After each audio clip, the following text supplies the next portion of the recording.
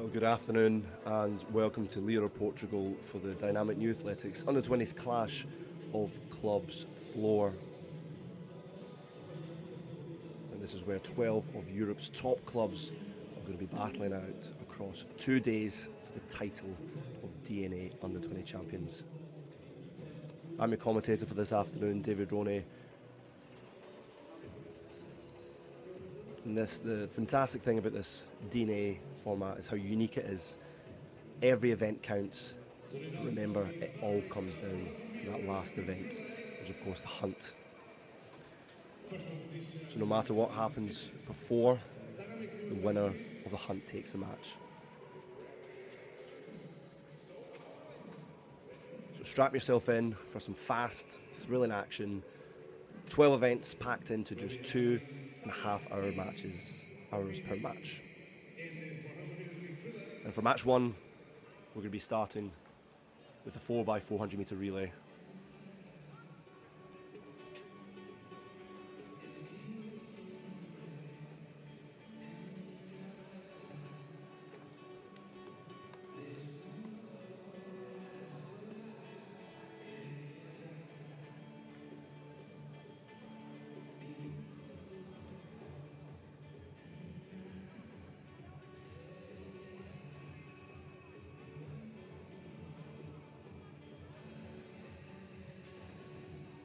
It's a lovely venue we've got here, the Estadio Dior Magalhães Pessoa. I do apologise to any of my Portuguese listeners if I've got the pronunciation just slightly off. But what a beautiful venue it is. Nice warm, crisp 23 degrees Celsius as well.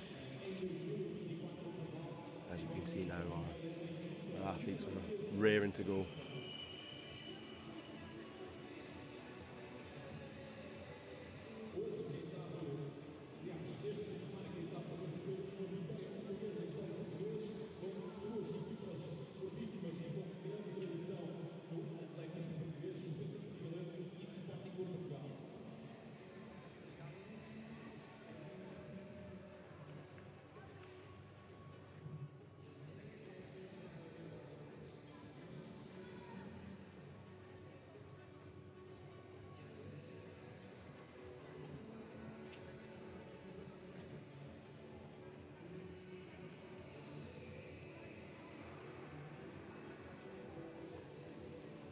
Well, we've seen with the World Athletics Championships in Tokyo, a lot of success for Europe, a lot of young rising stars. Just how many of these stars are we going to be seeing in the next few years?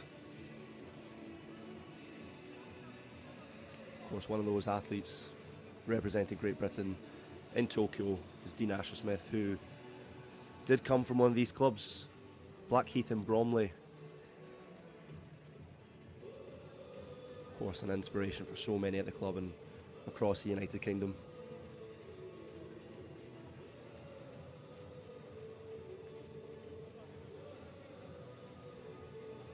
Nothing like a bit of fatherly love there. Loving the bucket hat though.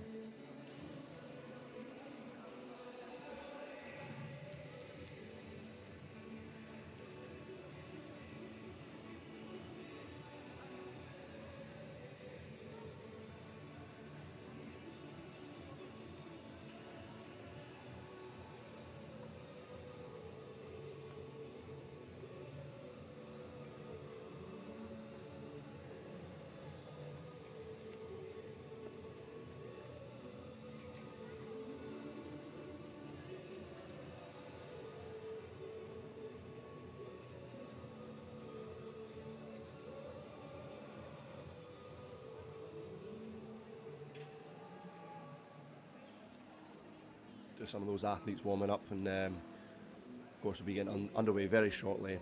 The first event of the day, which is quite unusually, this is the 4x400 mixed relay, which of course many athletics events we do see that as the final event of the day, with the exception of qualifying in the heats, of course.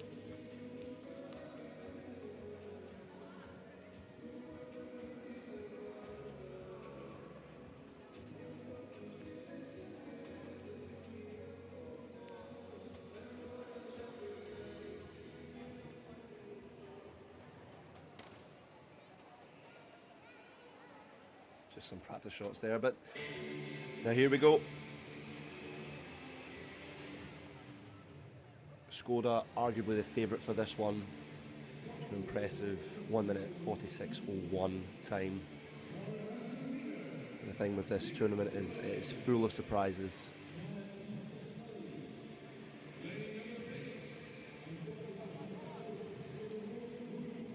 So, in lane 6, we have Rita. Oh, fantastic aura farming there.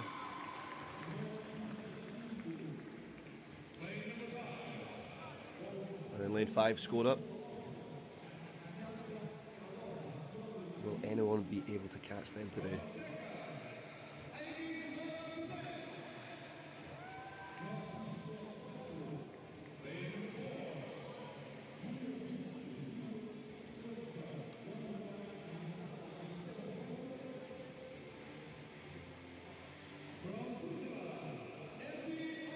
Lane 4, oh, we do love these introductions.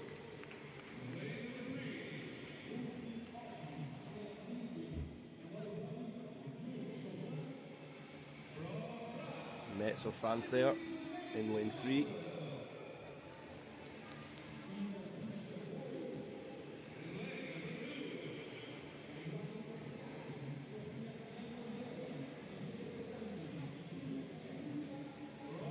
And the Italians in lane 2.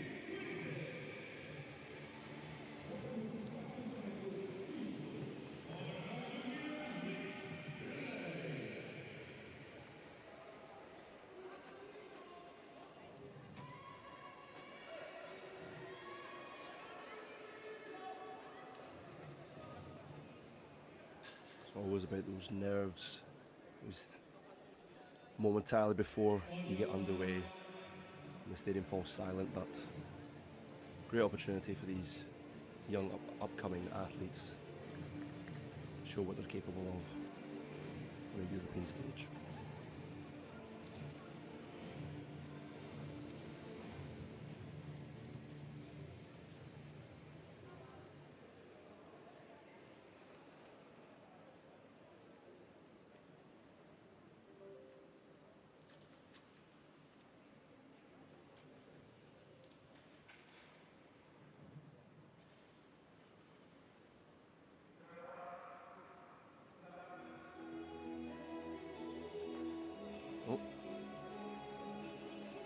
Don't think, as much as we love the sound of music, we don't think we were expecting it in that moment.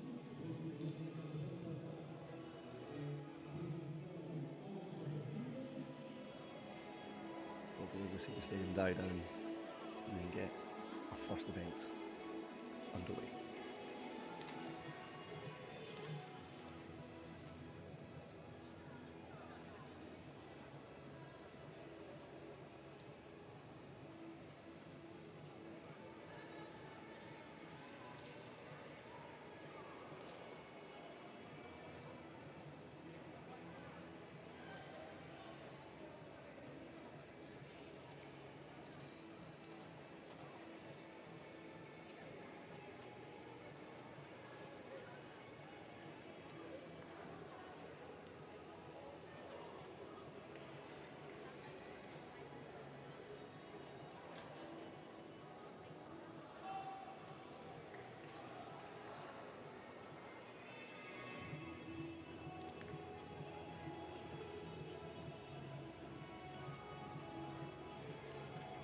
So slightly behind schedule, but the athletes have the batons in their hands. They're on the starting blocks.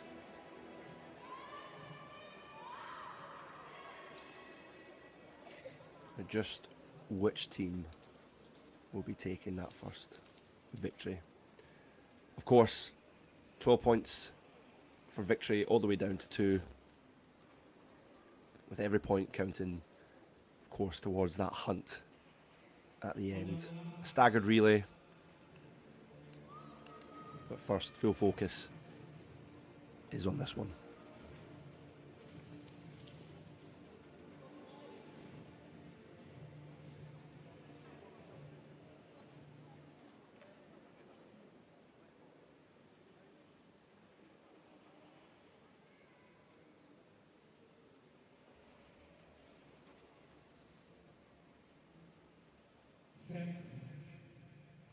And here we're off.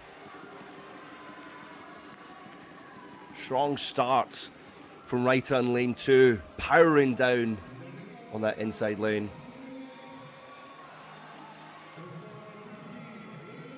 But still, it's Reiter in lane 6. Just been overtaken by Skoda. As I mentioned, fastest time in this 4x400 meter relay.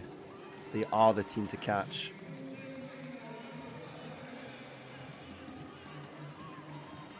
Powering down.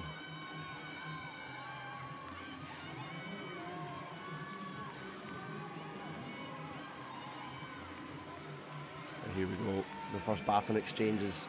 Of course, Skoda are away again, but we see Rita in lane 2 powering through, matching that energy, matching that pace.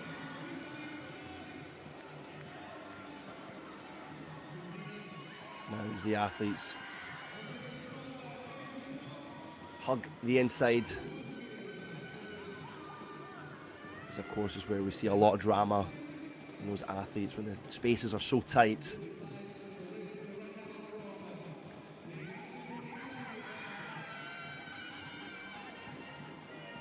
Of course, we saw that in the World Championships with Hucker battling through.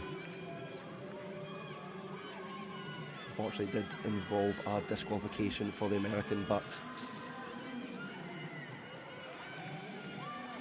it's just the gap's just ever so slightly big at the minute. But the second baton exchange is now underway.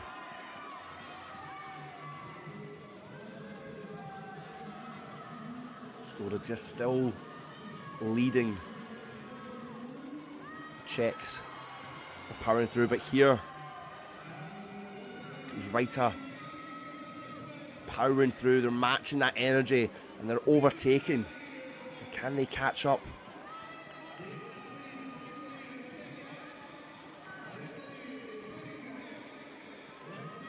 The Italians just powering back there.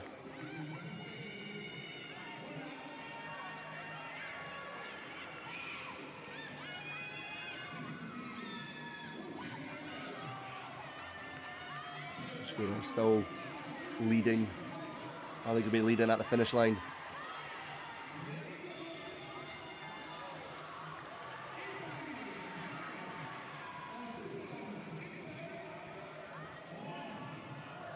He's miles ahead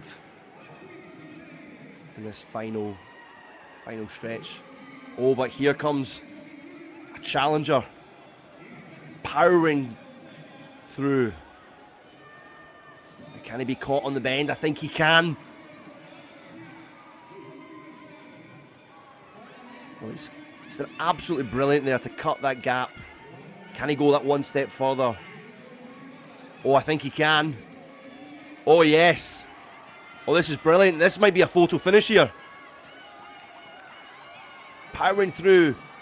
Two incredible athletes. Is it going to be the Czechs that take it? Oh, yes. Wow, that was an absolute brilliant final stretch there.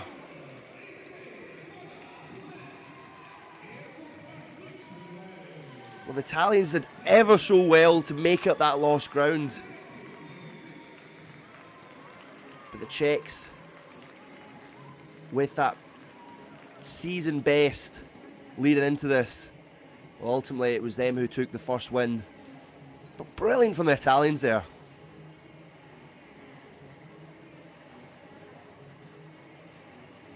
Hopefully we'll get to see that time in just a moment.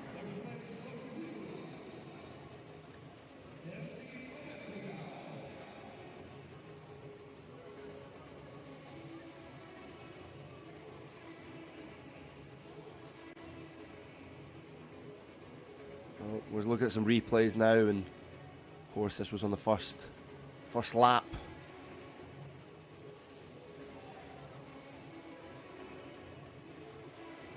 Skoda from Plzeň. It's doing brilliant. And they're a team that are very strong across disciplines in the relay. Of course, they just had that edge that perseverance, especially here on that final lap. Just look at the two young athletes battling out. Wow.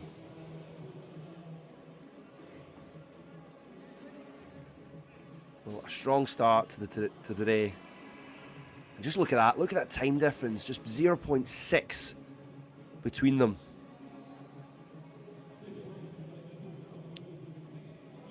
And you've got Oberthurgau with third.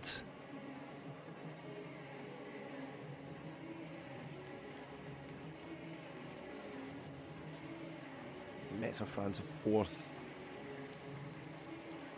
Well, let's hope that set the marker for today of the level of competition we're going to get. As you can see just there, that the track is now being prepared for our next event, which is the 100-meter hurdles. But I believe the shot put may have been got underway. Now, the interesting thing with these field events is it is a knockout style tournament. Now, each athlete in the high jump, for example, we set a height oblivious to the competitors, what height they've done, and then they will all be discovered at once, and one by one they'll be asked to clear those heights, with the athlete clearing the highest progressing.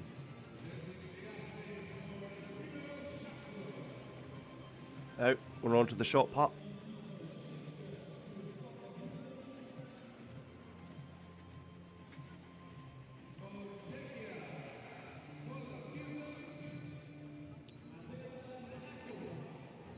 Just the Czechs introducing themselves first there.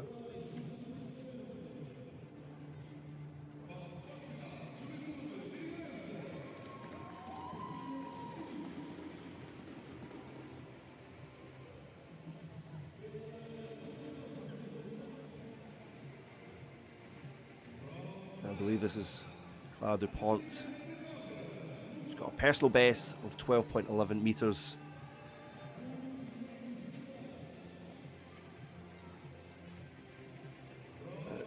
Sofia Ascion Anegli, the Italian, still a young developing talent. Via Pacini, Swiss throw-in entry, the personal best of 11.84 metres.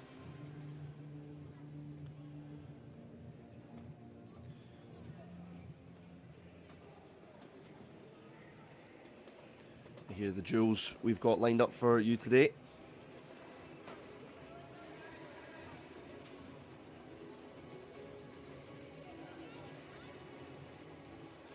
I believe for this one, Emilia Edese across both matches is the favourite. Huge strength and potential. She's the English schools and national champion in the shot put with a personal best of 15.7 metres. Will anyone get close to that? There's about 3 metres difference between her and her competitors, which just shows how exciting young talent she is.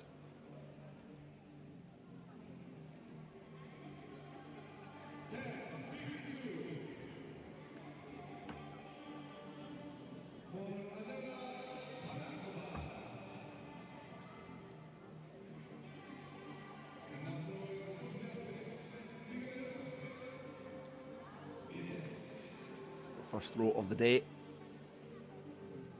Just shy of 10. It looks about 8 metres there. But it is good.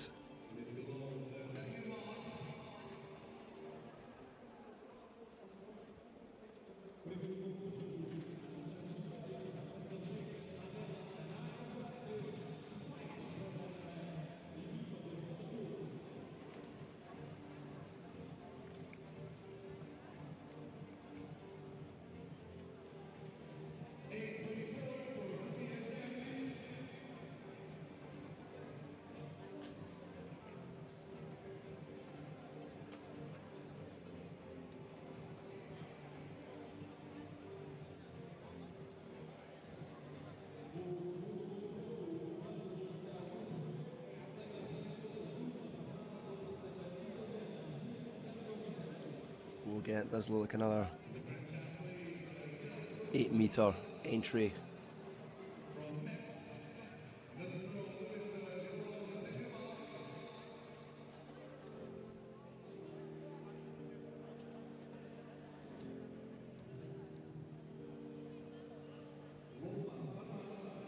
French woman there, 8.55 meters.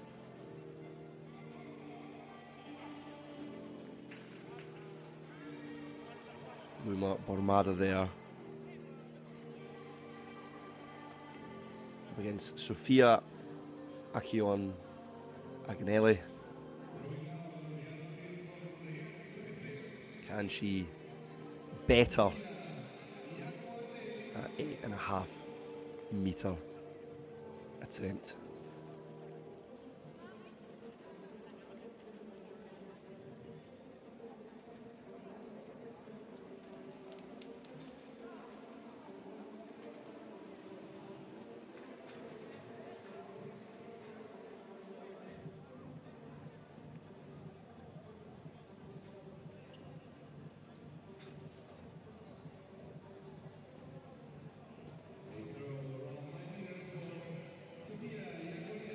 Is that good enough for her to progress through here?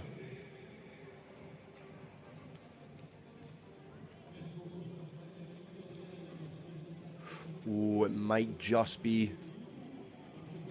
Definitely look closer to that 9-meter mark. Oh, it's ever so slightly just better. So 8.68 meters.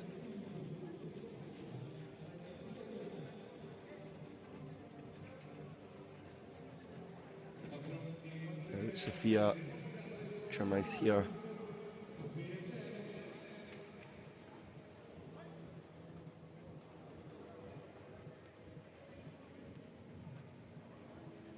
That does look closer to 8.5 meters that we've seen.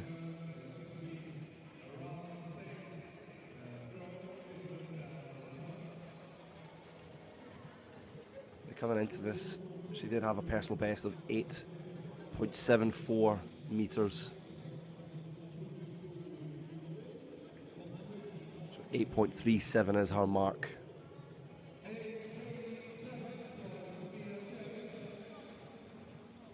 Now we have another duel up here. Sophia, of course, progressing.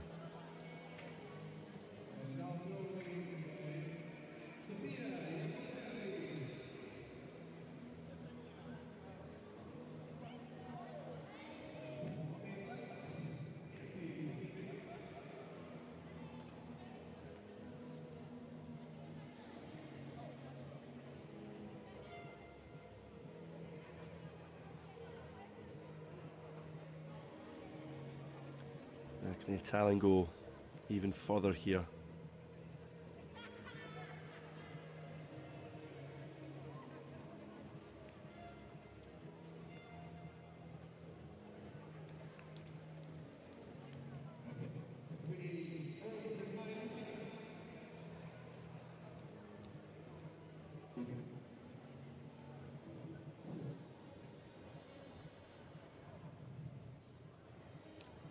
She doesn't look too comfortable with that attempt, but she should be. 9.12 meters. That is a new personal best as well for the Italian.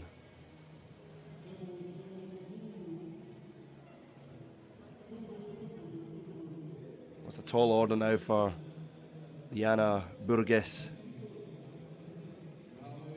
But can she answer the call?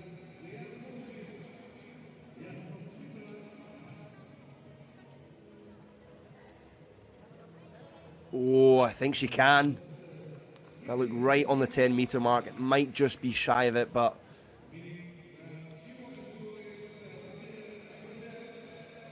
I think she's taken this.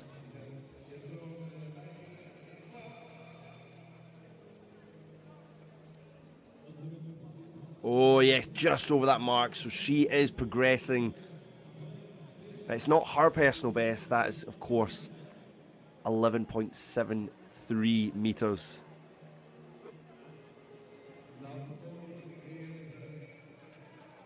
So Elhanakova, Czech Republic here. Setting up for her duel.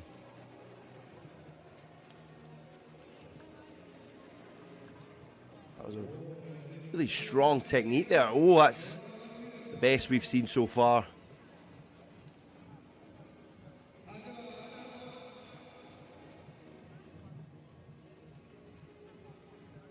Quite a linear technique there, but really good momentum that she gained. Just how far has she reached with this one?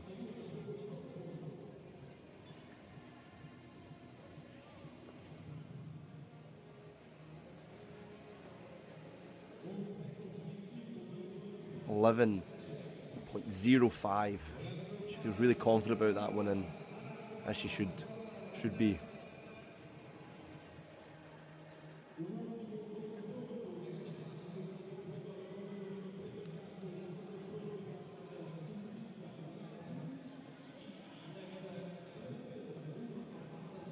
It's Liana Burgess here again.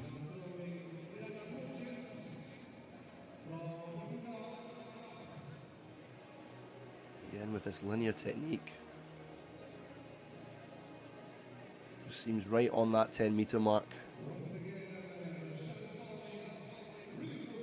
Will she have broken that 10-meter barrier, or will she just be ever so slightly short?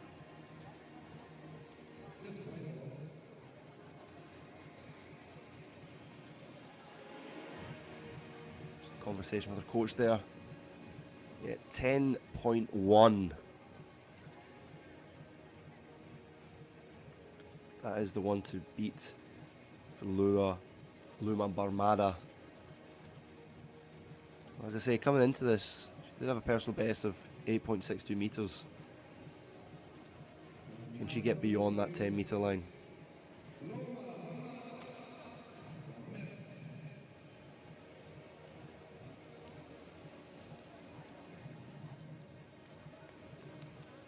No, she can't. She will be the one eliminated. We'll still check. Just avoiding the foul there as well. Such an impressive throw before. It would have been very tough to beat that.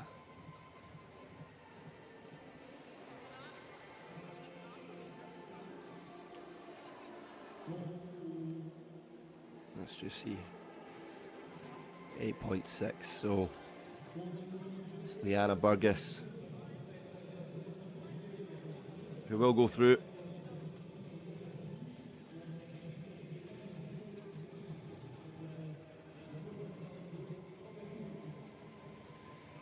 And now over to the 100-meter hurdles.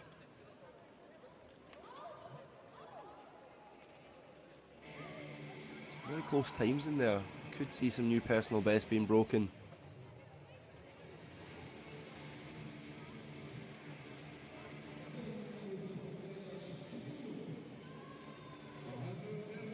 So, on the line, Rio.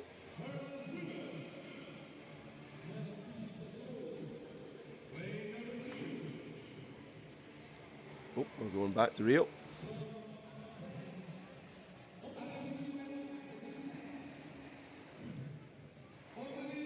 With that personal best of 14 seconds 49.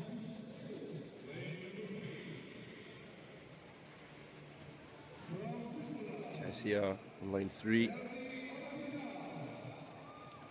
Very focused there.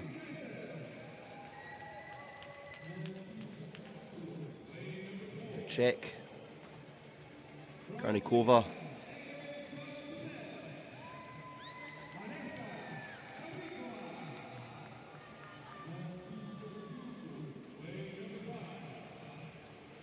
Marta Feliciano in that lane 5.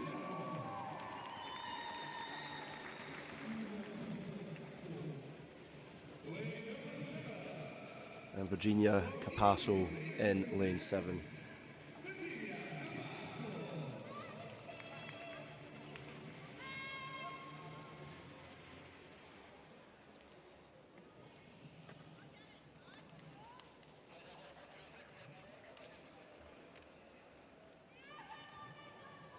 5 athletes here.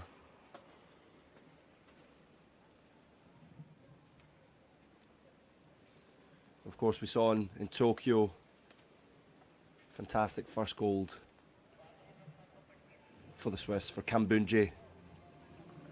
Terrific race from her.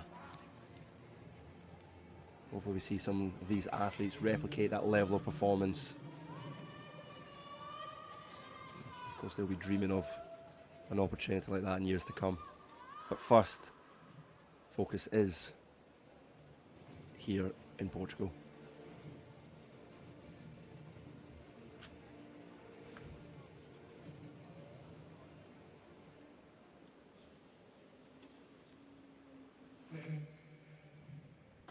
Strong start here. It's very close. Casey does look strong, but watch out for Capuzzo on that line outside there. But here comes Karnikova. Karnikova storming through. Karnikova, great form. Casey takes seconds. And Capuzzo with thirds. But Karnikova, just like her teammates did in the mix, really set the tempo. Just got better as she went on. Great technique. We love this camaraderie afterwards as well. Fantastic race there. Great technique from Karnikova. You can just see it's just neck and neck with Kaiser and Karnikova there. But it's just in that final few hurdles we see Karnikova just break into her own. Capuzzo there, just the end, claiming third.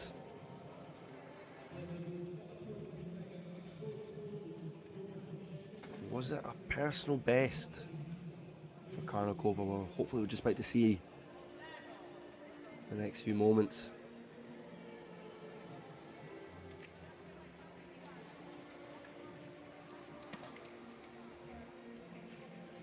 Well, the Czechs can be very happy with how they've started this.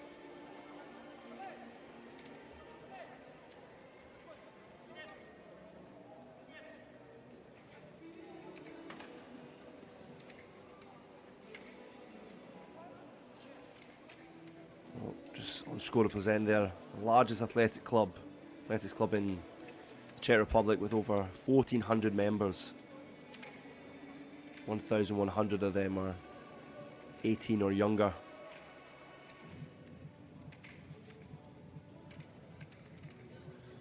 Hopefully we'll see those times shortly.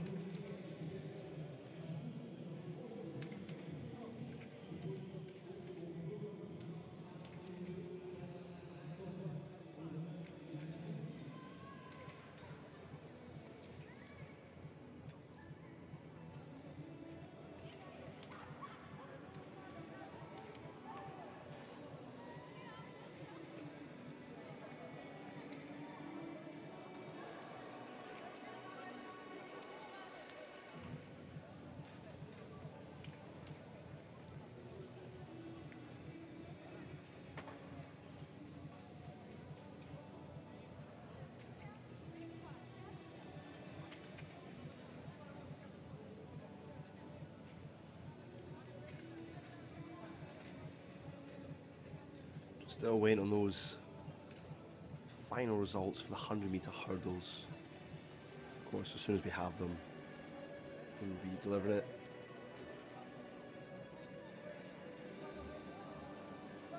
Of course, you could follow us at Dynamic New Athletics on Instagram and TikTok.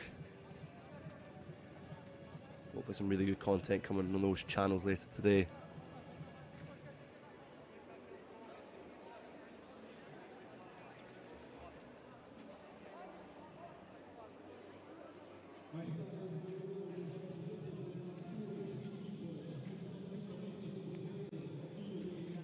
So the athletes are just waiting now for that shot put final.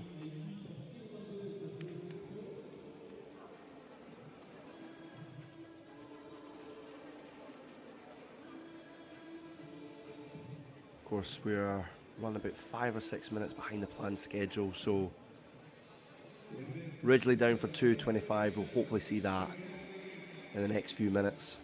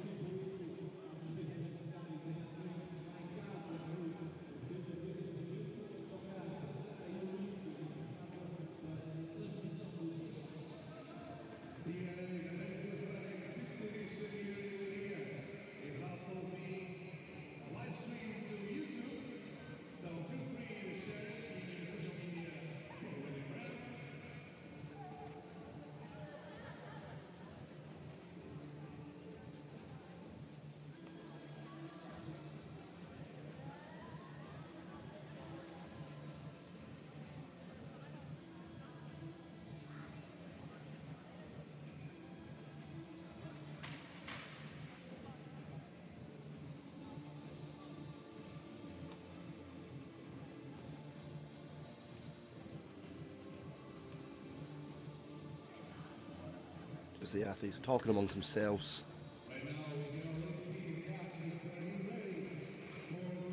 We're approaching the end of summer here, but still baking hot conditions for those in Portugal. Humidity is almost at 70%, so even if it is cooler to what it was maybe a few months ago, the heat, struggle to breathe.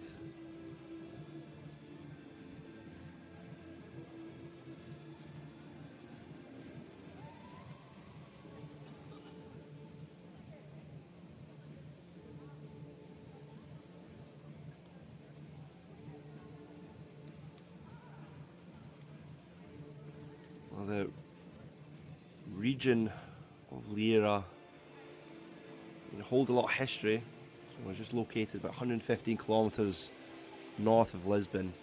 And historically, King Alfonso III had some feudal parliaments there in 1254.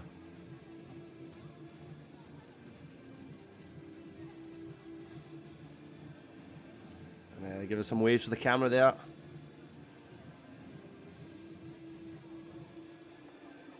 All smiles for those who are ready to compete in today's final.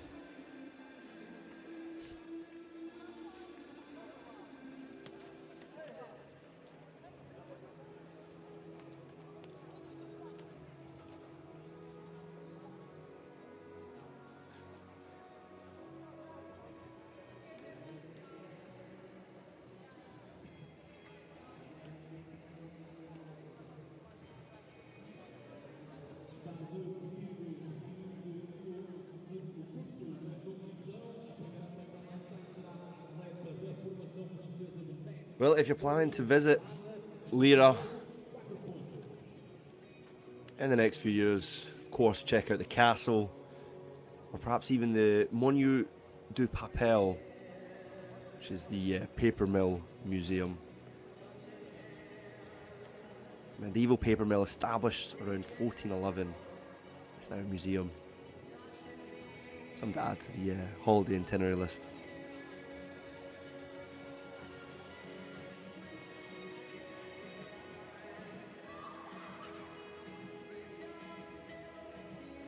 I think the Brits might have taken across the music here as we're hearing Sweet Caroline blaring out.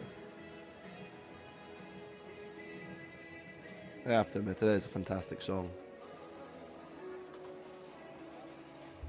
Hopefully it'll be fantastic too to get back to some action shortly. You see these athletes are just raring to go decide the placings.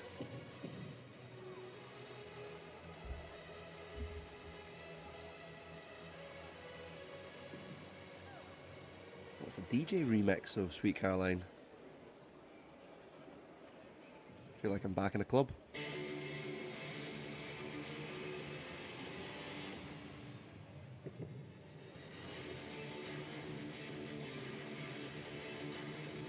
Well, we're back now with the 110 metre hurdles. Sami, Leiria, Bada, the clear favourites here. 13.89.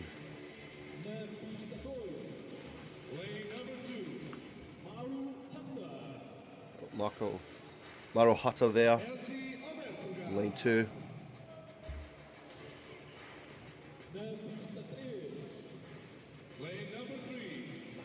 And Zima of Czechia.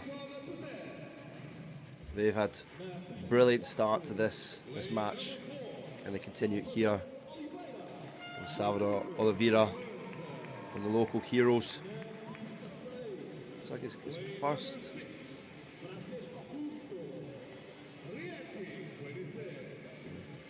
Francesco Curtle there.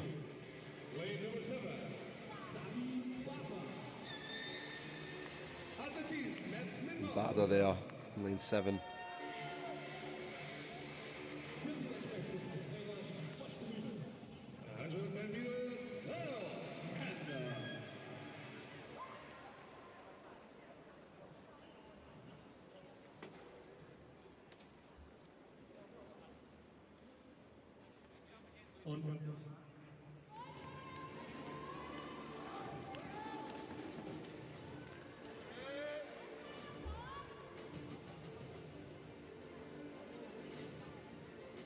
Well, Bada is one of the fastest in this event. Will we see a potential upset here? Maybe some new personal bests potentially.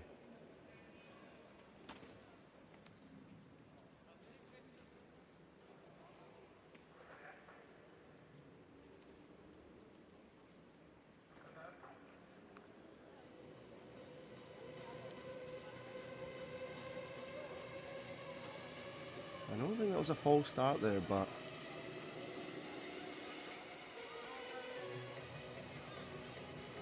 let's have a look again.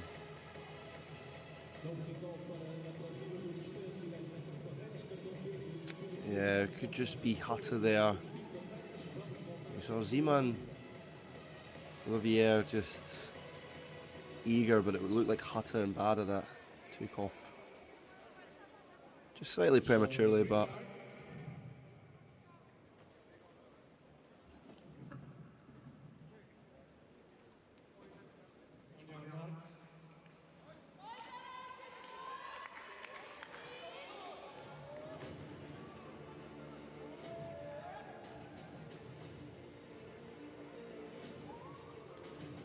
you know, the music adding to dramatic effect. And we see a dramatic finish here.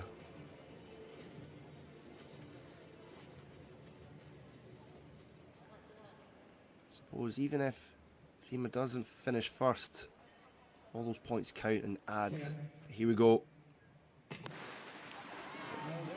Oh, it looks like Bada's starting really well. Oh, just clipped the hurdle ever so slightly, but he's leading it there. Skoda. Zima there. Zima's battling through. Oh, this is very close. Oh, it's Zima that takes it. Well, well, well.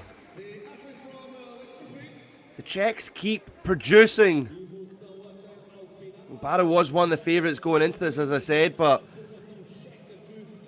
Zima's just produced a sensational performance. He gets plaudits from his competitor there. 14:48.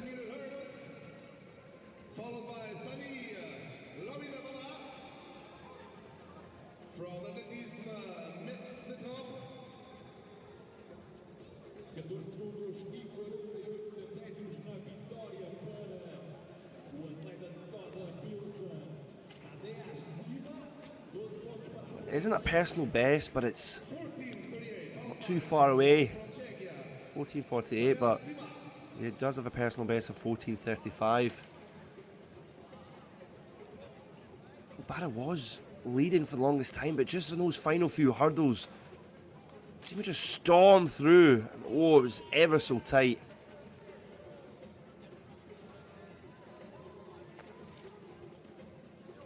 He's done well for his club. Just stretching that gap ever so slightly further away from the other teams. The hunt at the end of match 1. The Czechs could have a massive advantage in this. Still plenty of events to come, but they've really set the standard early on.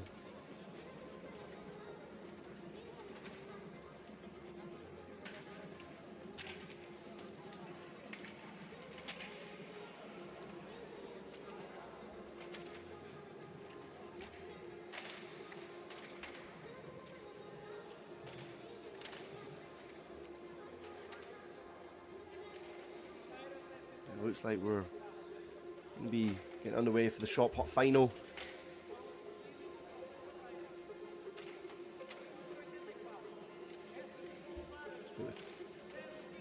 Fifth place dead. Third then first. Now, of course, these will all count tomorrow as well for the final. In which brackets these athletes fall. Maybe Luma Barmara goes first. And the head-to-head was Sofia Tremayas and Sofia Akiona Aguilegli. Do apologise for the pronunciation there, but and then the first place head-to-head, Liana Burgess against Adela Hanakova. Hanakova represents Skoda. There must be a rhyme or two in there. Someone a bit smarter than me can perhaps come up with that.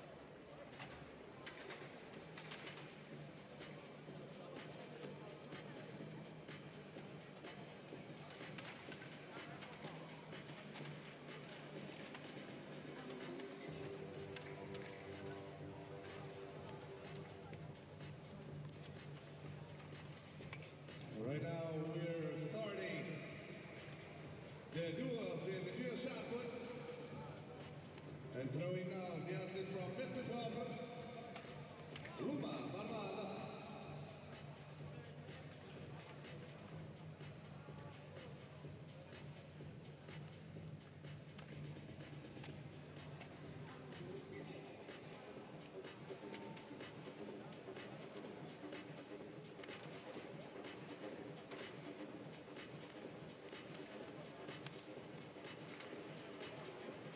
There's that fifth place attempt there. It does look quite similar to a previous,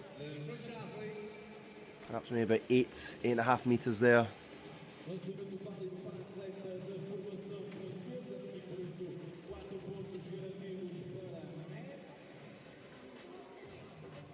now throwing, we have the Portuguese athlete from Javelin, Sofia Chambers. 872 was the French athlete throw. Loma Barmada. So Sofia Chambers must beat 872 mark.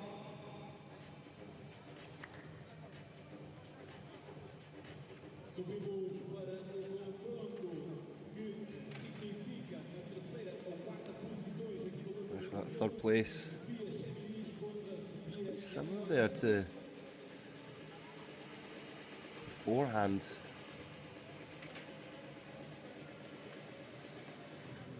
Este confronto vale naturalmente os 8 e 6 pontos na competição do lançamento de peso. 836 for Sofia Chambers. Fortunately, not enough to beat the French athlete that has just thrown.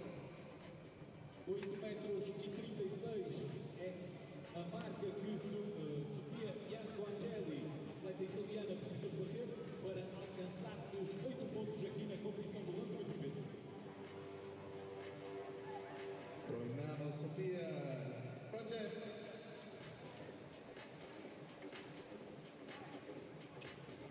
There's the Italian. Oh, she just pipped her there. We'll find out momentarily. Let's see the mark.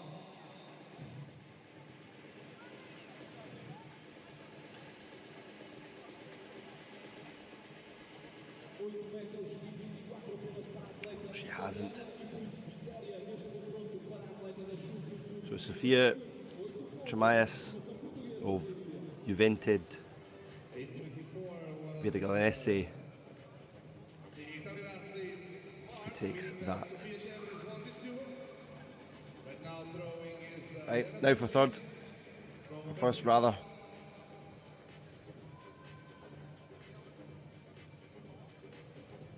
How far can she go? Oh, it looks just on that 10-metre mark again. Doesn't seem too happy with it, but we'll find out if it was good enough to finish top.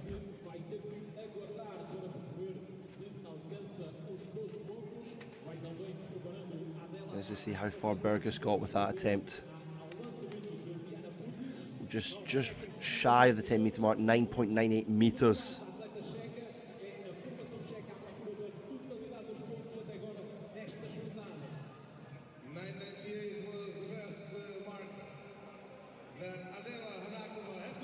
Right, Hanakova, 9.99 or better.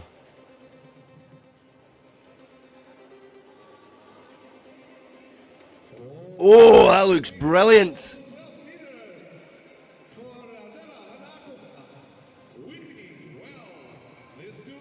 Where without any doubt, Czechs have won again.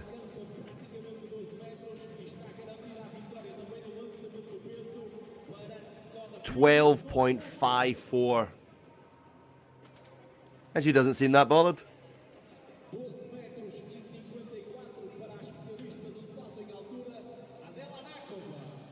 Look, the smile tells you everything. 11.54 was Adela Anakova's performance that made her win this duel.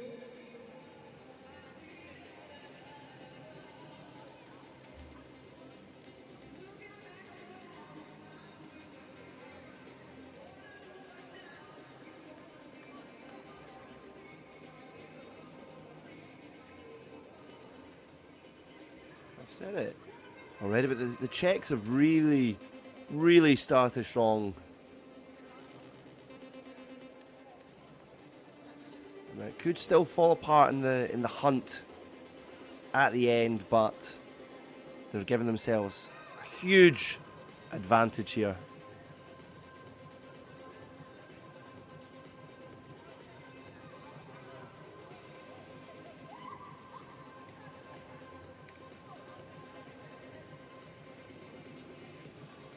Now we're moving over to the long jump.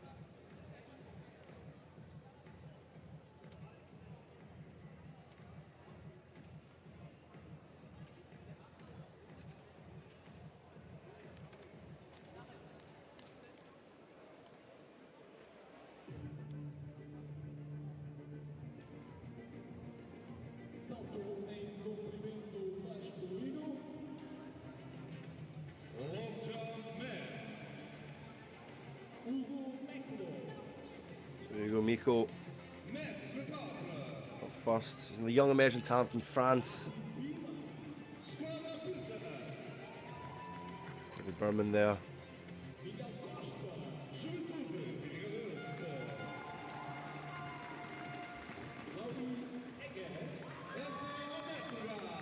Lawrence Egger, Swiss athlete showing a lot of promise. Leonardo Bonici. He's an Italian decathlete. A strong performance in the long jump. He's already represented Italy in various multi-event competitions. Vamos então começar por grupo.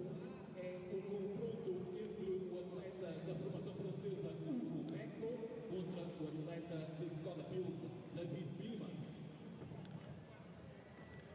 Hugo Miklo up first. He's got a personal best of 6.98 metres. Rapid improvement. Can he improve again here? Oh, that's very strong first attempt. But it won't count. Oh, that is really disappointing.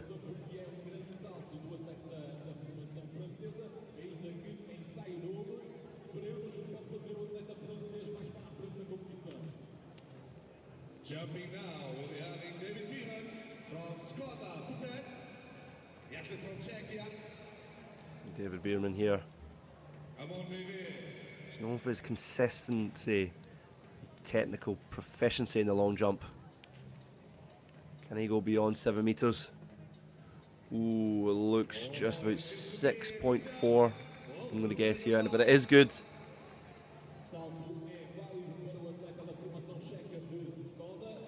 He's representing the Czech Republic at international youth competitions. Personal best of 7.01 metres.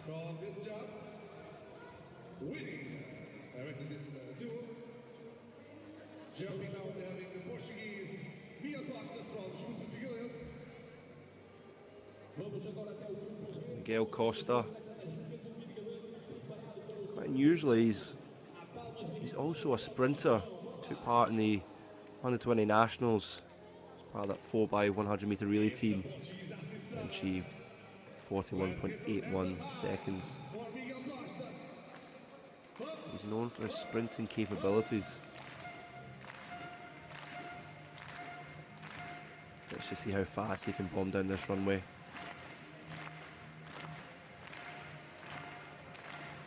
Of course, there's the knockout still progression as well. With all the field events today. Pressure's on. Will he deliver? Oh, I don't think that will count. For me, just looked. His foot was overbearing.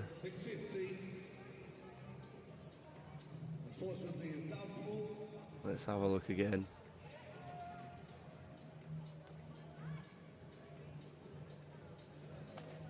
We're just waiting for official confirmation here.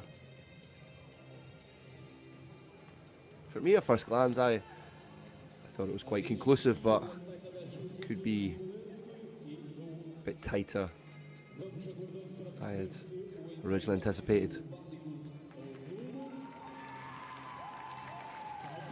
There's some cheers in the crowd there. I have a feeling it may count. White flag as the stadium announcer just declares there. So Waiting for the final mark, and we can already see the camera. Laurie Seeger wants it to do it. To jump. So it does count. 6.45 metres is the distance to beat. Can Lawrence Egger reach that? Well, he does have personal best of 6.55, so he'll need to produce something similar. Maybe even shatter that record. Come on, Laurie. The Swiss athlete has showed a lot of promise. Ooh, I don't think that'll be good enough. He just took off just a tiny bit prematurely from that board. The jump will count, but I'm just thinking if that takeoff has just cost him.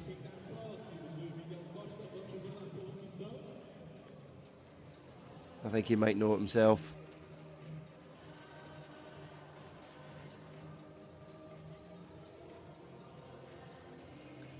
Yeah, you see there, good few inches. He had plenty of space to work with, but maybe he was just conscious that he didn't want to produce a foul attempt, but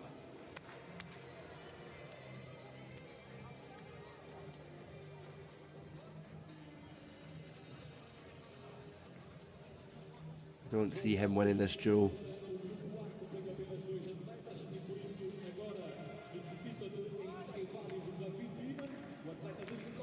Well, in Group 8, David Beeman.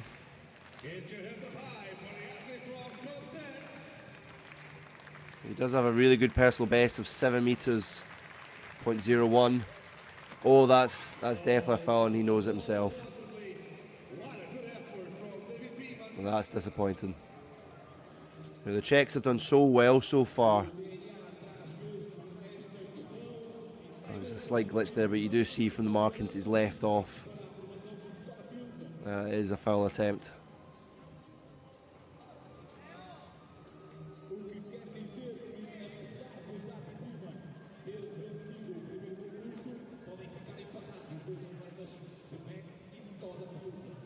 Now jumping, we'll be having the athlete from Metzger.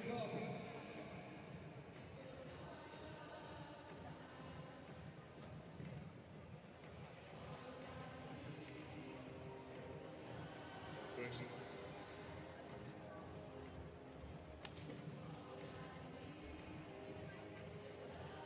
Guardamos as decisões do grupo A para mais um bocadinho para a frente. This looks like they're either replacing, fixing that ball there, some lasting damage from that foul attempt. But here's duel 2. Loris Egger up against Leonardo Bonucci. It will be Egger who goes first.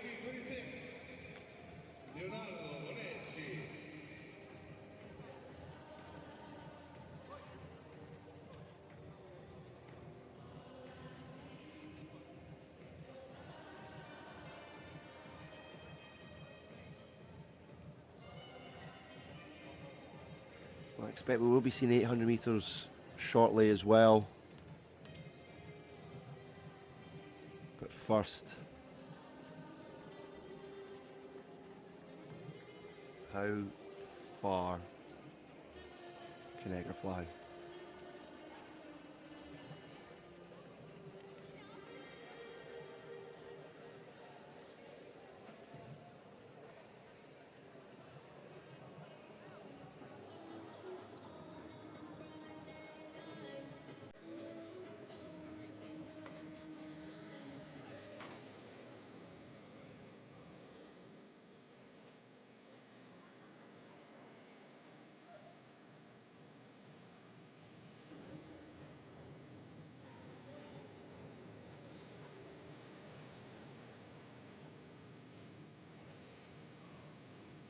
Quando a espera é prosseguirmos com o percurso do salto em comprimento, está preparado o atleta da formação suíça de Nova Turga.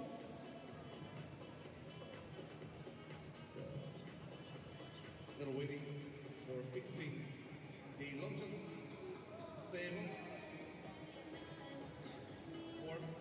Just the reason for delay there. We're just repairing the damage from the last attempt. Lasting damage on that board. Watch the track with Lorenziger from Portugal. And Laura Seeger's obviously very keen just to get underway.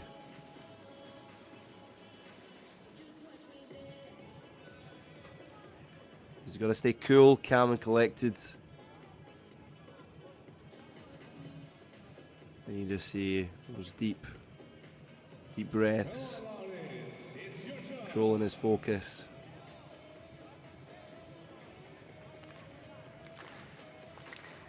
Hyping the crowd up. Here we go. Here's Loris Egger here. A really strong attempt as well. Well, there's a white flag.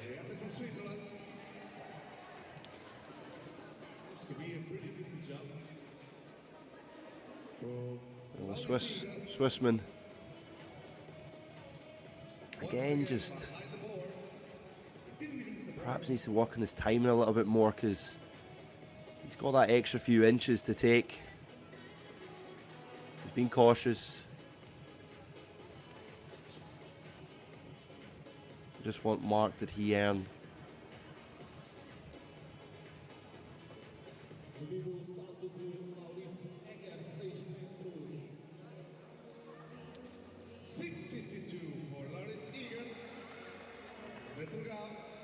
$6.52 for Loris Eager there.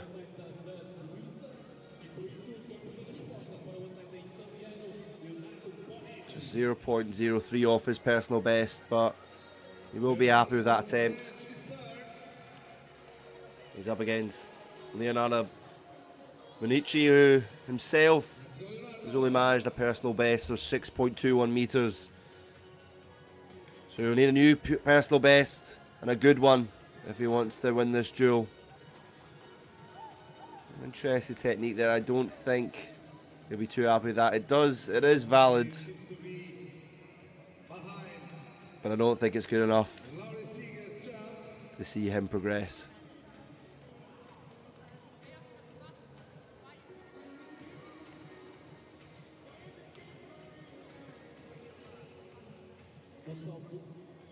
Salto de Leonardo Bonetti não parece oferecer mais que 6,52 e por isso 3 fights para a formação suíça pelas mãos de Maurice Eger.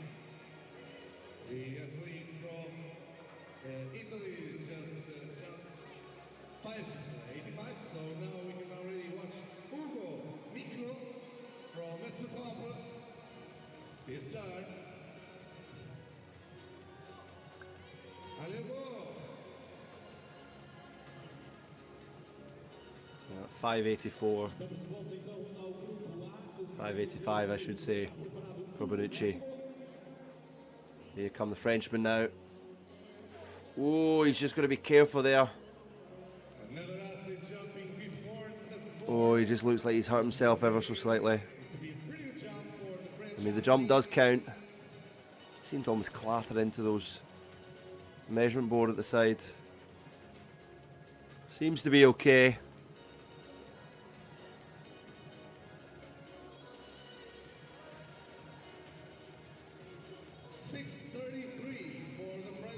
Well, 6:33.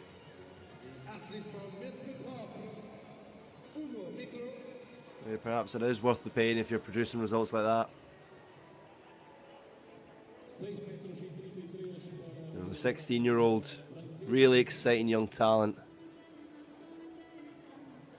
His personal best is 6.98. So it wasn't close to that, but it might just be enough to see him win this duel. And now, Leonardo Bonucci.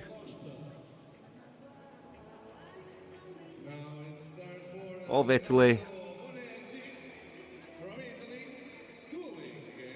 Right. Here comes the 18-year-old. Strong run up.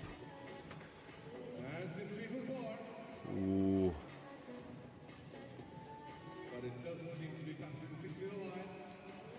It could just be shy of the 6 meter line there.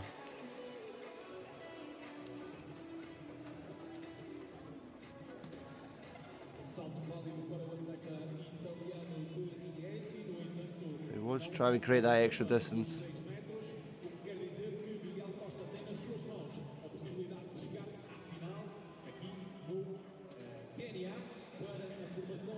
Well, it's back to the Portugueseman.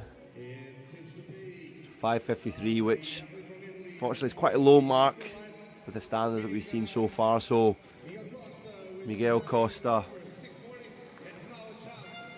who himself has made it over that 7 meter mark before, doesn't need as high a mark this time round, but still need to be conscious. Now here he goes. Costa. Will it be enough? Oh, that's a very strong jump. And it is valid.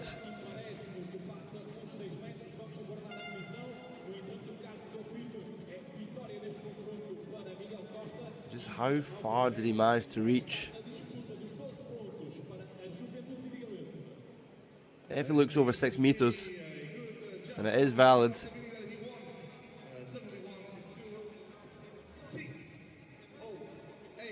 6:08. Not as far as I originally thought, but it's still good enough to see him win this duel.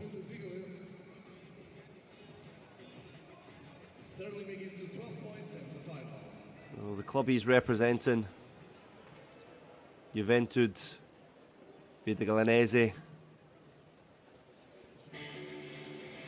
We're now on to the 800 metres.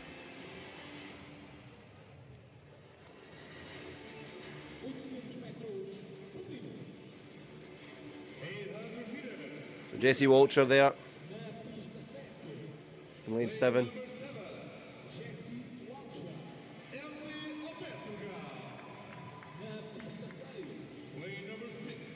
Jade Pearson of France.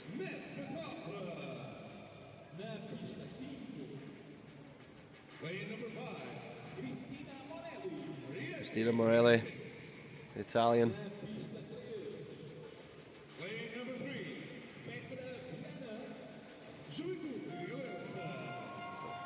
Smidova there.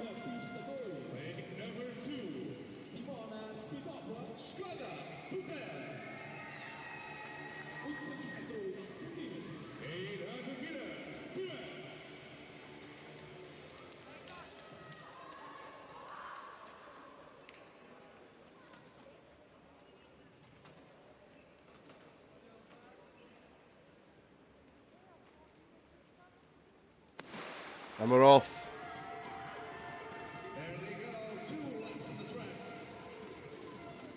Just controlling their pace for this first lap.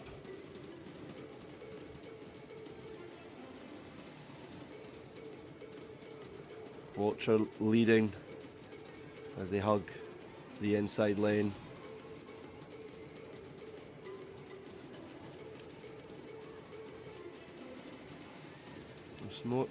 Smooth over there, leading from the front.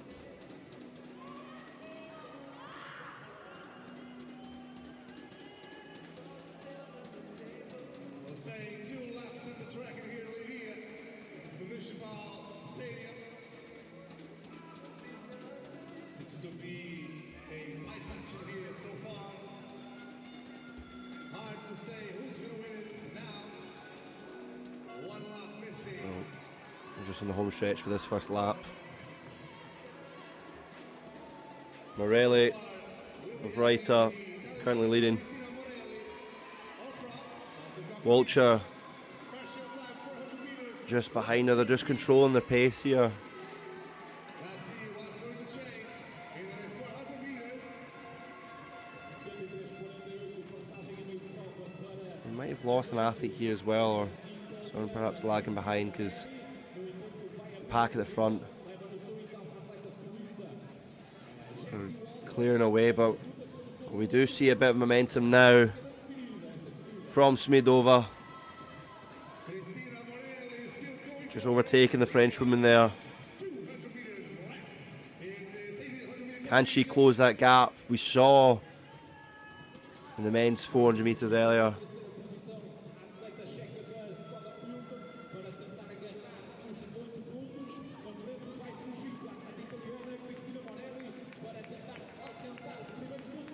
The 4x400 metres, I should say. But here we go. Morelli's clearly going to win this. Bursting through. And she crosses the line. Walcher in second. And Smidova in third. Really strong race from Morelli there.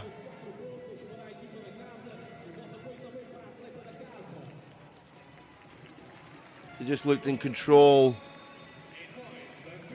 from the first lap.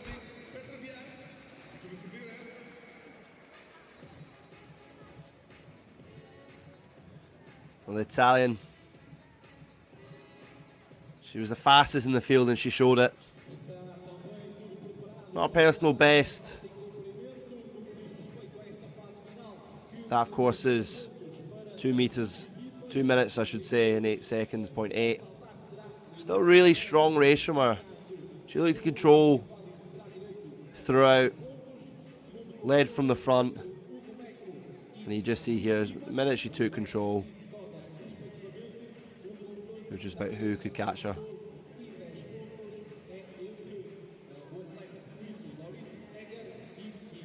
Yeah, and that second lap is when she just took control. We had a really valiant effort there from Smidova, who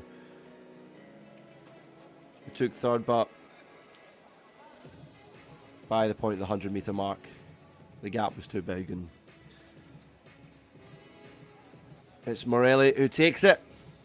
Jesse Walcher in second, Smidova in third. So Reiter, some points in the board, which put them in good stead for the hunt later today. And that's, of course, when the winner takes it all. So make sure you're tuning in for that at the end of match 1 and, of course, match 2.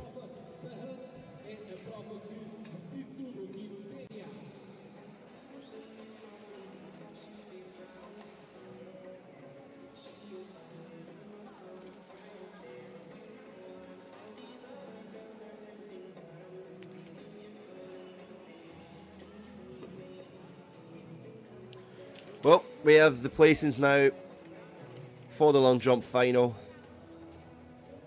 Leona Bonucci for the 5th place. 3rd place going to Hugo Miklo or David Berman.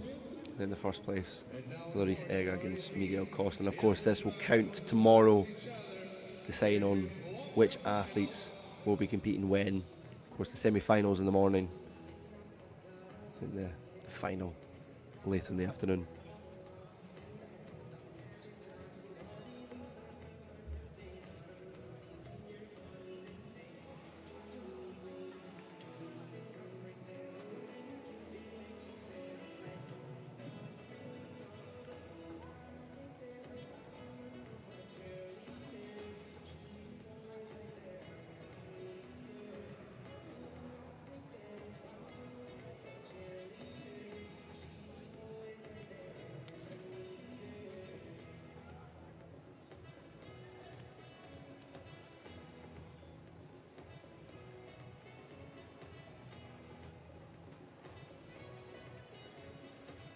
Well, those tuning in on YouTube, of course, make sure you're following Dynamic New Athletics on Instagram and TikTok, where a lot of these clips will be posted throughout the day,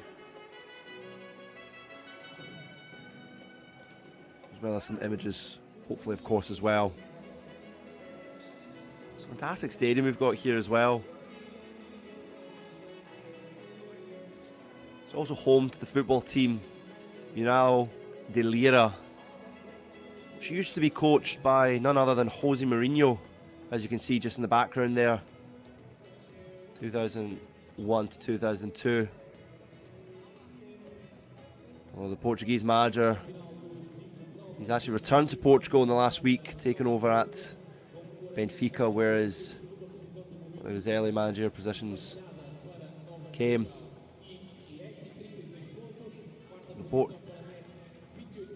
The Portuguese man's home. Now we're just here waiting for this long jump final to commence. You can also see there the hurdles set up, which of course the next track event is the 400 metre hurdles for the men. We did see a bit of an upset with that in Tokyo with Karsten Warholm. Not at his best.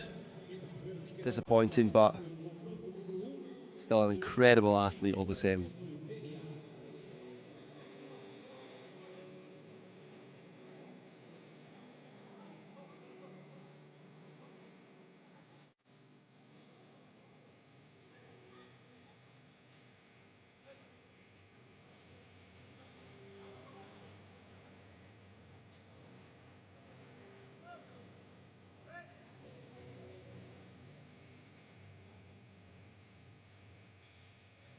And now so far having Skoda Pilsen in the first place, 34 points.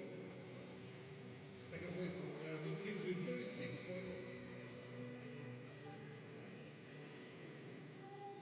And we're starting the long jump with the athlete from Italy. Well, Leonardo Bonucci of Italy is to go first for that 5th place playoff tomorrow. Can he set the marker high? There is a valid jump. A bit of joke there with some of the staff.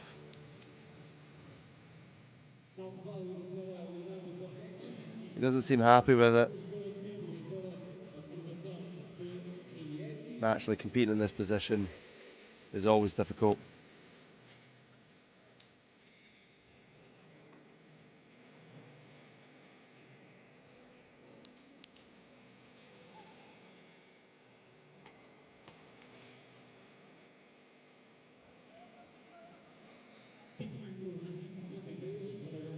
Well, 5.63 meters there.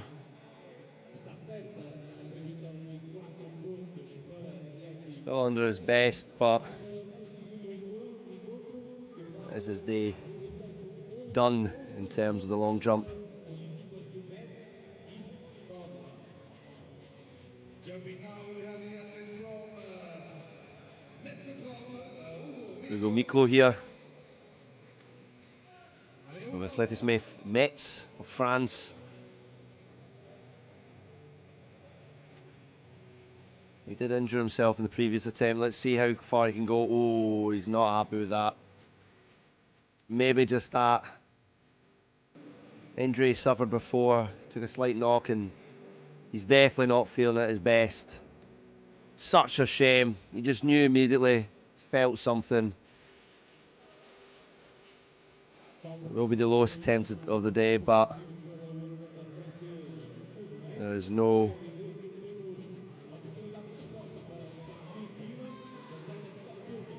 4.74 meters there. Still, he can hang his head up high.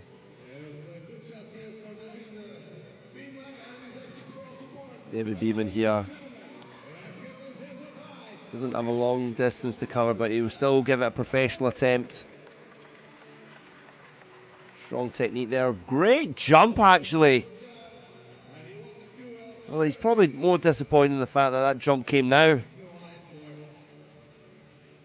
Could definitely be in a first place playoff style jump, but he will take this third place playoff. And he will do it in style. Again, he still had a few inches to spare.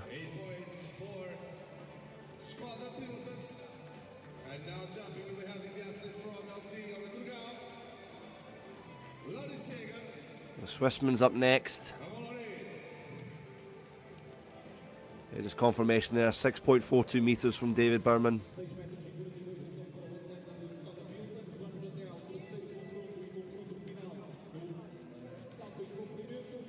Lawrence Egger.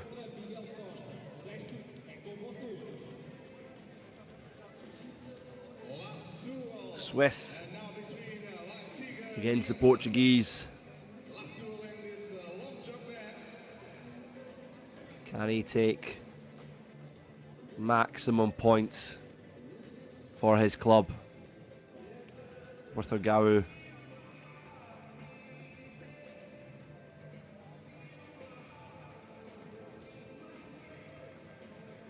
Well, it is the Swiss Reisers Club's debut at DNA.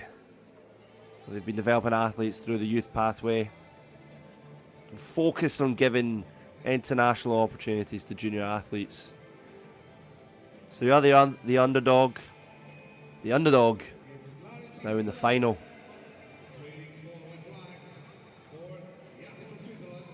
Does this story have one more chapter?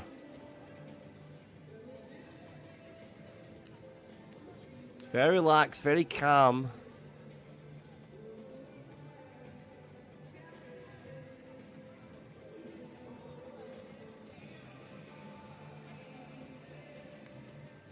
He's just waiting for his moment to shine. It'll hopefully come in the next few moments.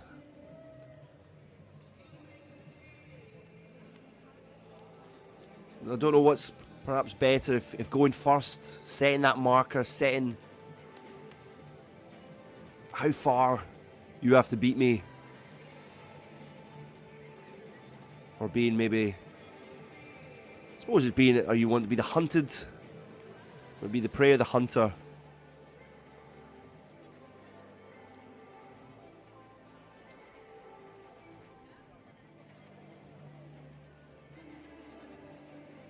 That's not one for me to answer. These are the professionals. There's some nice stadium shots there. We did see an attempt of a Mexican wave there, which we would be opposed to that returning.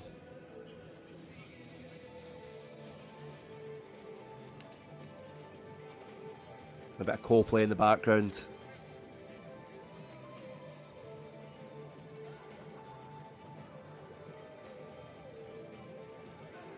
It looks like we're about to go underway for the next track event as well, which of course is that 400 meter hurdles.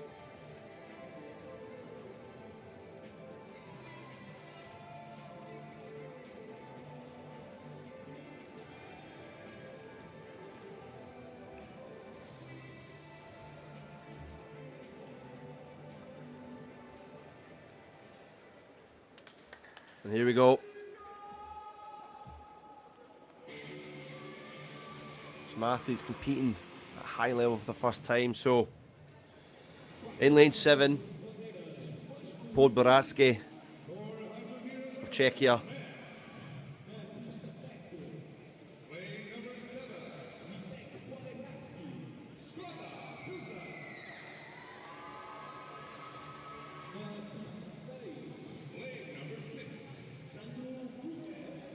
Sandro Furrer there.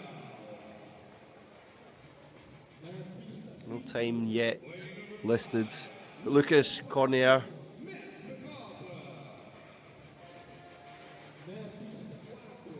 Mancini in lane 4.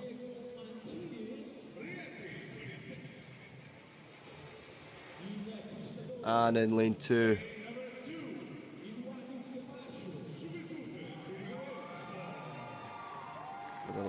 The right graphic in the end.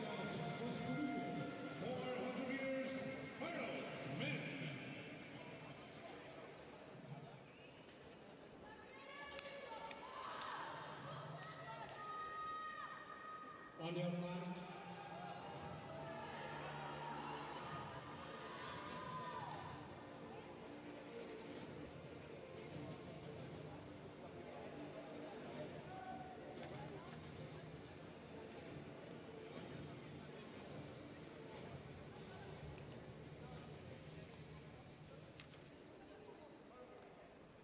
Just almost underway here.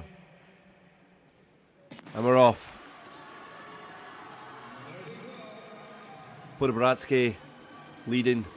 We already have some overtakes here in lane 6 and 5. Furrer and Cornier. Podboratsky just looks like he's still competing on that outside lane.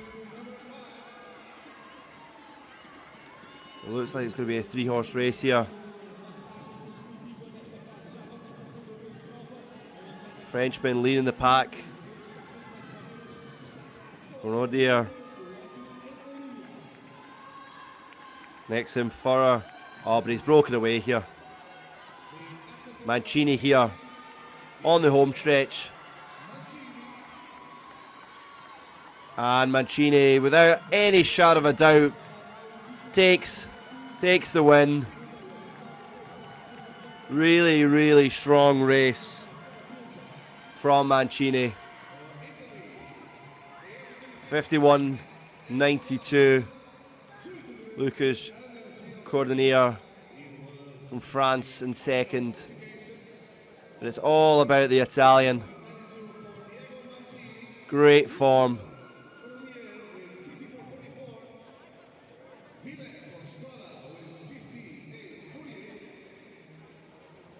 He's not far away from a personal best there 51.94 the time, but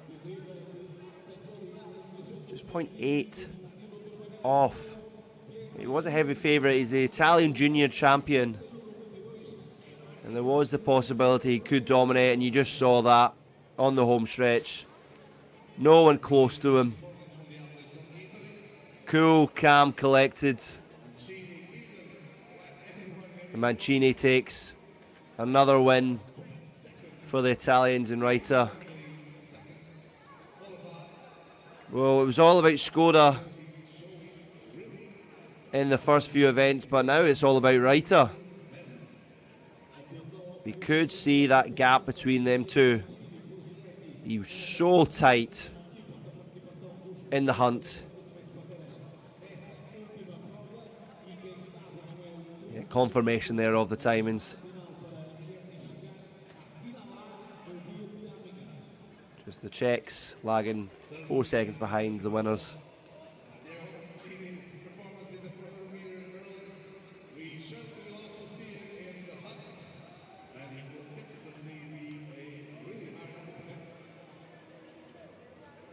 Soon enough, ladies and gentlemen, we'll be having a little bit more of a long jump.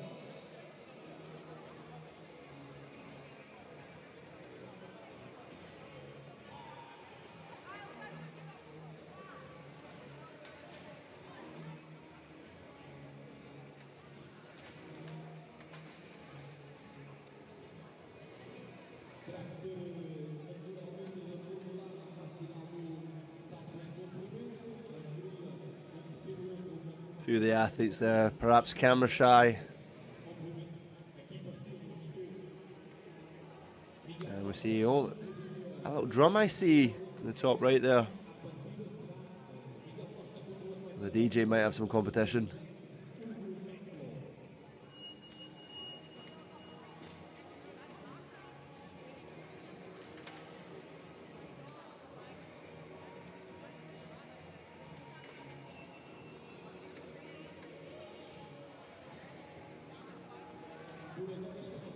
No worries, sir, we see you too. Athlete from Sporting there. We will be competing in match 2. But to begin with, they're just enjoying the beginning of another DNA Clash of the Clubs. Really great tournament this is. Opportunities for so many young athletes from 16 to 19. Just giving them a platform to show what they're capable of. And how many will we see in the years to come? We've had a lot of success this summer with European events, team championships of course in Madrid and Maribor. Then the under-20 championships in Bergen. Myself, I attended that, and fantastic event it was. And then we had the under-20 championships in Tampere.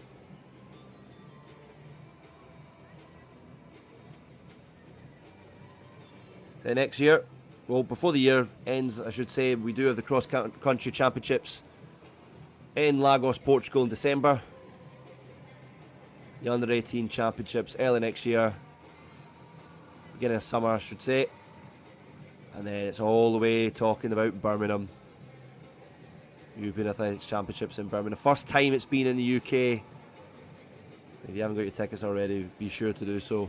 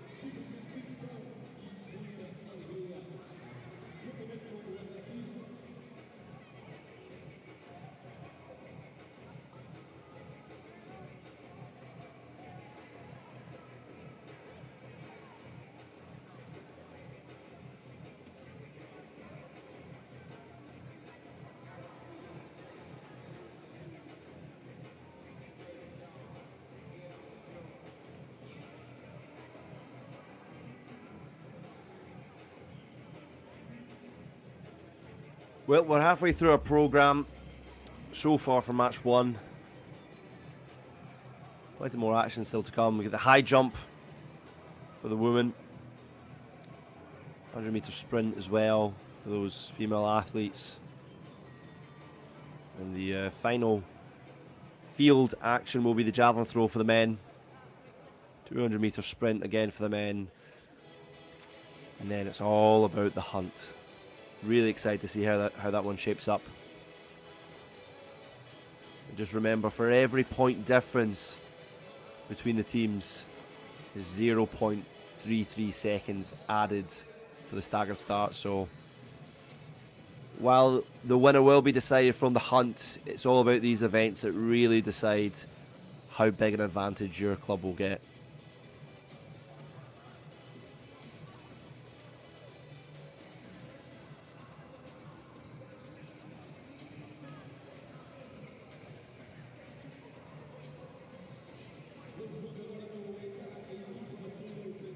For this high jump that hopefully we'll be seeing shortly. Really looking forward to this one. Interested in the aspect that each athlete will decide what measurement they will take. And here's the point standings now. Skoda of Czechia still leading by 2 points, but Reiter of Italy is certainly closing that gap. And then the French with 28 points. And the Swiss with 26. Newcomers as well, we should say. But the local club struggling in 5th. Just 8 points. Still plenty of events to come, but you certainly need to make up lost ground if they want to have a chance in the hunt. But just on that high jump that we will see shortly, exciting in the aspect that each athlete will decide the height that they want to challenge for, and then all those measurements will be revealed at once, and one by one, with the lowest height going first to then the highest, and that will decide the points of what club gets. It's a bit of an unusual one. Usually we see one measurement followed by another, with every athlete attempting the same, but something a bit different this time round.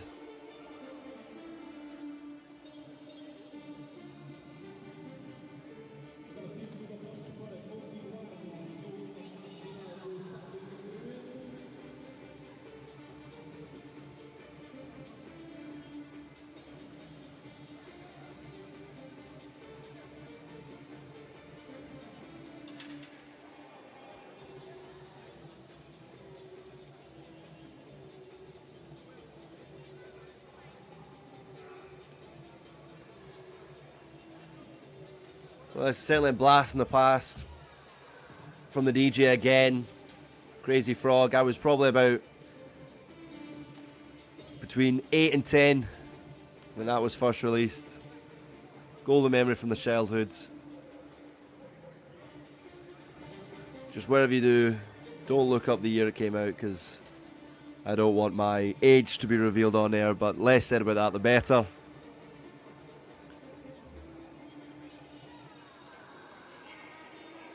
And there are the DNA medals there. Looking fantastic as well. Big fan of the presentation too. Oh, it's a bit...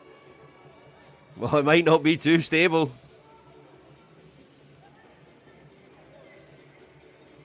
I need a few more weights added to that.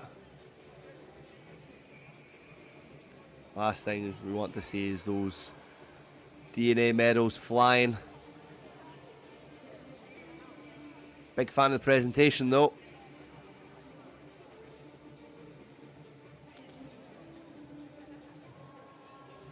Jumping right now, we have David Beeman from Skoda Pilsen. Nova vitória destinada por ao salto do atleta italiano Leonardo Bonetti, 4 pontos atribuídos à formação de Rieti. Vamos para o segundo confronto, confronto que vale 8 pontos. É David Beeman. Well, we're back for the long jump. Czech athlete taking off here. Well, that's a great effort from him. So cool and calm afterwards. David Beeman. Really good air on that one.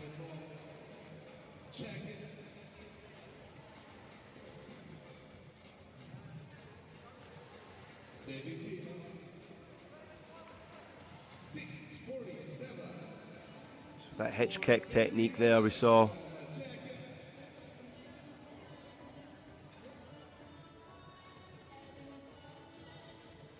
.4 meters, bang on. The third place head to head. Loris Egger.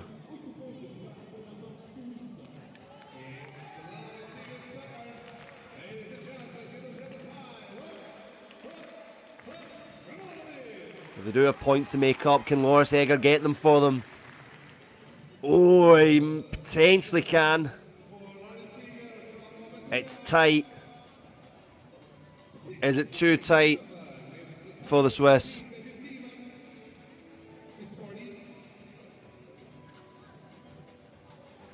Again, just taking off with space.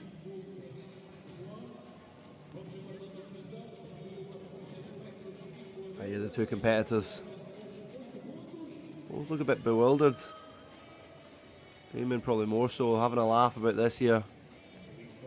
And we do love that, bit of respect. Oh, just 15 centimetres between them. So it is Beeman who does take it.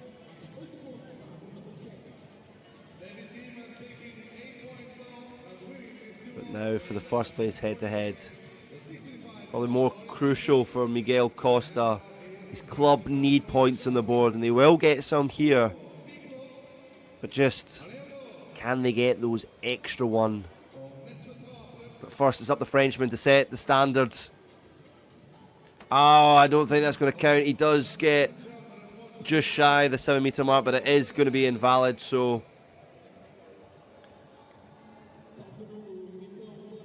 Real disappointment there for Hugo Miklo.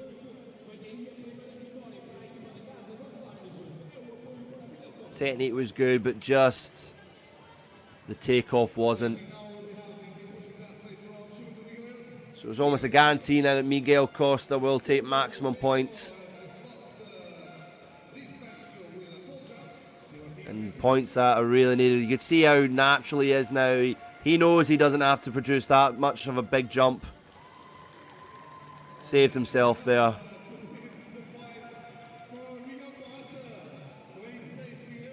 Well, that's the thing about this tournament. You don't normally see techniques as cool and calm collected like that. Almost seems a bit unnatural.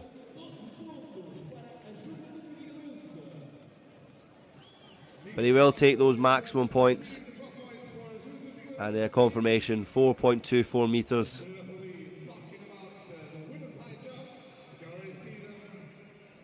And as I said, that's the difficulty with this tournament, is there's so much pressure if you're going first to set that standard. Well, with just as much pressure to match it.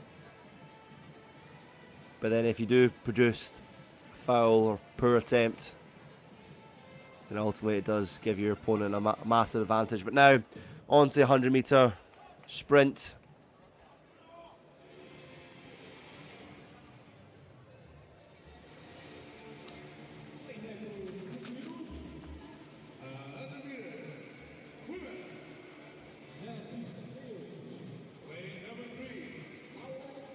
Just waiting for the graphics now. Right to there.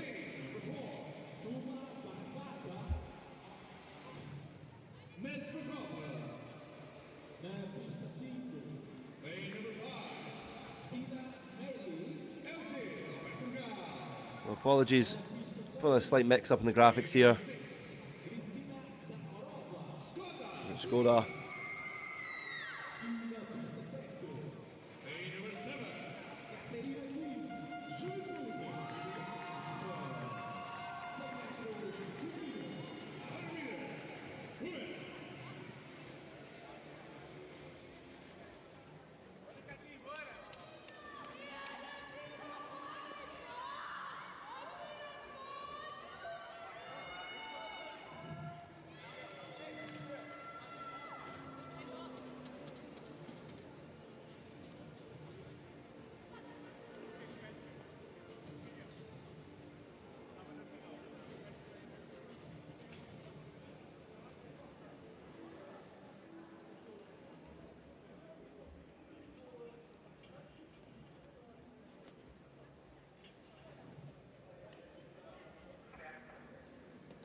And we're off. Really strong start from Sararova. Sararova looks to be storming away here, but can she be caught by Varese? Varese, oh, it might be a photo finish for second, but Sararova of Czechia, of Skoda. Another win for Skoda. More points for Skoda.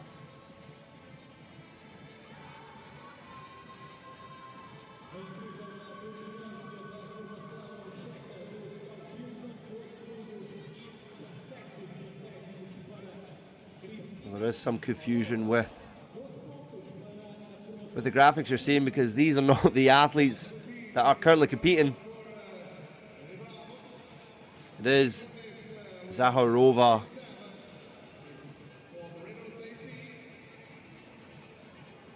Just see her, she led from the get-go and nobody could catch her.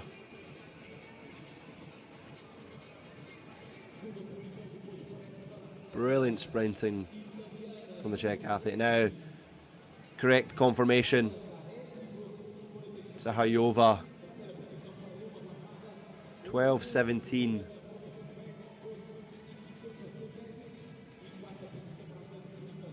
Laura Stella Varese in second. Just how tight it is in first and second.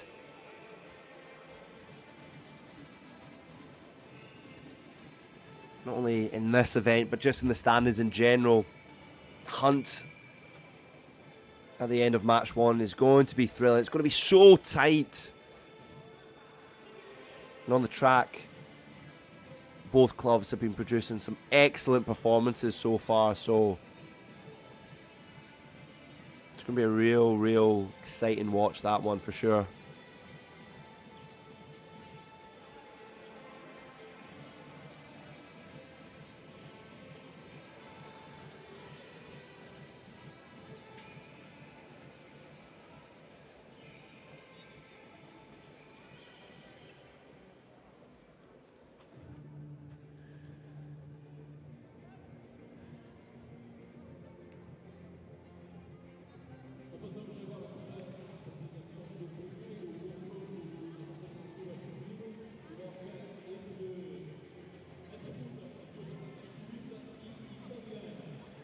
Presenting now the high jump women and the first match for the two athletes. Now here we have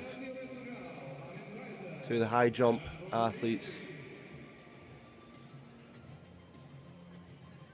I believe they're about to reveal what height they will be going for in this head-to-head.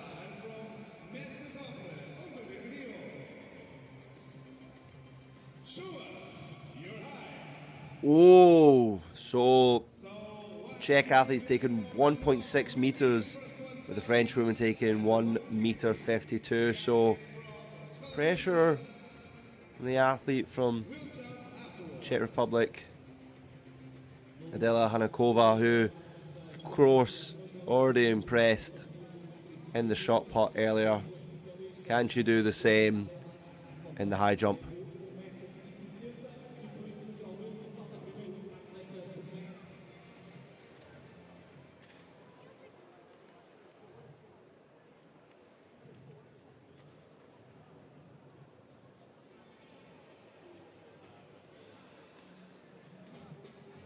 Jumping now is Omelio. Starting his high jump match. Remembering, it'll be Well, it's going to be Omeline Rio who's going to go first here. She set the bar at 1.52 meters.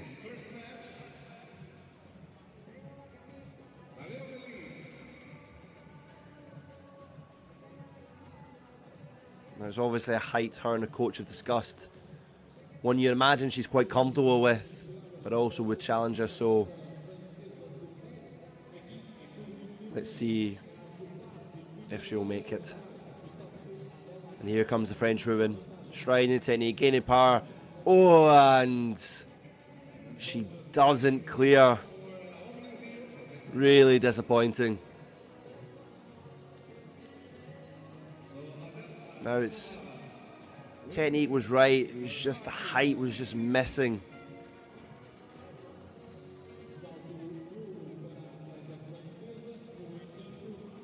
Just her lower back there, just clipping the bar and bringing it down. So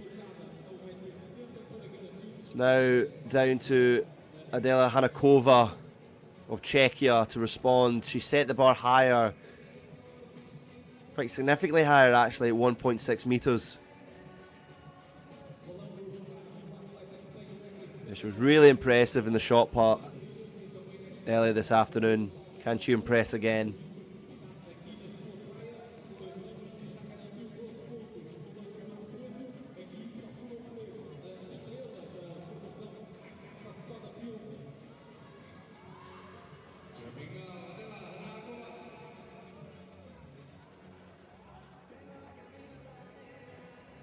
remembering that Omelio didn't make it to 152.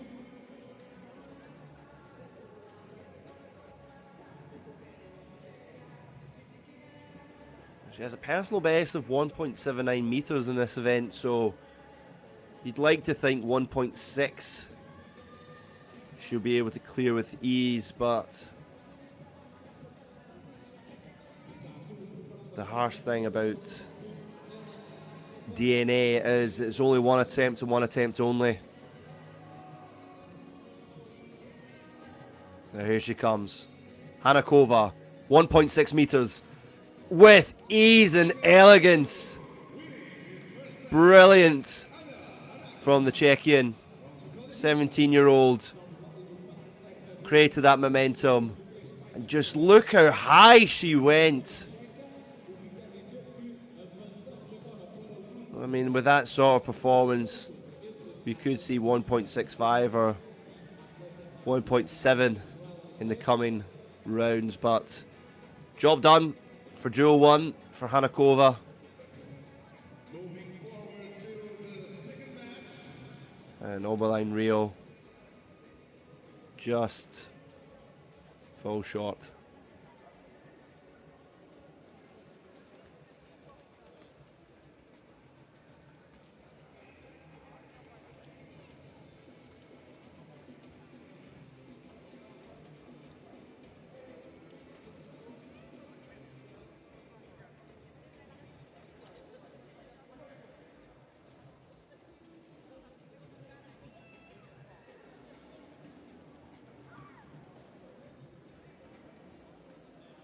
This match will be decided from the athletes Aline Kaiser from Belgium, Portugal, and Emanuela Say from Rieti. Well, now for the second matchup, and it's 1.53 up against 1.6. So very similar to our duel just before, just the 0.01 difference. It will be Aline Kaiser who will go first. And Emanuela Orse of Italy will follow her.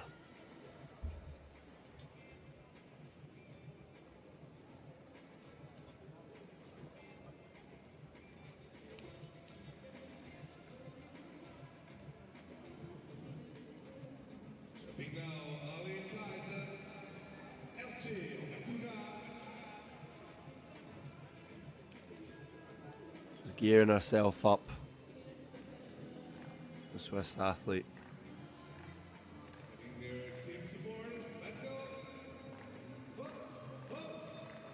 Well, let's see how far she can go. And she clears it with ease. Now, her personal best is 1.62. As she clears 1.53 elegantly.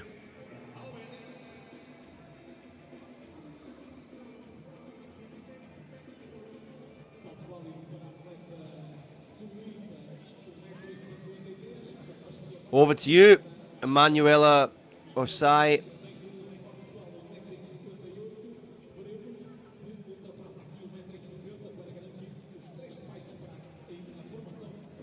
Now she's only managed a personal best of 1.64 meters, so to go for 1.6 immediately perhaps shows a bit of confidence.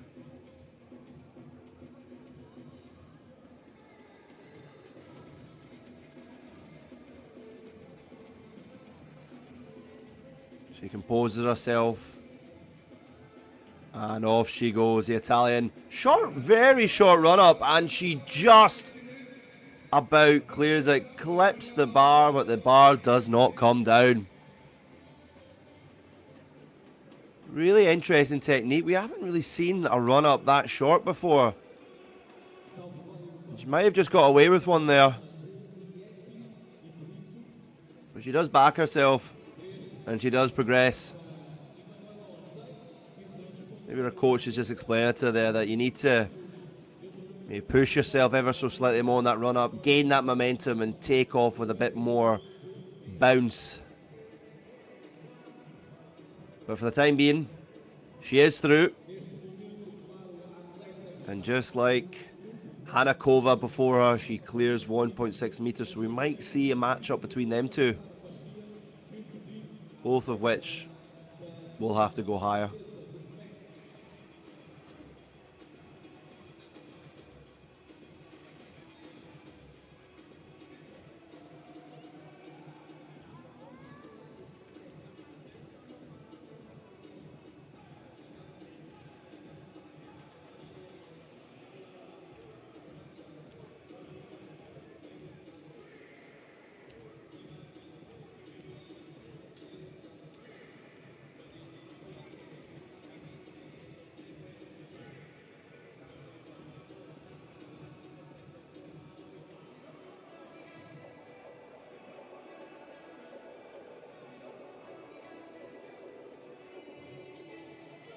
And now jumping, you'll be having Javelin Rio from Mexico.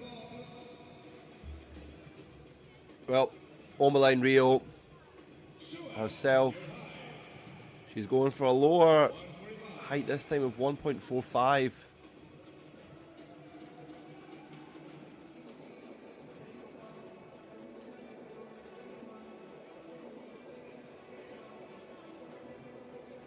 Of course, had that matchup with Hanakova, who of course impressed in the short part. And if you didn't miss that, the clip is live now over on at Dynamic New Athletics on Instagram, so check that out. But first it is over to Rio. Can Rio deliver? She can. That's a fantastic jump from the French woman.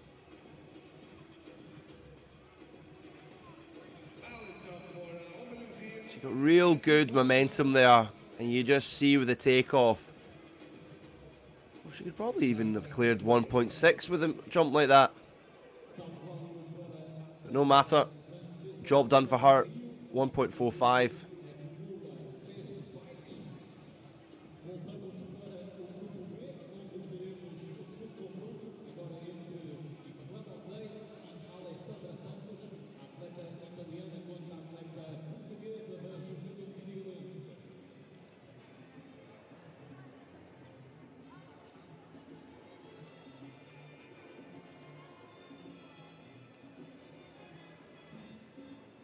And our personal favourite is playing on in the stadium. We got a little bit of Bad Bunny. Nueva York. I only speak a little bit of Spanish, but I do understand it is a song about New York. So, for any Bad Bunny enjoyers, that one is for you. We also just see a bit of preparation now going on for the Javelin throw. We'll see that very shortly. As we saw in the other field events, it will be that knockout style format, the duels. The idea of anything you can do, I can do better.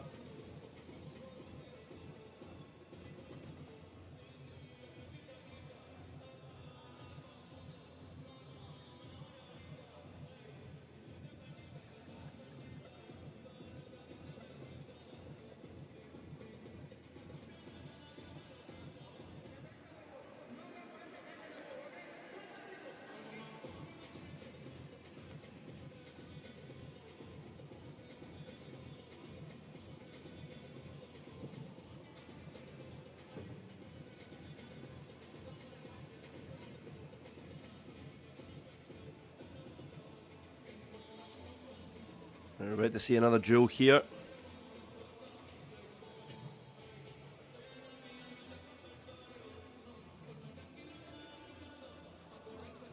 It looks like Alessandra Santos will be up against Emanuela Osai.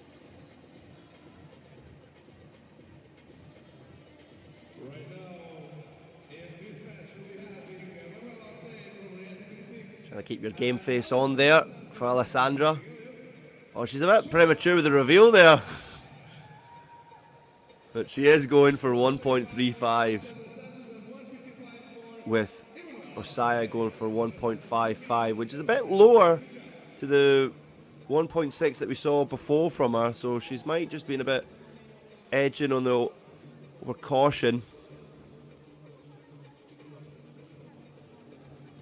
But perhaps for Alessandra Santos, we might need to see you working a bit more on your game face. Right now, we'll see what she does best, and that, of course, is the high jump. You know, she's got a personal best of 1.57. Can she clear this height? She can with ease. Real good technique there from the Portuguese athlete.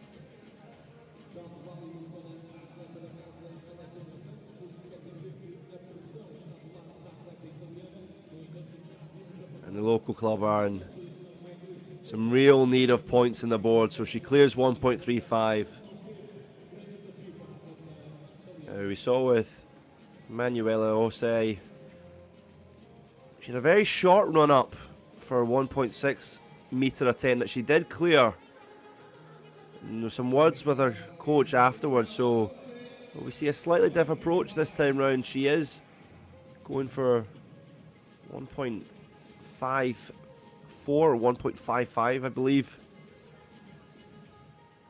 Can she clear that?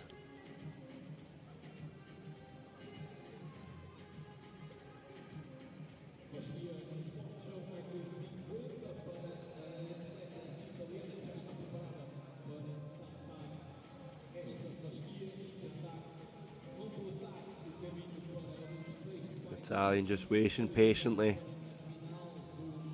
for her moment.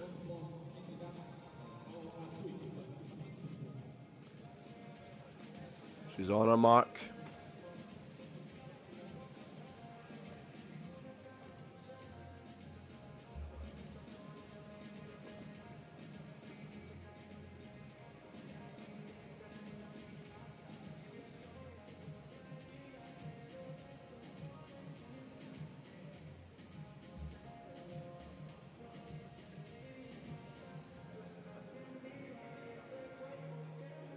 Now, Messiah's ready to go.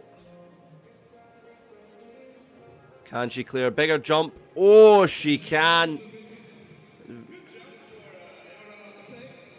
Weirdly enough, that was a longer distance she travelled for that run-up, but it felt like it went by quicker. And there was a little bit of caution the 1.6 metre attempt she had before, but she cleared that with ease.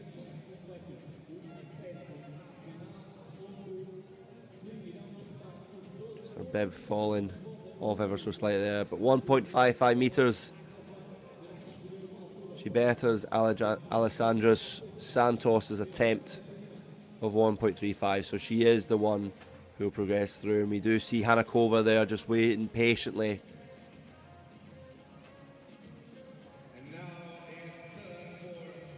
And for her, Jewel, just be herself. But what height will she assign to herself?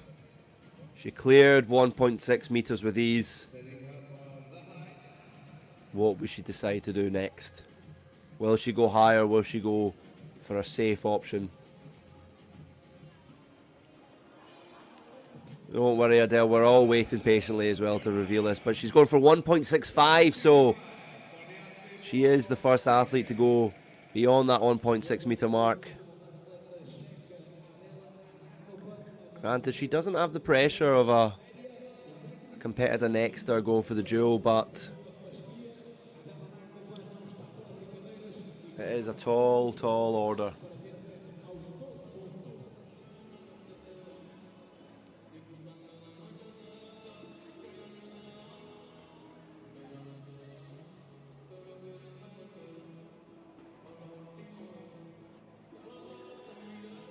I mean, I'm hearing even more Bad Bunny now, so we might have his new album on, which I certainly wouldn't complain with, but we've got to see Adele riling up the crowd there.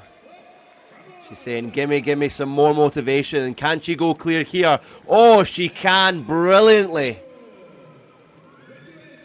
Well, there was some nerves for me that she went to 1.65, but there was no reason for that.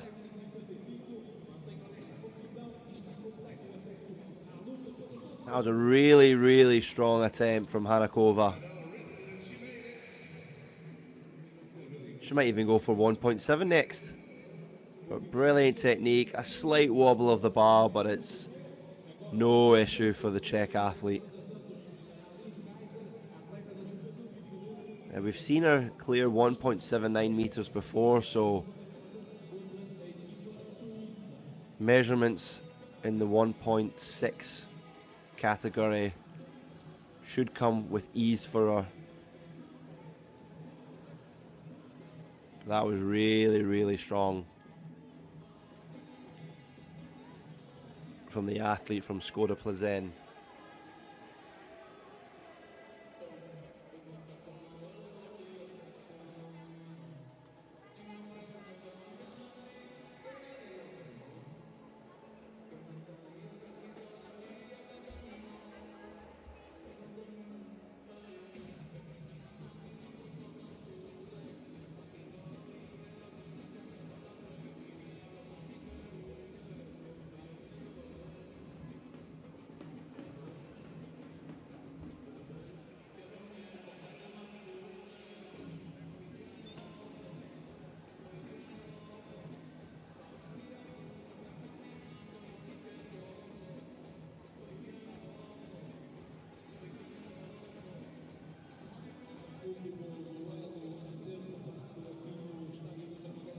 Well, we have another head-to-head here. Alessandra Santos of Portugal against Aline Kaiser.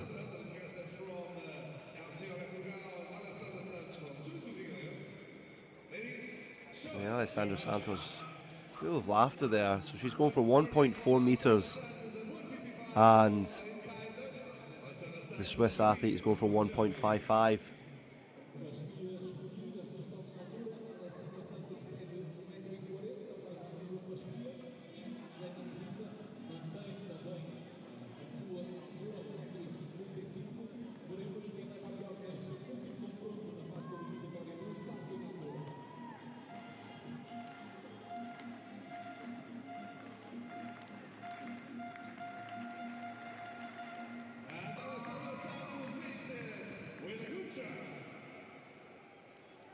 securing some spike.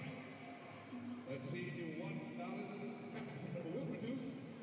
We surely busy for Sir Santos there, clearing 1.4 meters very comfortably.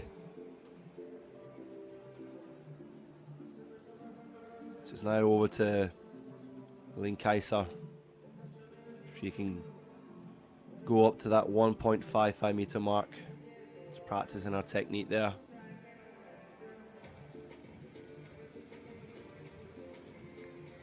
Now it's the Swiss club's first appearance at DNA, but they've really impressed so far.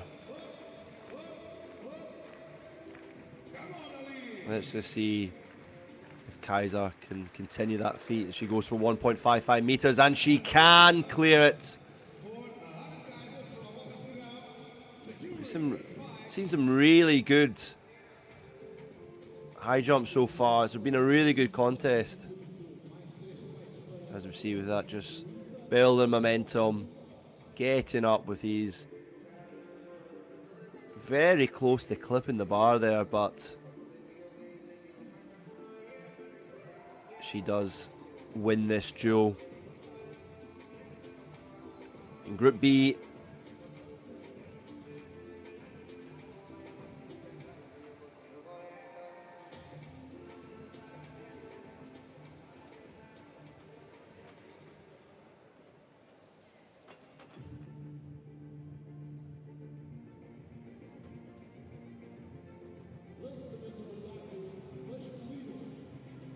Javelin throw, man.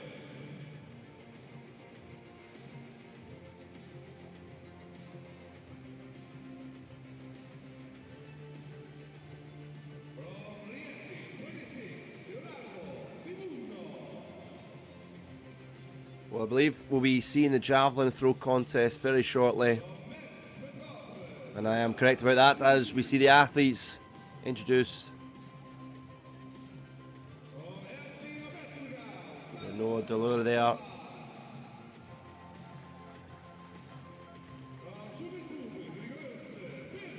Just in their bibs here for quite interesting, but and finally we do have the Czech athlete.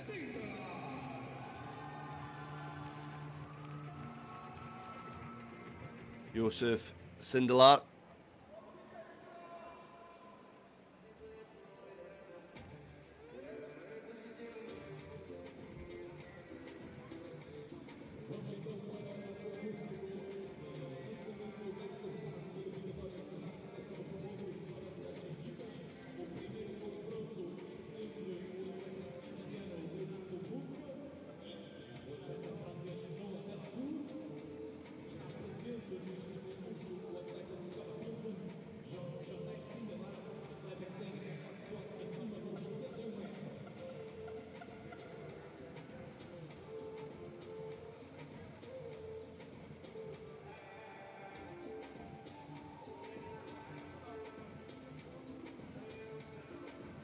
Really interesting athlete here. We're having from Swada, Pilsen, Josef Sindelar, BB, over 70%.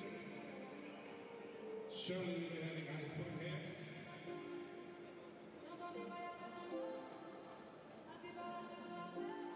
A throwing the javelin is Leonardo Di Mugno.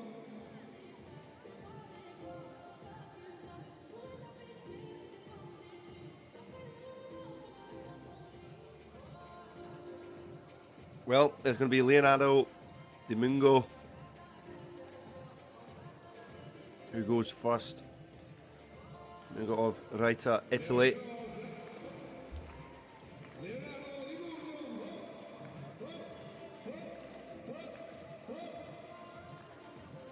He comes down, storming down, great delivery.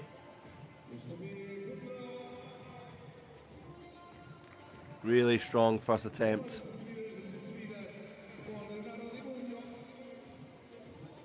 He's a strong Italian thrower, Mungo. He's one of Italy's young, rising prospects in this competition. Personal best of 62.34. Just How far did he get with that first attempt? 54.46, so strong first attempt.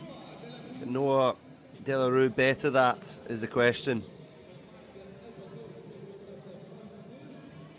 We've met France. So shorter run up from De La Rue, and it could be a shorter throw as well. Yeah. In the 30 range, real disappointment for De La Rue there. He just didn't really seem comfortable as he was going down that stretch. What's really important about tournaments like this is having that experience of competing at events like this to get that practice. And yeah, confirmation there, 36.64, so he will not be winning this duel. That will go to Leonardo de Mungo.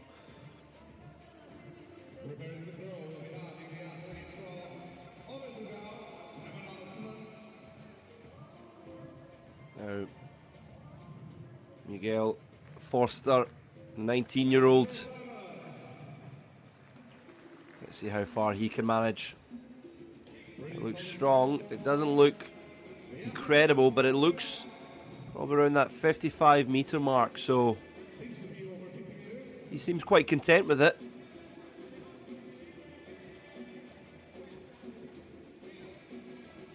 The real question is, well, his competitor thinking, I'll have a little smile there for the camera, thinking, maybe I can go that bit further.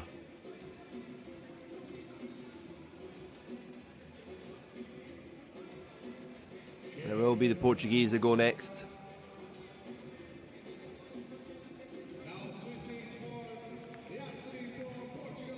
Diogo Ralmo, or Pedro Marcelino, I should say. That's an attempt from Simon Hanosman, 50.39 meters, and that will not better that. So it will be the Swiss athlete Simon Hanosman.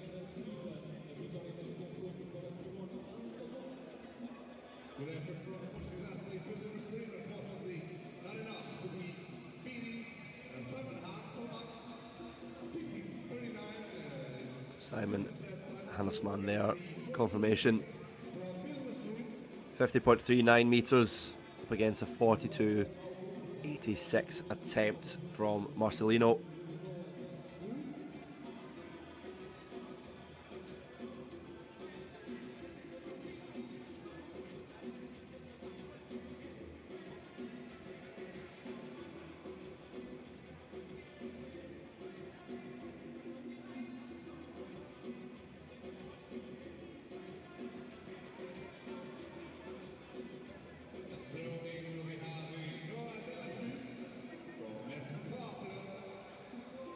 Noah De La Rue.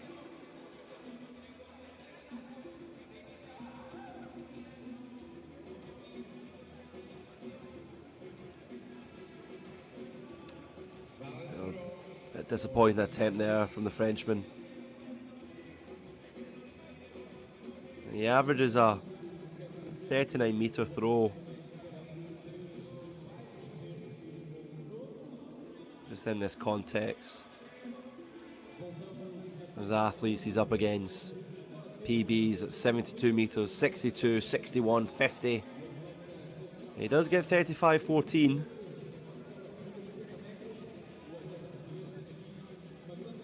So he'll need to prove upon that if he wants to be competing with the very best.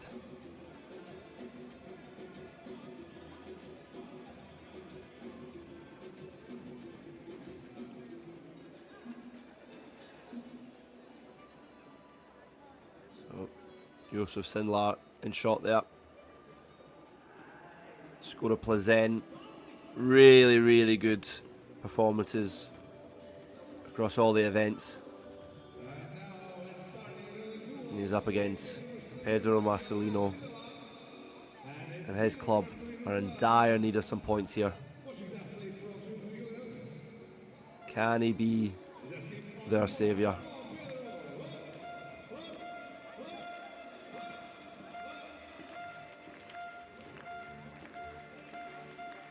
Marcelino, come on Marcelino. Oh, it's a strong attempt, but I don't think it's strong enough. It's just shy of 40 metres. About 39, I would suspect.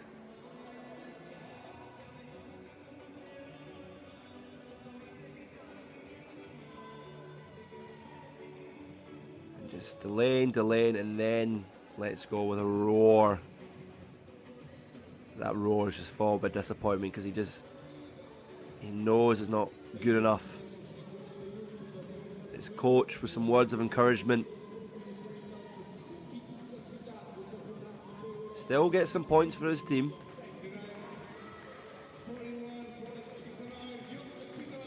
Unfortunately, he's up against Josef Sindlar of Skoda Plzeň, his club. And he's got a PB of 72.71 metres. How close can he get to that? Oh, he tumbles as he throws it, but it's a brilliant throw. And it's over the 60 metre mark, so that's well clear of his competitor. I'm guessing it's about 62 metres there, but he's got real strength. Sent him flying, that attempt. Still before the line, so it will count.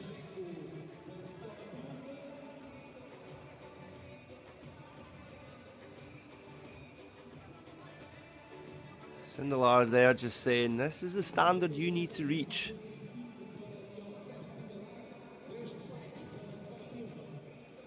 He's watching his replay, I believe, there. Just working on that technique of his.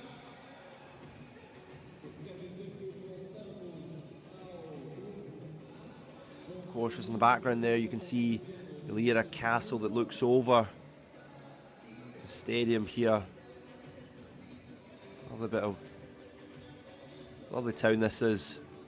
Just a shame that there's a bit of an overcast today, but maybe with the heat, that'd be a bit of a blessing in disguise.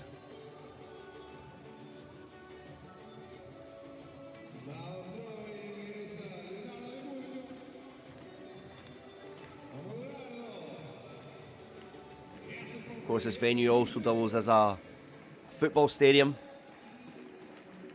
Today the field has been turned into an arena for our track and field athletes, as we see another attempt there from the athlete from France, or Italy I should say. Leonardo De Mungo there. Just waiting on confirmation. Seems to love the camera, this boy. It's 59.54 metres.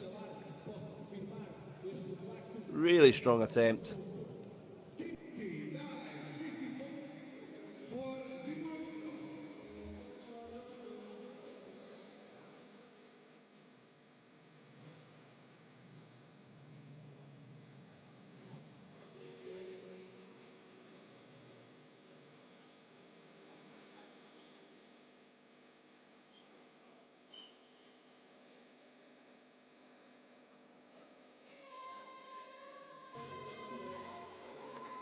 You might have some confusion with the athletes from Reiter. The logo on their uniform is that of the European Athletics Under-18 Championships, which will be held in Reiter in July next year. But now, here it comes, the Czech again. Another really strong attempt. And again over that 60 metre mark. Josef Sindlar really set the standard here. Looks better than his previous attempt. Just how much better is it? Getting tumbling down. He's putting so much power and effort in those throws. And there you go, 63.05. Simon Hanselmann of Switzerland.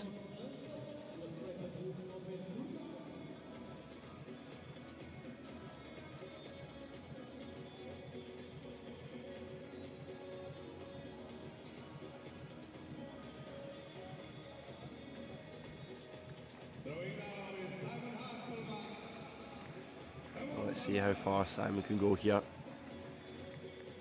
Oh, it's just short. Yeah. In the 50-meter range, but just a real credit to Josef Sindelar with how great his throws have been early on in this competition.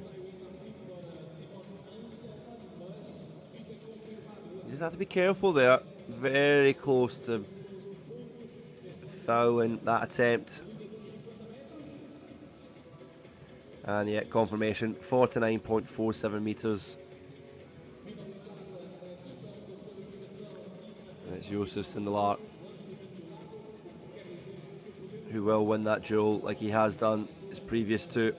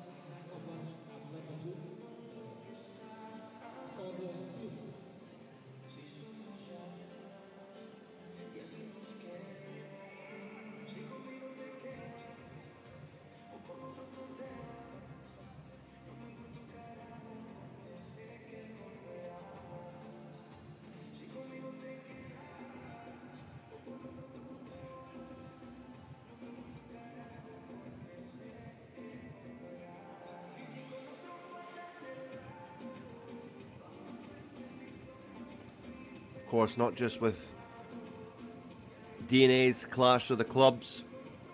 We do have action over in Tokyo with the World Athletics Championships. A lot of success for Europe over there. Of course, if you're interested in any of the key highlights for Europeans, then just make sure to be following our social media channels at European Athletics.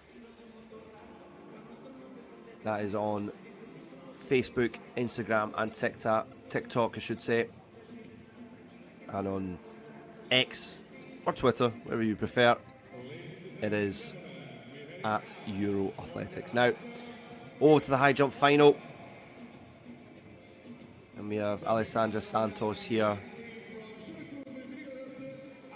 She loves to smile and laugh, this girl. And she's going for 1.5. Very interesting.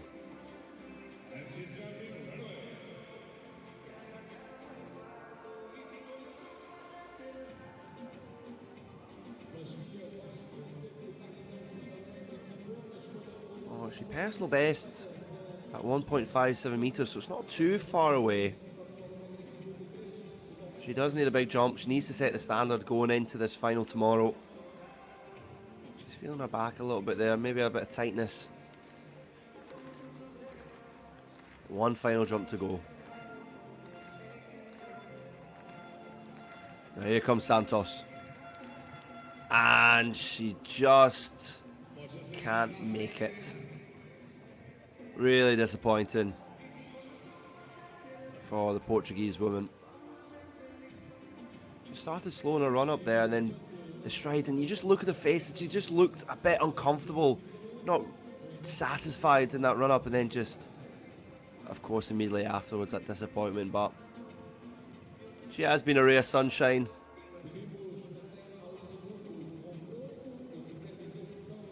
And we wish her well tomorrow in the high jump once again.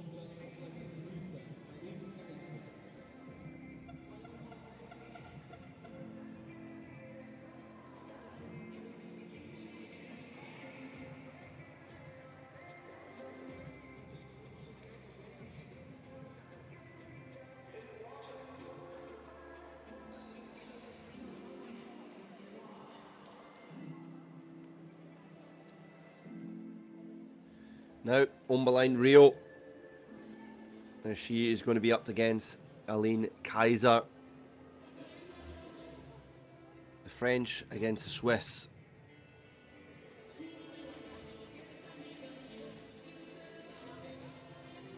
Both trying their best with the game faces on.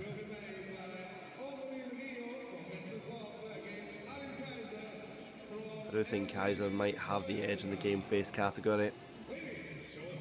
Let's see. Oh, very interesting. Identical measurements. So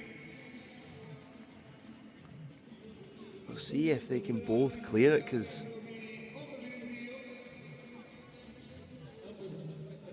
I mean, we don't see that too often.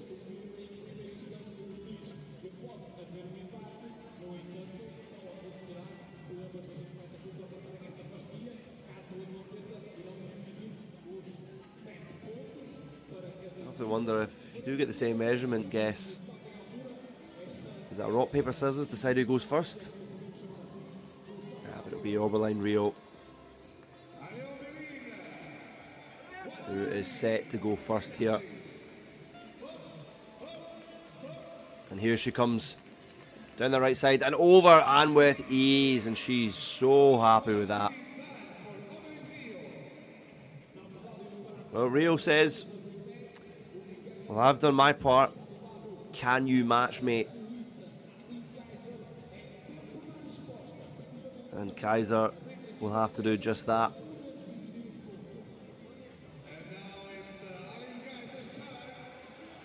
Now, Kaiser on that opposite side. Can she mirror the success of the French woman? Here comes Kaiser, the newcomers, and she clears with ease.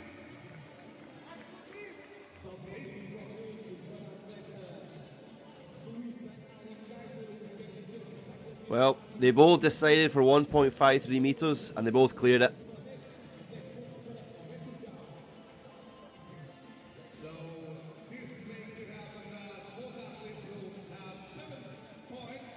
Just confirmation there that both athletes will take 7 points as a result of the identical measurements cleared.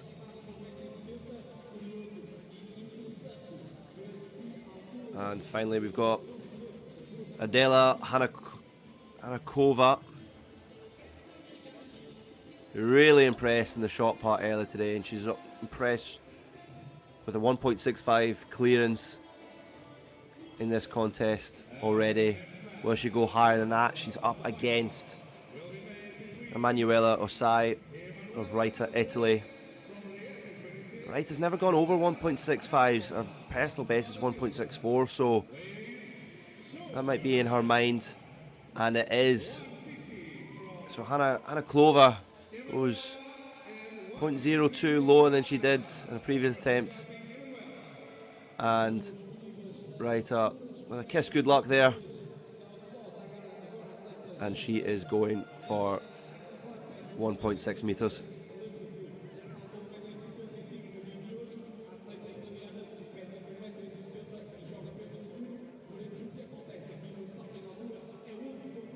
I believe we've already seen Mene Osai clear this distance today. Can she do it again?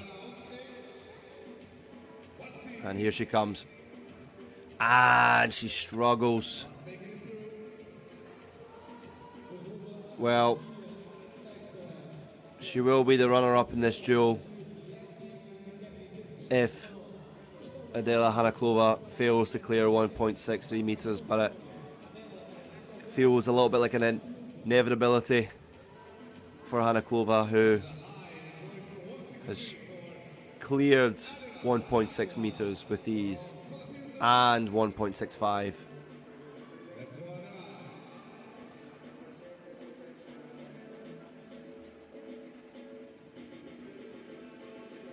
Well, here we go again.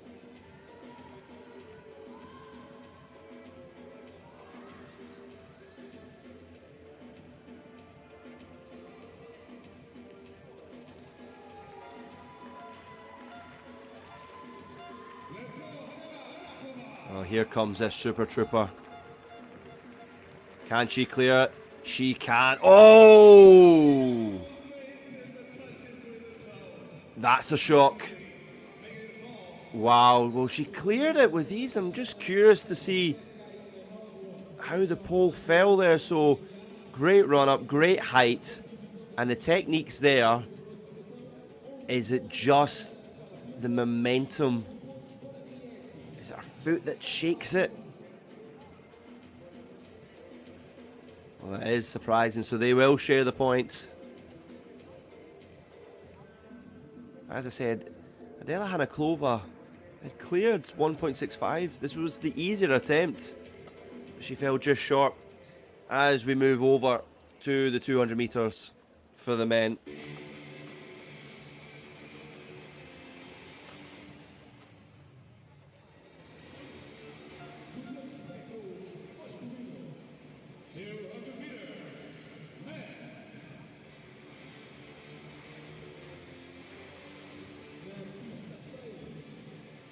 So in lane 6, Rodriguez. Ernesto Rodriguez of Portugal.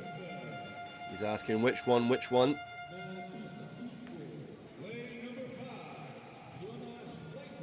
So Jonas Fleissig of Skoda, who have really impressed in these track events today.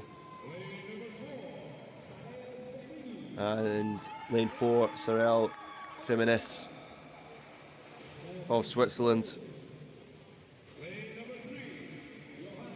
So Botharau.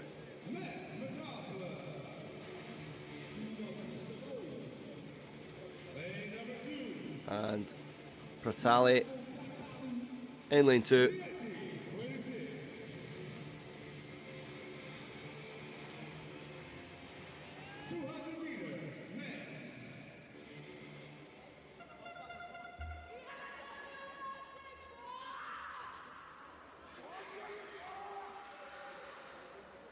On your marks.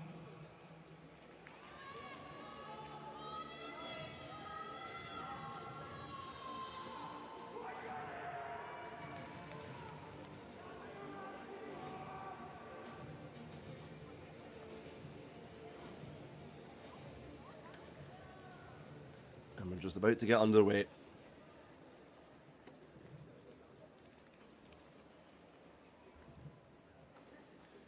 One of the final track events before the hunt. This could be really decisive. Here we go. So all we see, Pratali there in the inside lane, really storming down. He's making up a lot of ground. But he's storming away here.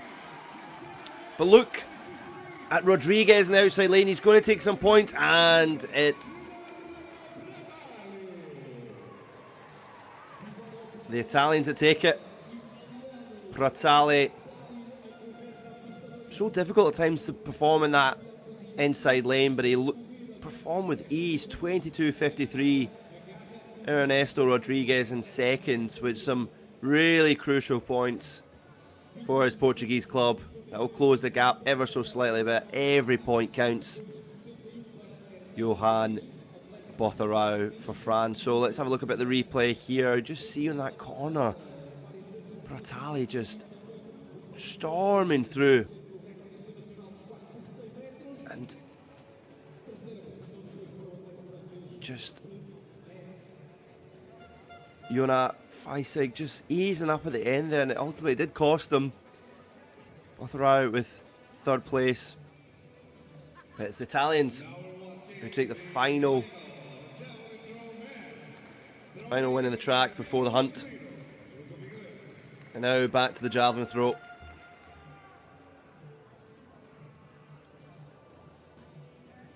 Pedro Parciliano there.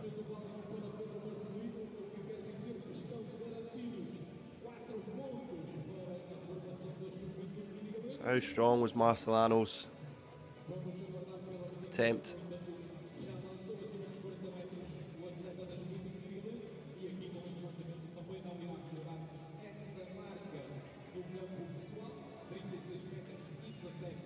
36-17.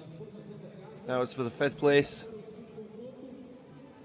So ultimately we've got to see what occurs in match 2.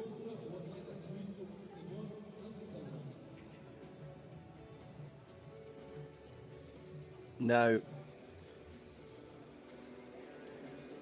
I've got the incorrect names there. I was a bit confused thinking our high jump athletes would be competing, but instead it is Noah Delarue. What can Delarue do? So not the strongest attempt we've seen today, but perhaps improving upon his previous effort.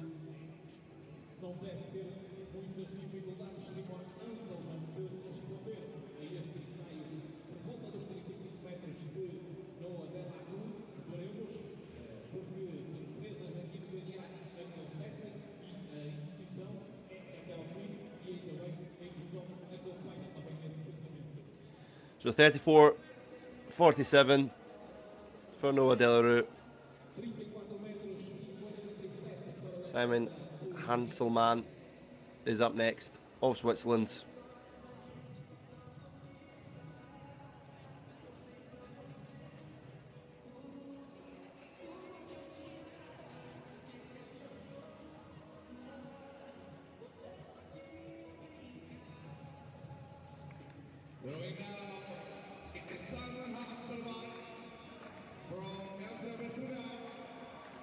Now here comes Hanselmann. Strong technique, strong distance. And it does look like it will be better than the Frenchman's effort of 34-17. Looks closer to the 49-50 metre mark. Oh, but interesting here. Will it not count? No, it will. 48-54. I was worried for a second there that it was a foul attempt, but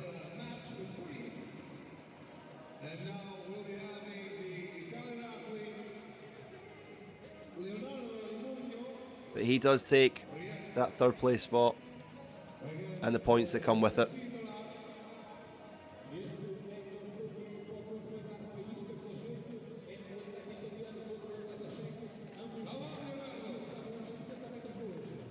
Now, Leonardo Domingo. Well, it's been neck and neck between Reiter and Plezant today. Let's see if it's going to be like that in the final attempts of the javelin throw. So he does get close to that 60 metre mark that we've seen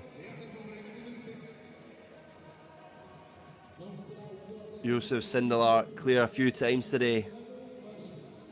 I'll be banking on his Czech competitor. Just fall ever so slightly short of the 60 metre mark if possible, but he's got himself close, and that's all that matters. 57.04. Sindelar has already produced 2 attempts over 60 metres, one in the 62 metre range and one just over 63 metres. If he produces a attempt like that again, we'll be seeing him taking maximum points.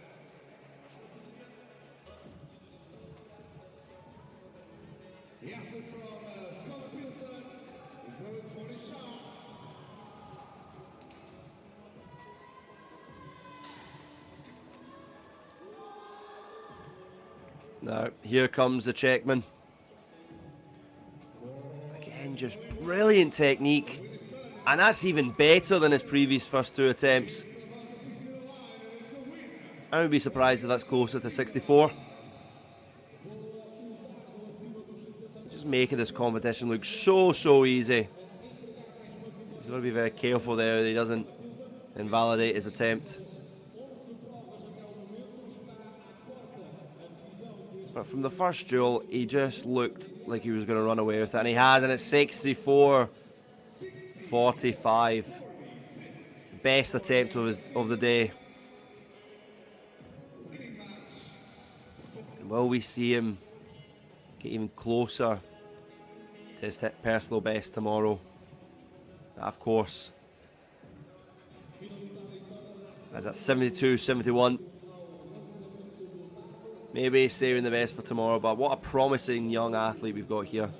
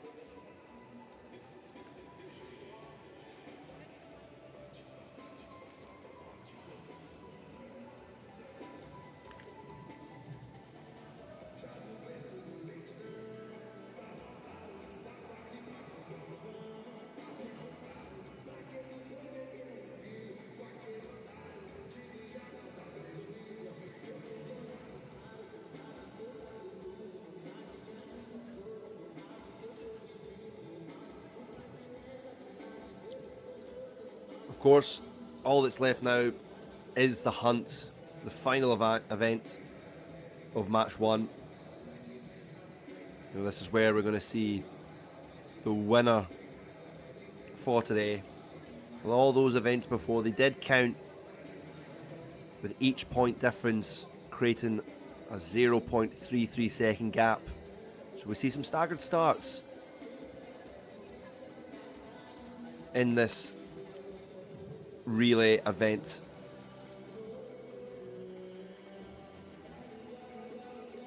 And as I mentioned before, a slightly behind schedule. The hunt was due to commence at 4:18, but hopefully we do see it shortly.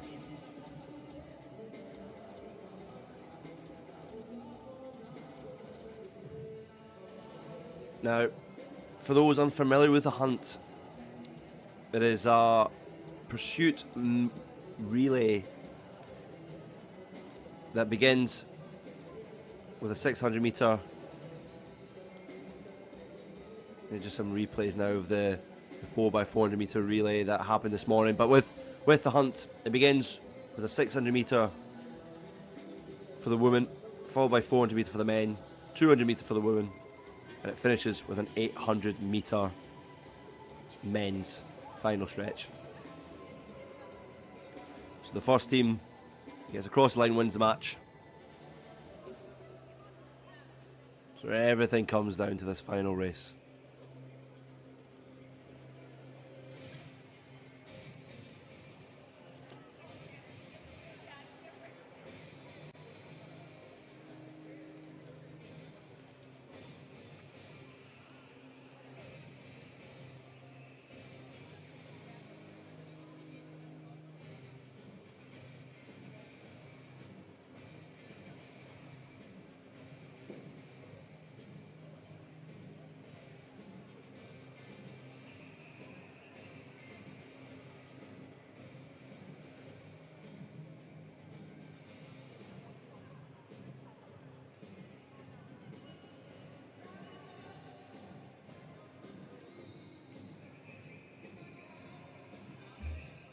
Replays of Adela Hanna-Klova. They're just disappointment in that final attempt for the high jump, but she was so impressive before. And she still will have got those points for her club. And she did take maximum points earlier on in the women's shot put. You know, footage and clips of that is on Instagram and TikTok. But here's confirmation of the final stands heading into the hunt. She's going to present leading with 113 points. That is quite a fair gap between them and Reiter of Italy and Metz of France. They're in the third with 81, and the Swiss matching them, so they will see them both take off at the same time. And fair play to the Portuguese as well. You know, last time we saw this table, they were really struggling with, I believe, about 8 points. In a matter of a couple of hours, they've really picked that up. So they will be finishing, well, starting, I should say, last. But that gap is not as big as it could have been.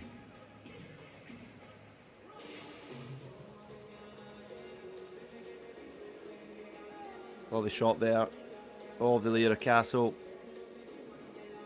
For those visiting in the coming months, or perhaps those there currently, enjoy a couple of days, explore the sites.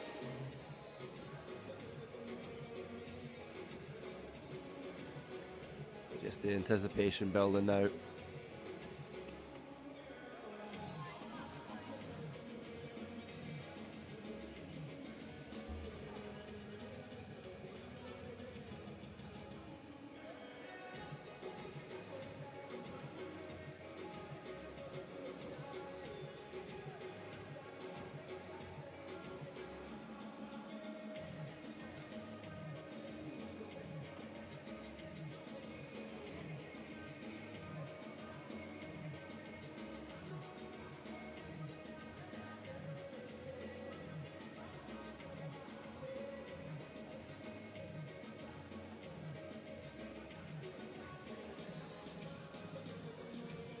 But as I mentioned before, clips, the highlights of today can be found on Instagram and TikTok at Dynamic New Athletics. Some of those clips have been collaborated with the European Athletics account, so if you are following at European Athletics on Instagram, you'll be able to find that footage there. But do drop them a follow. There are some really significant events happening over the remainder of today and also tomorrow, of course, for the semi-finals and final.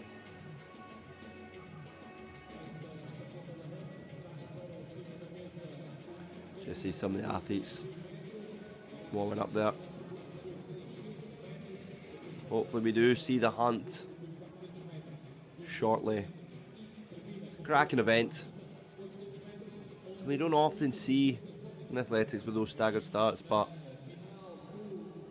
it adds to that excitement. Something different to the world of athletics. Yeah, you just see some of the athletes there warming up.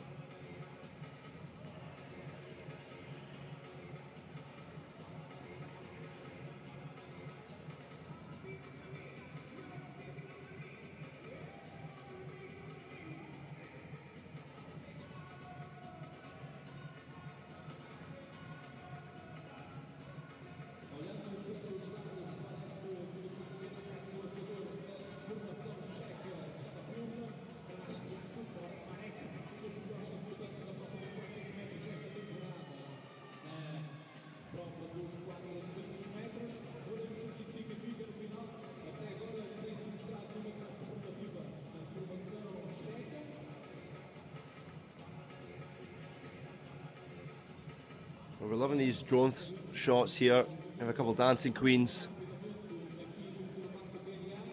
on the field.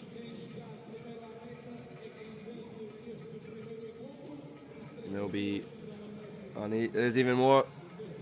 That's some true dancing queens there.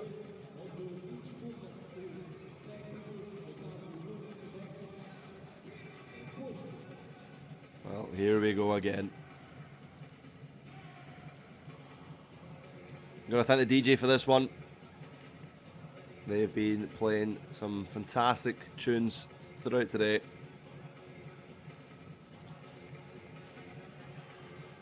And it's producing some good vibes. In Leiria, Portugal.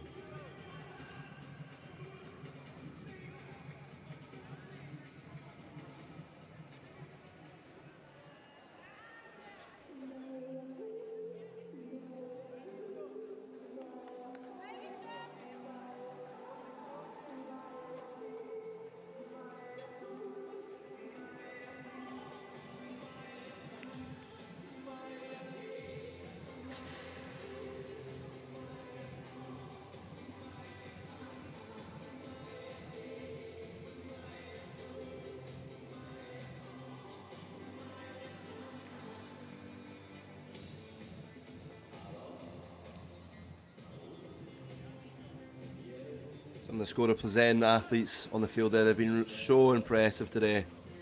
And they will be leading in the hunt. And the Italians will be right behind them.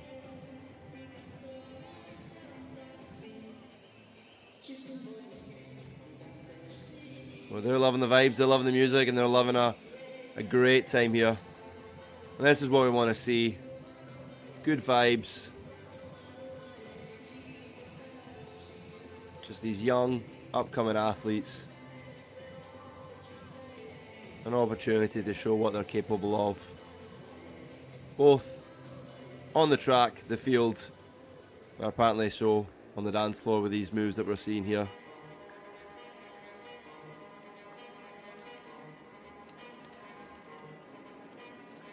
Spanish song blares out, Ike Fe. And no, you're not watching a Yamin Yamal edit on TikTok. For those familiar with the song will know what I mean. But now, over to the hunt. Portuguese in lane 6, Swiss 5, Metz of France in 4. The real tight matchup will be Reiter and Skoda in lanes 3 and 2. Skoda will be taking off first. And both clubs have produced some really, really strong performances, especially on the track today. So this will be too tight to call. Don't rule out the French yet, though. They could make up a lot of lost ground, but they will be setting off the same time as the Swiss. So we battle out neck and neck.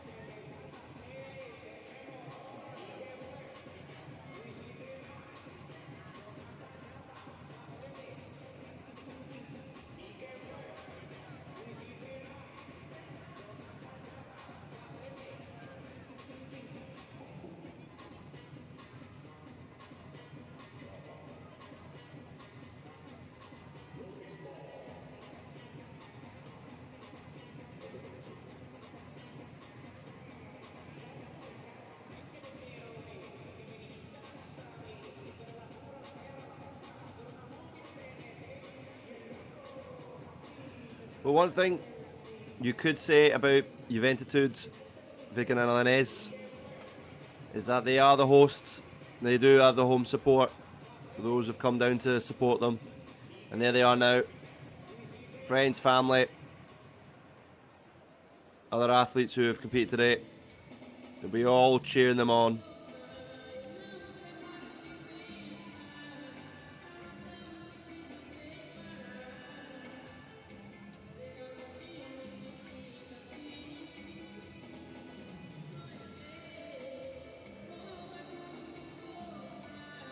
The thing is with Right of Italy, even though they are going to be sent off second, could still be the team to beat. Some excellent middle distance court with Christina Morelli, who we saw won her event earlier today, and Diego Mancini, who we saw in the 400 metre hurdles.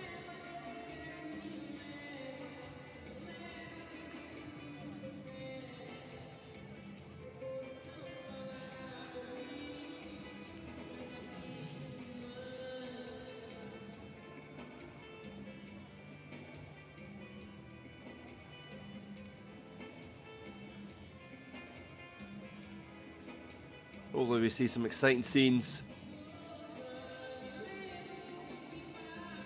Not often you see this, with the athletes so close to the track, cheering on their teammates, producing that electric atmosphere. Oh, we've got a little man here trying to reach the drone. You are on the big screen, you're on live on YouTube. And could we see him maybe in a years to come at another dynamic new athletics event?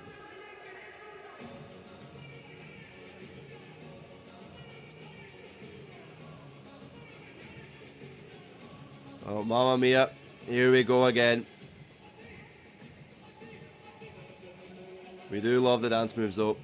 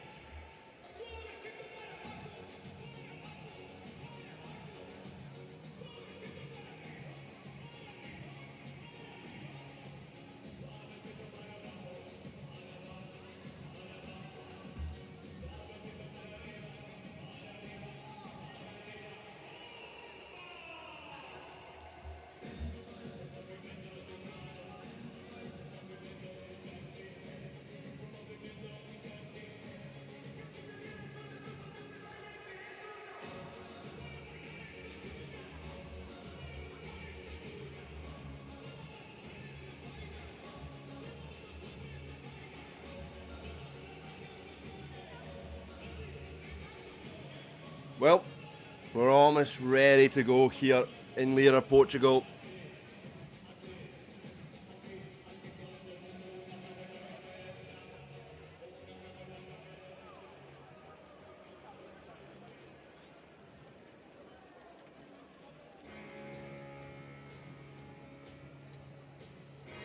I've said it so many times, we've been absolutely spoiled with the music choice here. That YMCA playing out now, as these young athletes spot themselves on the big screen. Don't worry, gentlemen, you'll be able to clip this up on YouTube later and stick it out in your Instagram story.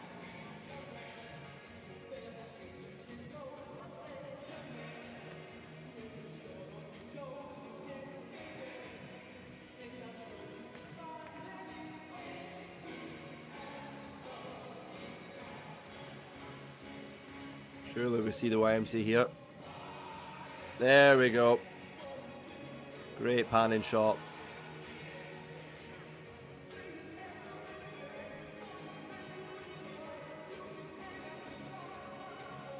Well, we'll see if the young man in the relays will perform just as well.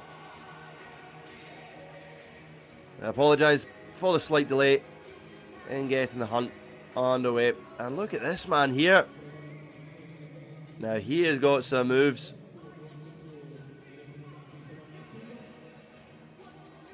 Come on, give us some more.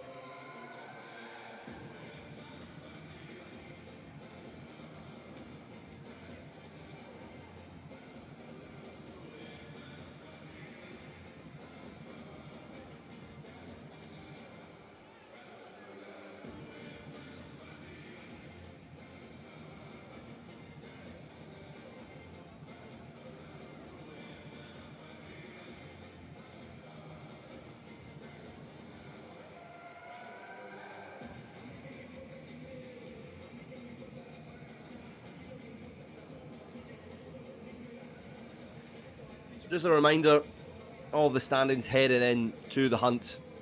Skoro Plzen with 113 points. Reiter of Italy with 101. Swiss with 81. The French with Metz also matching them with 81. And the hosts, the local club in Leiria, with 64 points.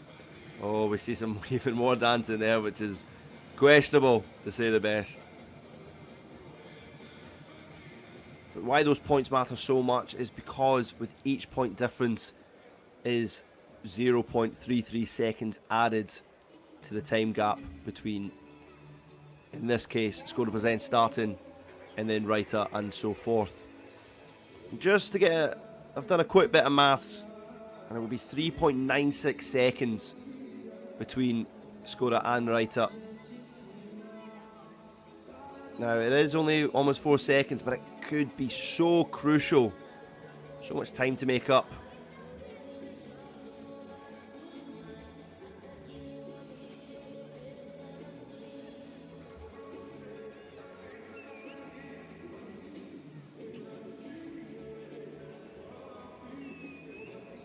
And well, that gap only gets bigger when you look at the rest of the teams.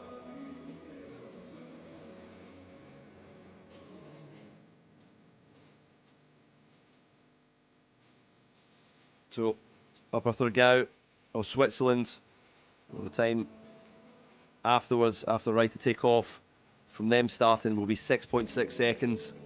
So a lot of ground for them to make up.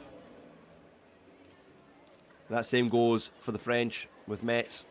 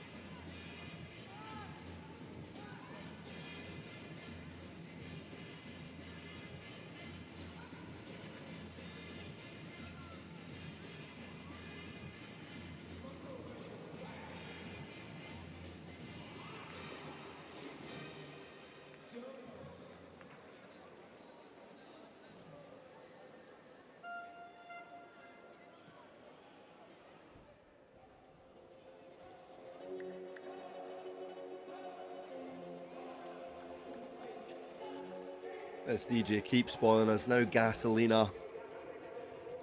I'll be hoping the athletes competing in the hunt will have the gas to cruise to glory and be the winner of match one.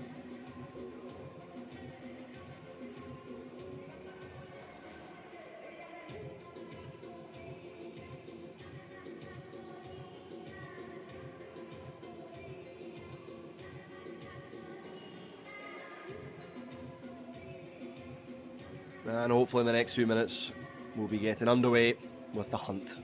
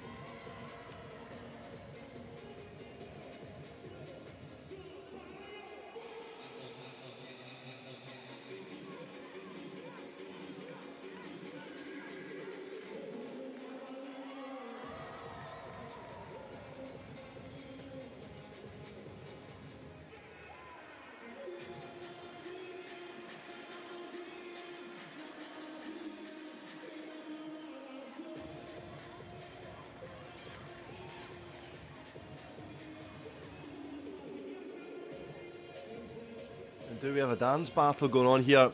Oh, of course. When in Portugal, you've got to hit a Sue every now and again.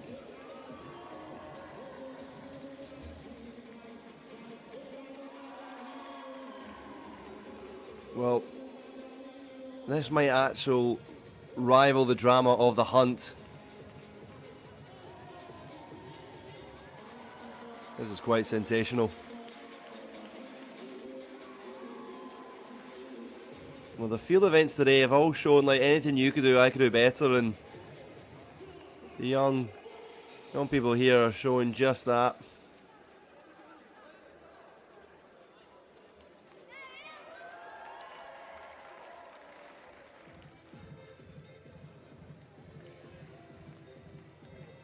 And this is the great thing about DNA. It brings all these people together from all around Europe who perhaps did not know each other before today. They're all enjoying good vibes now. That little girl cleared that with ease. Well, this is a risky business, this one. Quite glad they didn't go and spin any further, because that'd been a recipe for disaster, that.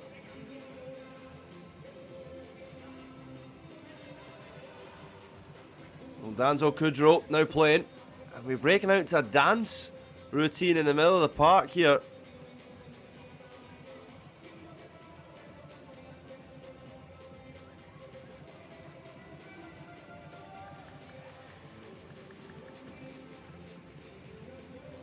Well, even with the delay, these young athletes said, no problem,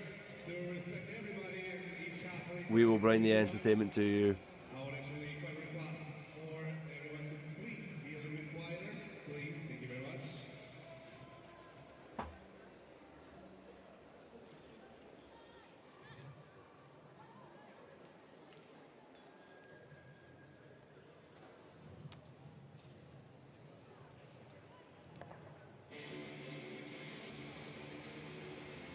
Agora sim, minha gente, volta ao atletismo, volta ao que interessa.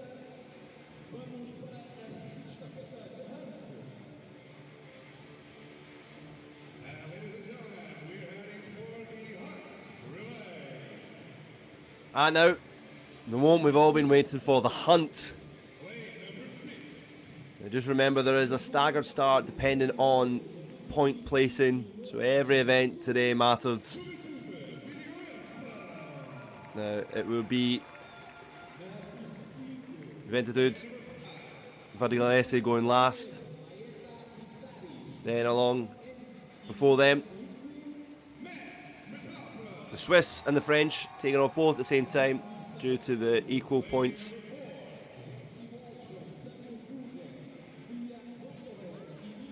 And the great thing with relays, we all love these introductions.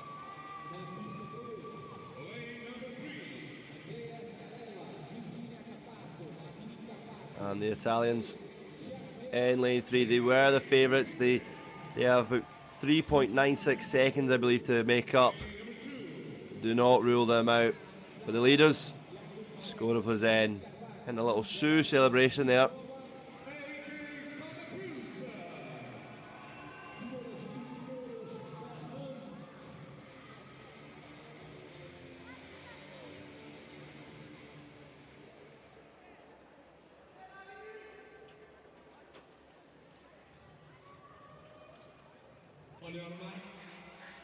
And the hunt begins as Skoda are the first to take off.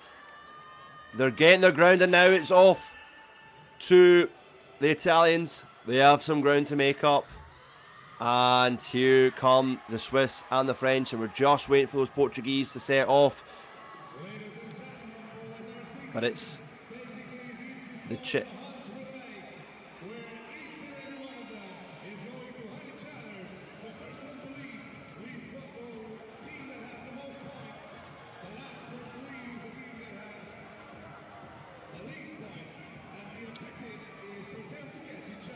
I did think for a second in the comment, Stay Announcer was talking about disqualification, because the rare thing with the hunt is even if there is a false start, the event continues.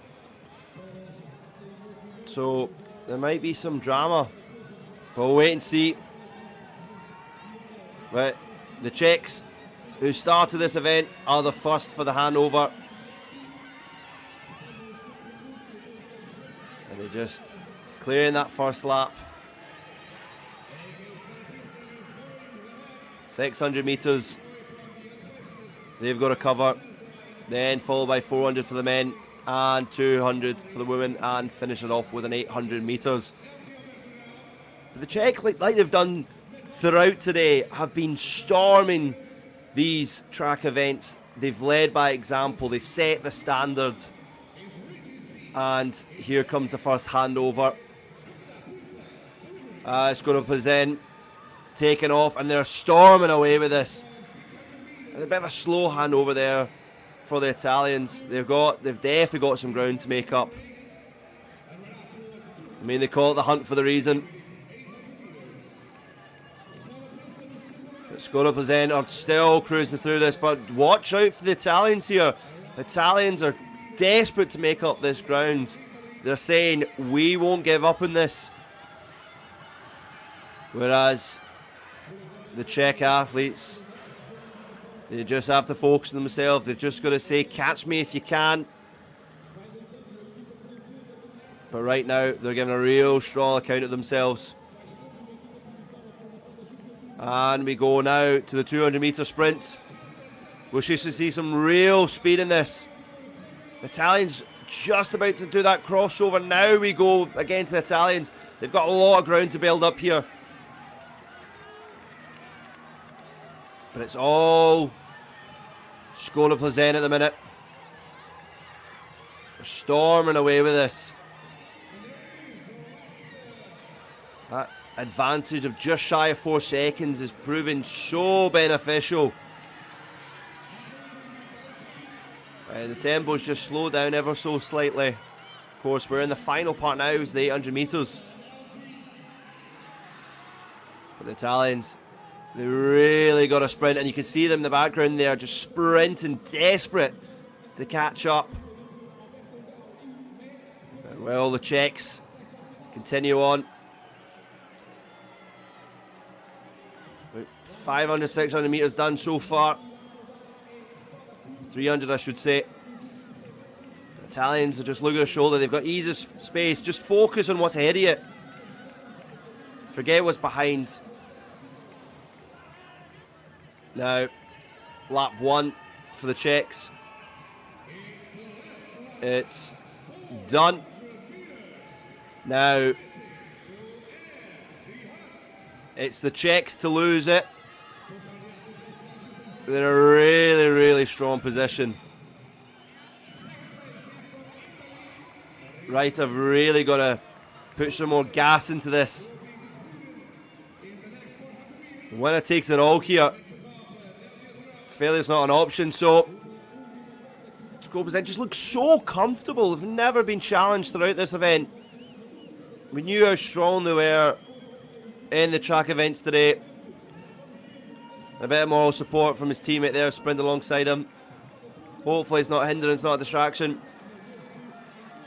Because he's in his sights. He just needs to push ever so slightly, but it's clear that Skoda Plzen are going to take this. They're going to win match 1. They're going to be in the finals tomorrow. And what a brilliant race we've had. Brilliant, without a doubt. So comfortable for the Czechs. They started in their pole position and they finished in it. And oh, here we go. A bit more drama though for the 3rd and 4th place. Oh, well. We knew both the French and the Swiss started off at the same time. We knew it was going to be tight. But ultimately, it was Metz that took that 3rd spot. Now just waiting for those Portuguese. Ultimately, the rankings proved too difficult for them to overcome. Nevertheless, important that they finish strong here, and they are doing just that. Just look how tight See the standings there between first and second, but here come the local club, Portugal's own, and across the line. But what a race from Scuola Plezen and Reiter of Italy. And just interesting as well, that gap of about 6 seconds, I believe it was. I just added 3 or 4 more second advantage. But brilliant running from the athletes from the Czech Republic. They really put themselves in pole position now to go put strong account themselves tomorrow. They could be the team to beat now.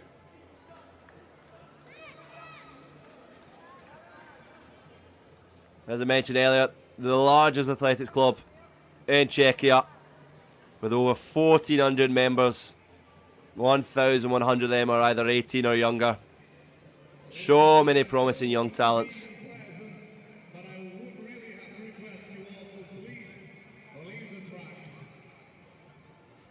I believe the dance competition on the field is over. They're asking everyone to clear so we can start with match 2. Look at these celebrations here from the Czech athletes. You see the phone just in the middle there. Should see that on Instagram and TikTok later, and those listening, do send an invite for collaboration to Dynamic New Athletics on both Instagram and TikTok. But really, really impressive. They impressed in the relay, in the shot put, and the high jump as well. Although there's those due to attend match 2 and compete in match 2, well, they've been watching throughout today and have seen those performances, especially as well in the javelin throw. I've got to say, credible. Distance was just that big, consistent throws over 60 metres. So those athletes who are due to compete now, who would have been watching the hunt, who would have been watching all those track and field events today, thinking, right, that's the standard we need to get to. Don't count out the Italians either. Reiter will be in the mix tomorrow, which is such a shame for the local club. They did so well to gain up more points, but ultimately that gap was just too big for the hunt. Well, from one relay to another, now it's time for the mixed 4x400 metre relay for match 2. Even more track and field action coming to you for the next few hours. So grab a drink, grab some popcorn, and strap yourself in.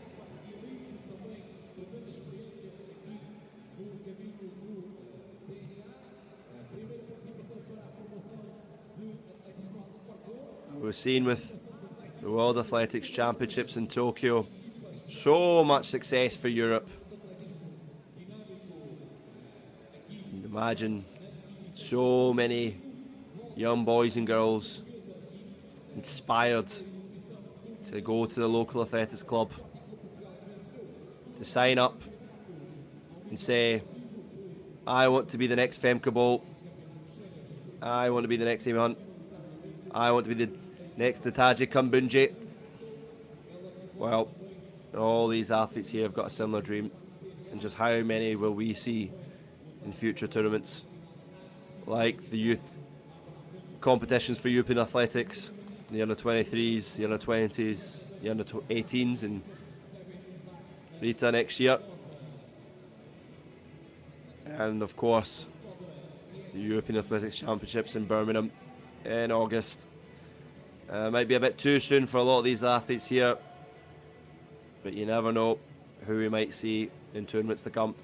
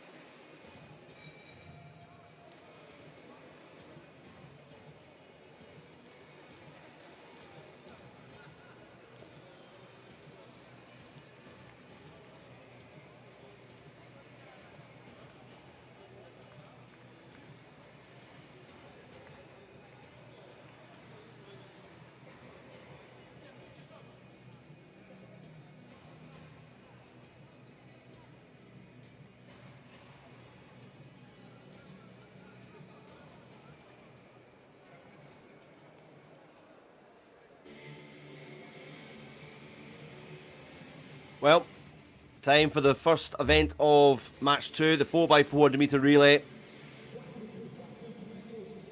5 new teams, 5 new competitors. Who will take the first victory of match 2? Well, in lane 6, we've got Elite.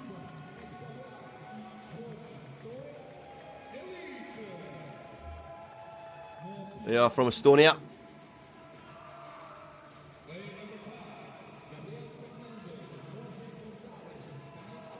Alcorcon in lane 5. Of España.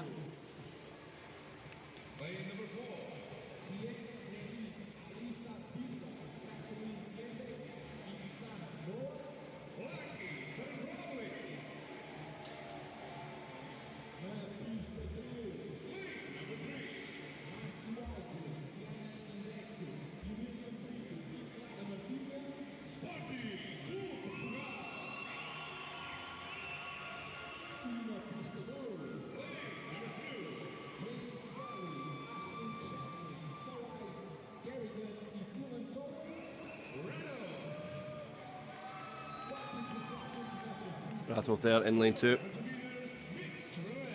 Enches was Sporting Club de Portugal, obviously known for their football, but known for their athletics teams as well.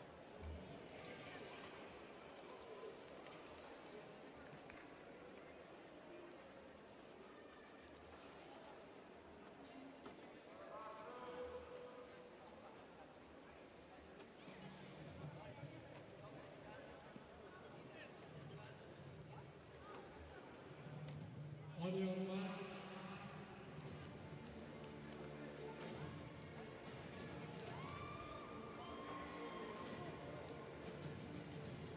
For those unfamiliar with the abbreviation of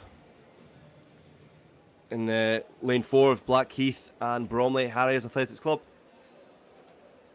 One of the oldest and most successful athletics club in the UK. Will they replicate that success here? And they're off.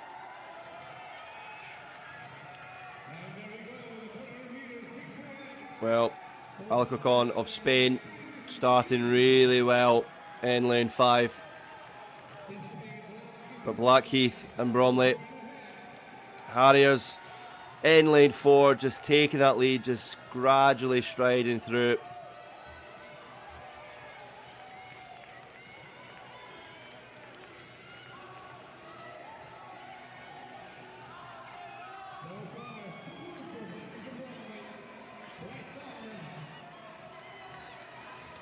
And the UK are leading in this first lap.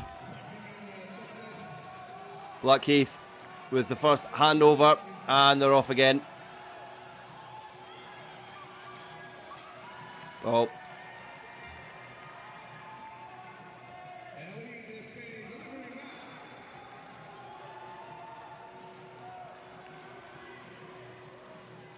Well, they're storming away with it, Blackheath and Bromley. And this is the club that's produced relay stars like Dean Asher-Smith, so it's no surprise the level of talent that comes out of this athletics club. And it's showing right now.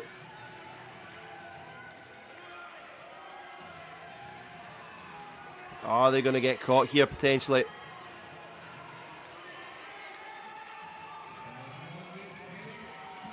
Oh, they are.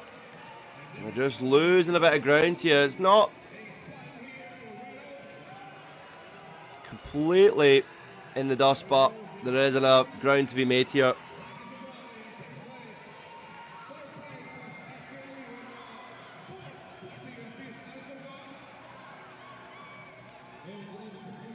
Now, can the club from Great Britain make up that ground? They're up against the Irish in Ratoath. They're a small club, but they've got strong DNA pedigree.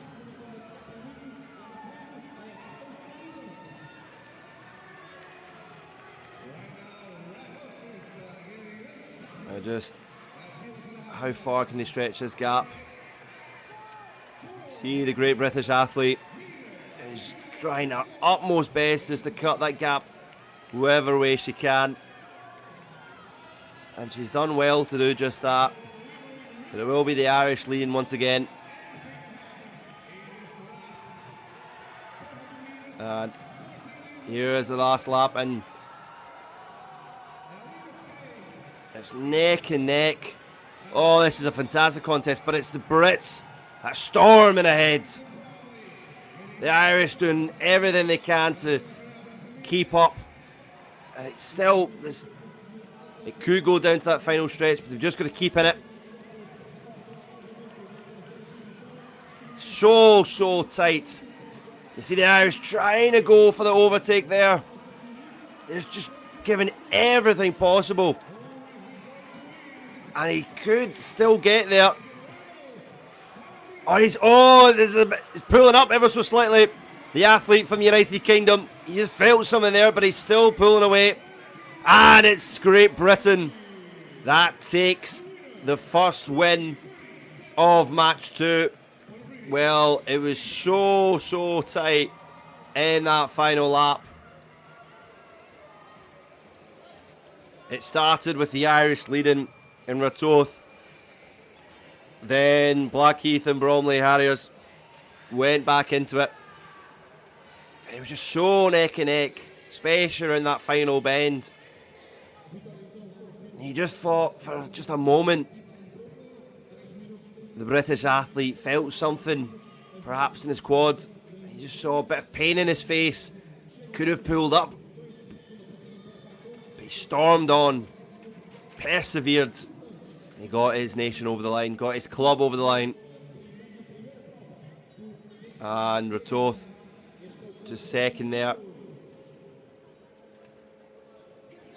Smallest difference between the two. And you see there Sporting Club de Portugal taking third.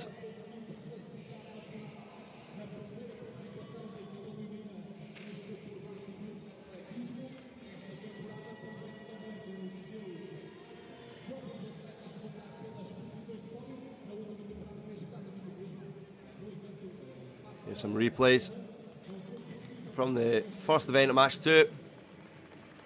Really good contest we had here.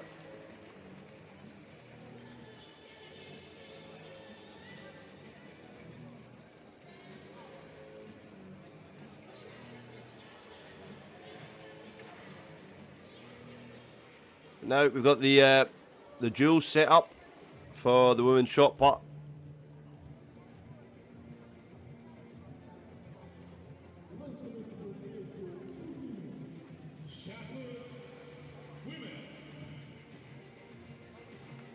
And first up, we do have shot putter from Blackheath and Bromley Harriers.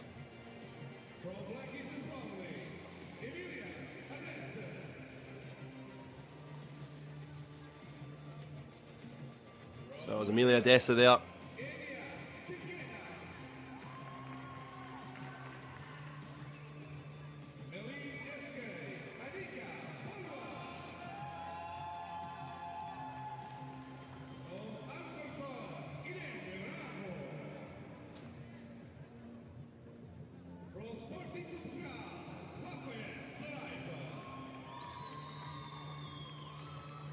There's the introduction there for the women's shot put.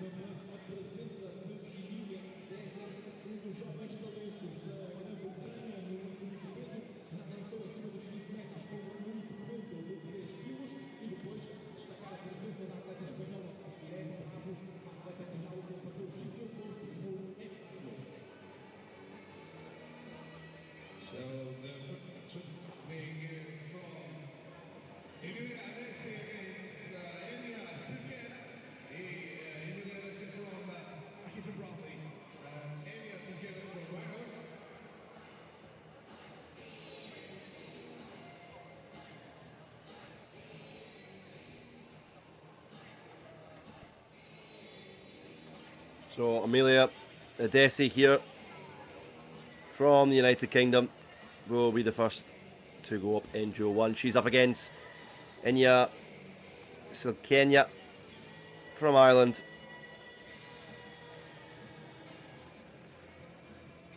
Let's just see how strong this first attempt is. Very strong. Very, very strong. That's really set the marker high.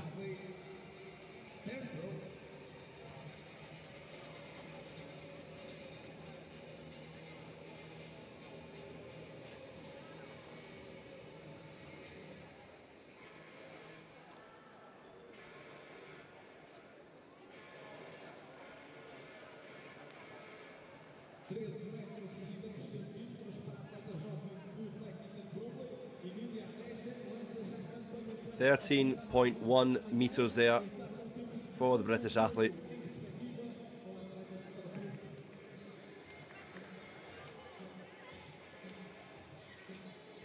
Over 30 meters for the British athlete.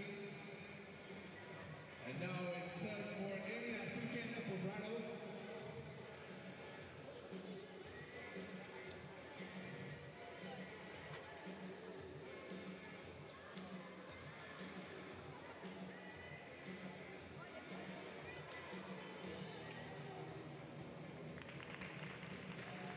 White gloves, but unfortunately not enough. Still above the 11-meter mark, Shirley. Well, let's see if this attempt is good enough to win this duel. It's just short, isn't it?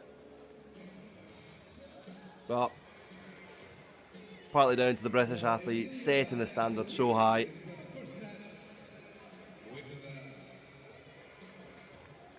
Now, she seems happy enough. 11.57 meters there. But it does mean she will not win this duel.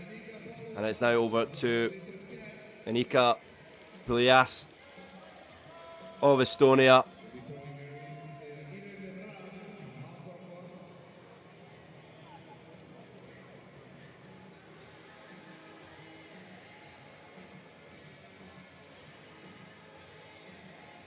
She just didn't seem too comfortable with that attempt there. Kind of lost her balance a little bit. Still looks probably around 10.5 meters. She had to be careful there that she didn't forfeit that attempt. Yeah, 10.87 there for Nika Pulias of Elite. And she's going to be up against Irene Bravo, representing Spain.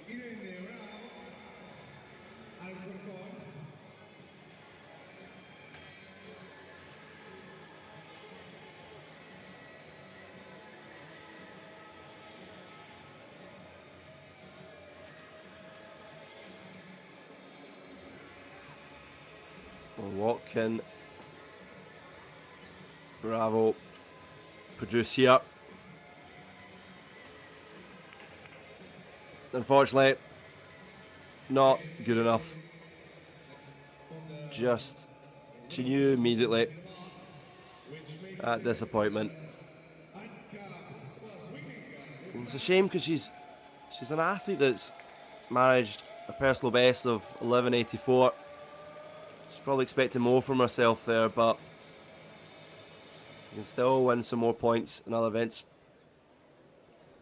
Well, it's got it down as 11.78, but it did not look like 11.78. She's even quite confused herself. I'll get that double check there, but quite some comical reactions we're seeing here on the feed. She's saying, "Did I manage that? I don't think I did."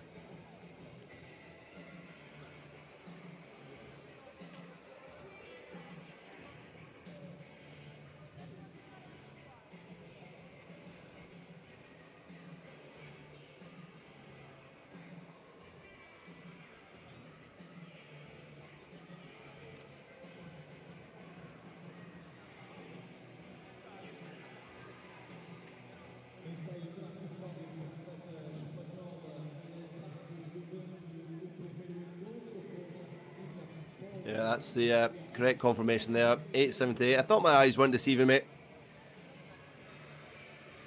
Yeah, she would have taken 11, but she has to be truthful.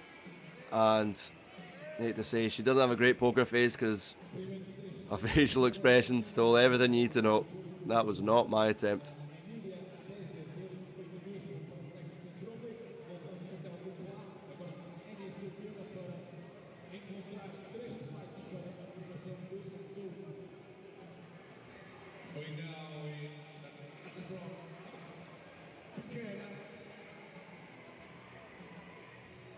Now over to Inya Slakena of Ireland. Strong attempt from her. Looks definitely around the 11-meter mark.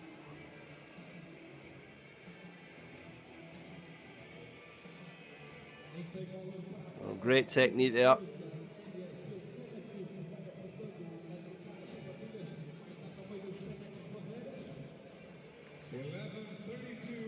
So 11.32 there for Inya Sakena Ratoth. Just looks like she's changing her footwear here. Opting now for her spikes, so we could be seeing her in an event very shortly.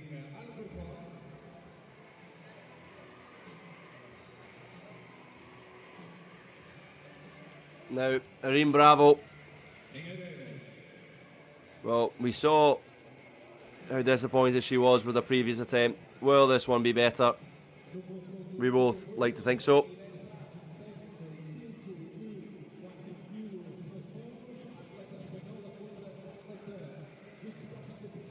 It is better, but still not beyond that 10-meter line.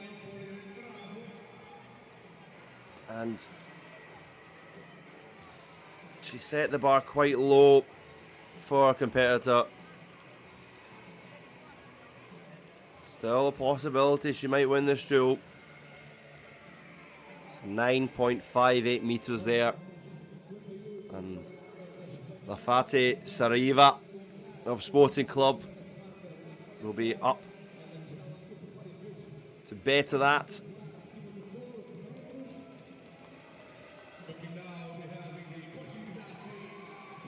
Now, Sariva, personal best of 12.40. She knows herself. She just needs to get beyond that 10-meter line to win this duel. Can she? She can. Wasn't too pleased with that attempt herself, but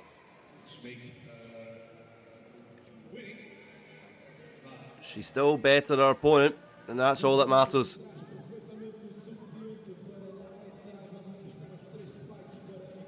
As we wait for confirmation, 10.42 for Sarajevo of Sporting Club, and she will win this duel.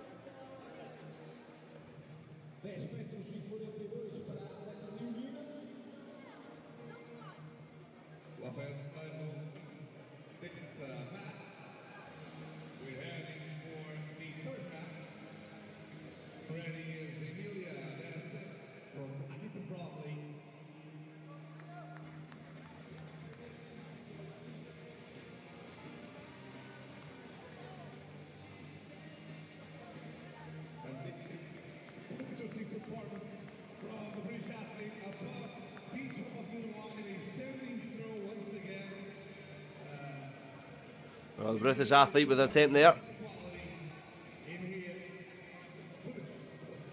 Let's just see how far she got. In duel 3, 12.31. Really, really strong from Amelia Desi there.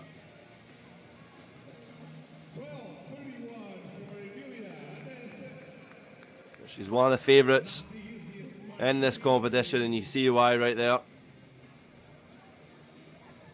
Personal best of 15.7. That's with a 3 kilogram shot put as well.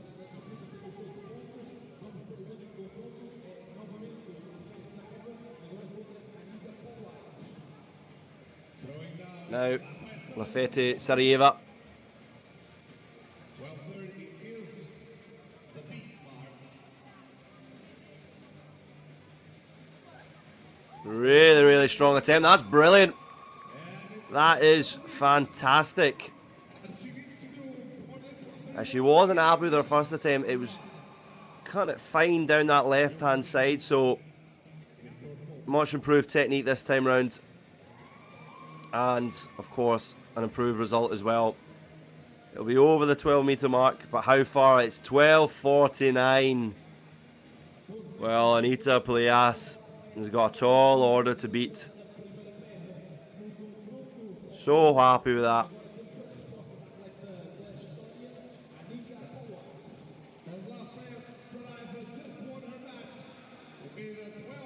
So, Anita Plias, her personal best is 11:22. She'll have to improve that, and she'll have to improve it by some margin if she wants to win this duel. Real question is, can she?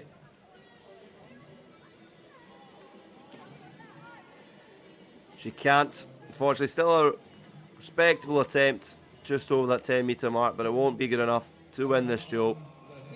And the athlete from Sporting will take it. So really interesting to see how Sarajevo and Adesi compete. Hopefully we will see that matchup at some point. Two really promising young athletes in this event. Sarajevo with the much better one, 12:49.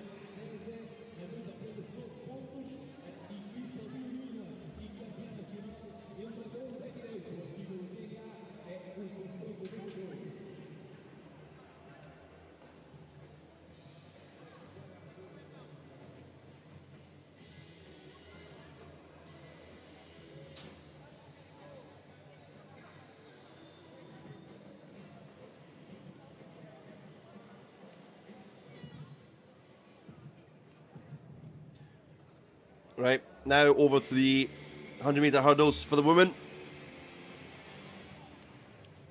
Strong personal best there for Marlene Rittari of Elite with 13:76.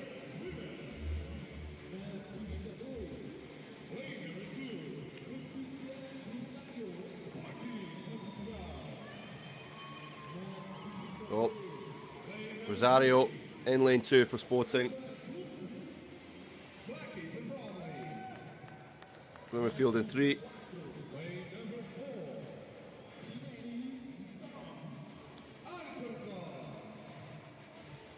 So Rome.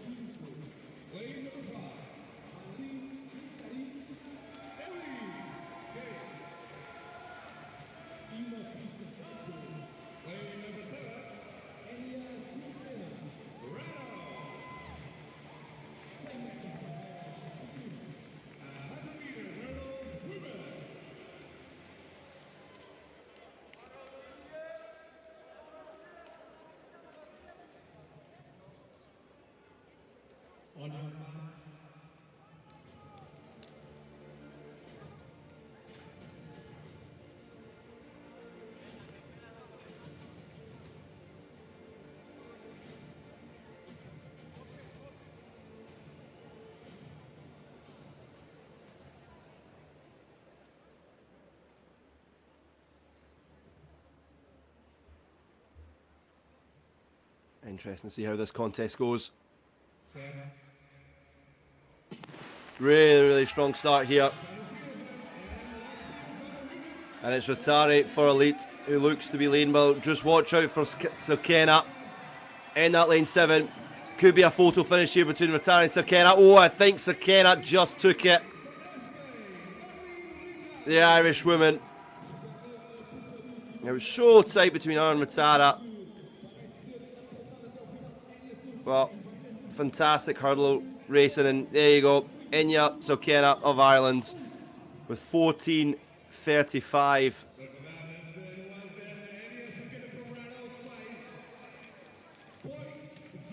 And it's just 0.02 seconds off her personal best. We just saw how close it was, but just look at those two at the front there. Brilliant racing from the Estonian and the Irish woman, but it is the Irish club Ratoath that take the 100-metre hurdles, with Sporting in third there, with Leticia Rosario 15.28, and Alcon in fourth. A bit surprising there with Blackheath and Bromley Harriers in last.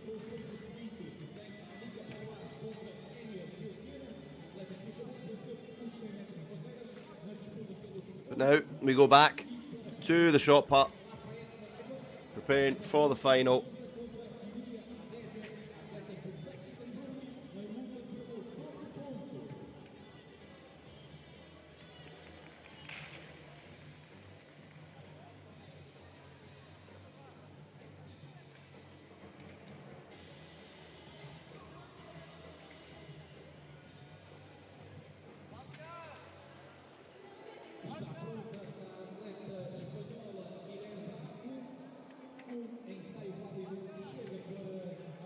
So up first for the 5th place is Irene Bravo of Spanish club Alcorcon. Now we've seen how disappointed she was with her first 2 attempts. Can she prove it now?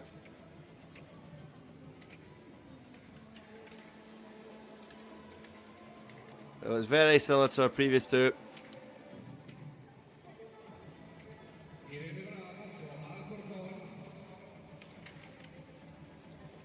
You just see a bit more disappointment there. I mean, she would have taken that 11-metre reading that was incorrect and eventually amended back to around the 8-metre mark. But for this one, 9.1, which is an improvement, so she can be happy with that.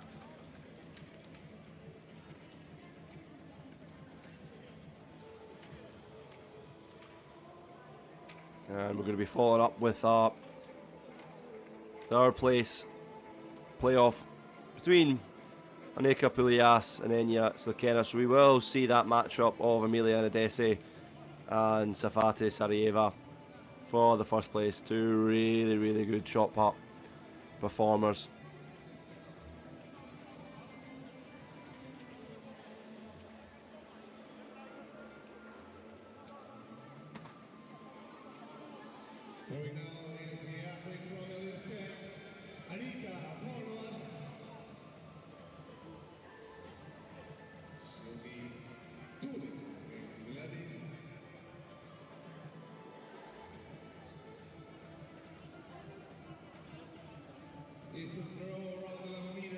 Well, that's a strong first attempt from Anika Pulias.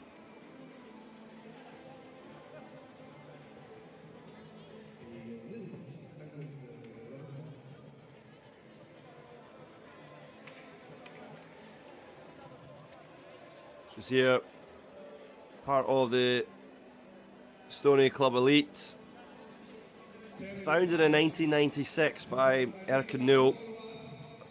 Of course, the Olympic decathlon gold medalist. They're based in Tallinn. About 400 athletes, mainly youth ones, and here's one of them now with Pulias, 10.85 metres. She'll be proud of that one.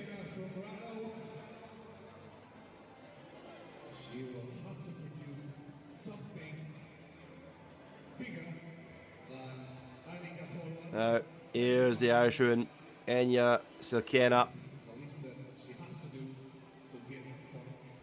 Voted Development Club of the Year in Ireland in 2023. Small club with a big impact. Can they make an impact here? Oh, that will be close. I do think the Estonian may have just taken 3rd place here, but we will check.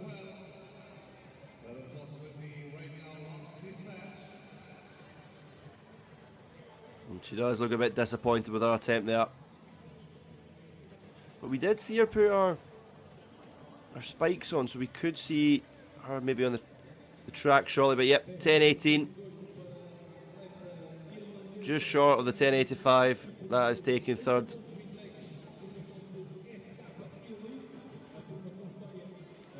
And here's the matchup we've been waiting for.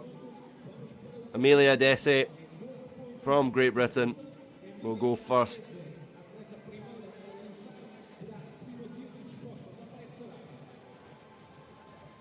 Going now, we have the athlete from Black and Broadway, Emilia Desi.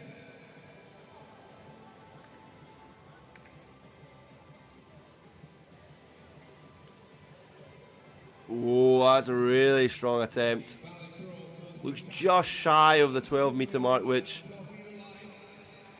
well, I say it's disappointing, but it's just because of the level of competition that we've had so far in this shot put.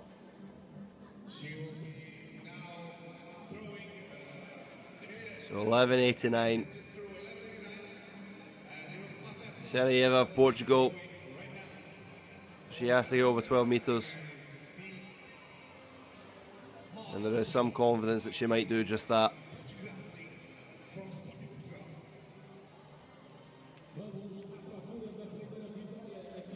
Well, let's see.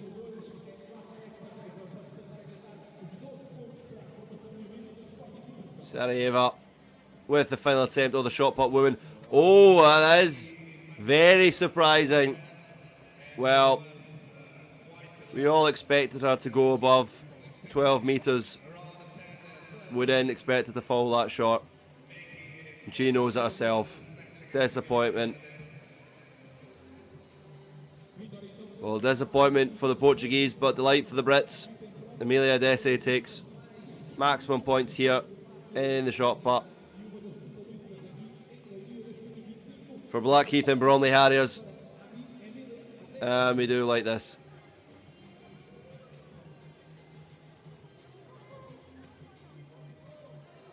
Just waiting there for someone to take the photo, I'm guessing.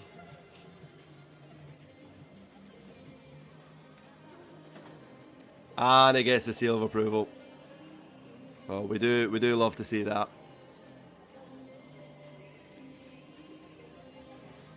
But Blackheath and Bromley Harriers with the win, with the maximum points in the shot put.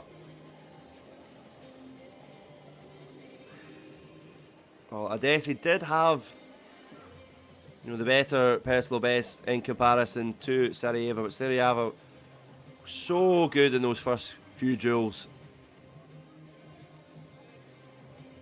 Just disappointment that it wasn't slightly closer. But nevertheless, we're now gearing up for the 110-meter hurdles.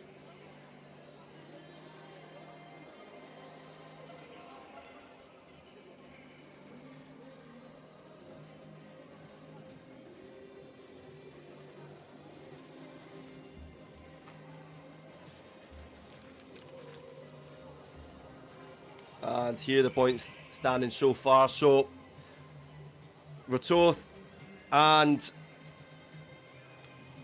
Blackheath Harriers both level on 28 points, with Sporting Club ever so slightly behind them in third with 26 and Elite with 24. How big will those gaps be by the time the hunt rolls round remains to be seen.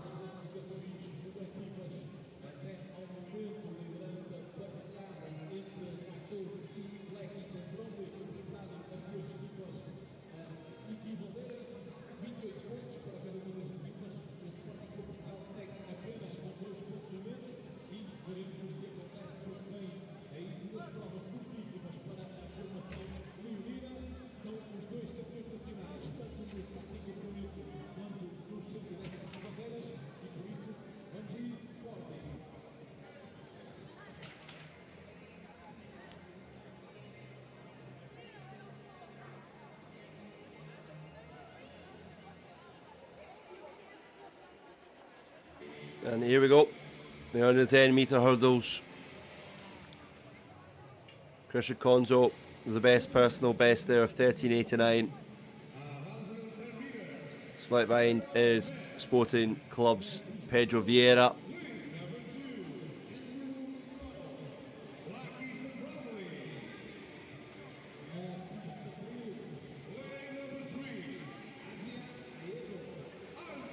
Adrian Edo there of Spania. Estonians Tristan Konzo in lane 4. Ethan Dewhurst in lane 6. And Pedro Vieira, one of the fastest out there.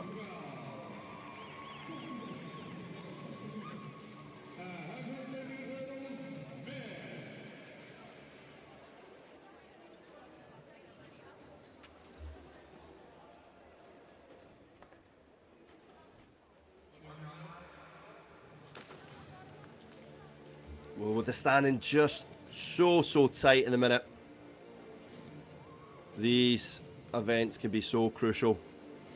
We saw in match 1 how big that advantage can play with Skoda Plzeň taking the hunt.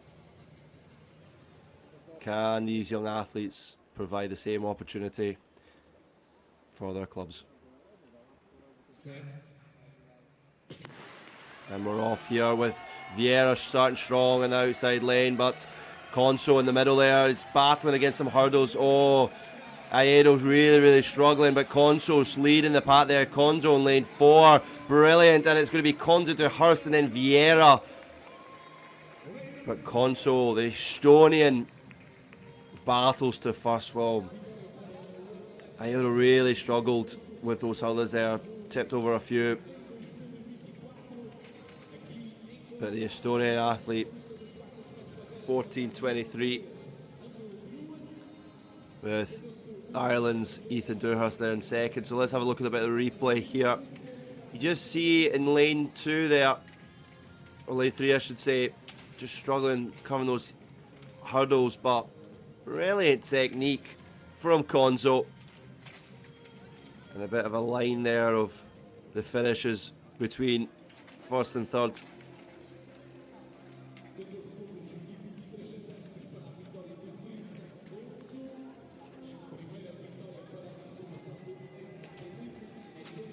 Now over to the long jump. Another set of jewels are waiting for us. And some really impressive times. Distances here. Marcus Lara was 7.53 personal best.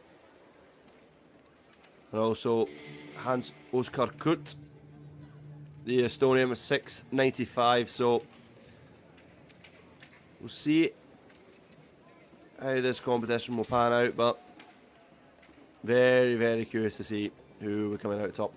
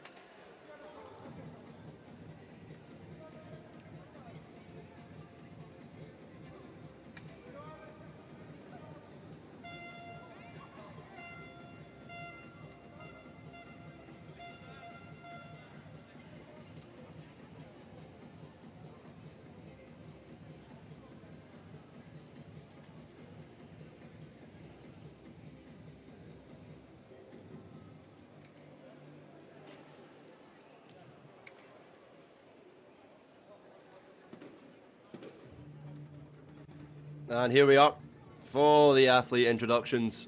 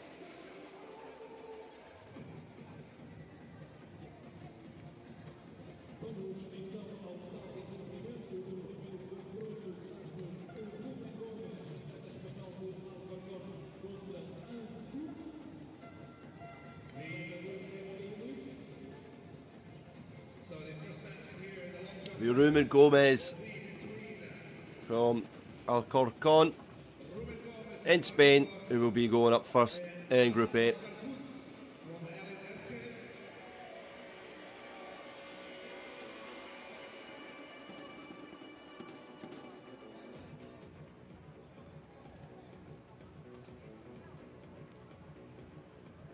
Now he's got a personal best of 6:82.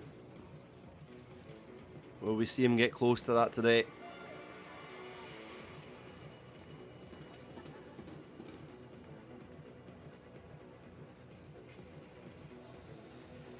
Everything is already ready for Ruben Gomez. The entry from the team at Alcorcon.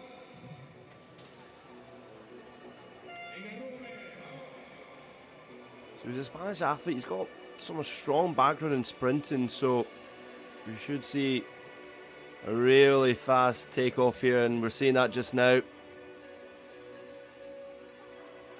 So that just looks just below the 6 meter mark there, maybe about 5.6, 5.8. I'm going to assume.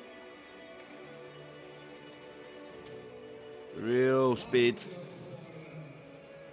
Just didn't get the height and distance he wanted.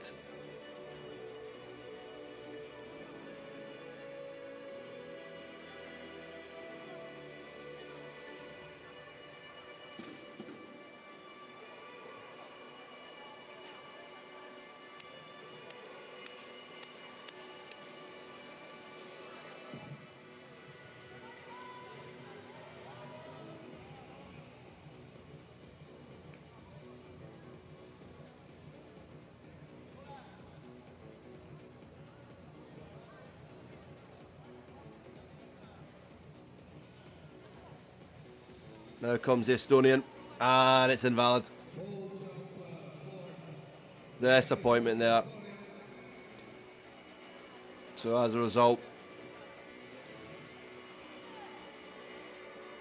we will see the Spaniard take this round, take this head-to-head.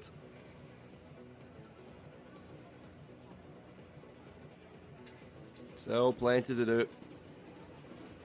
But disappointing start for Hans Oskar Kut.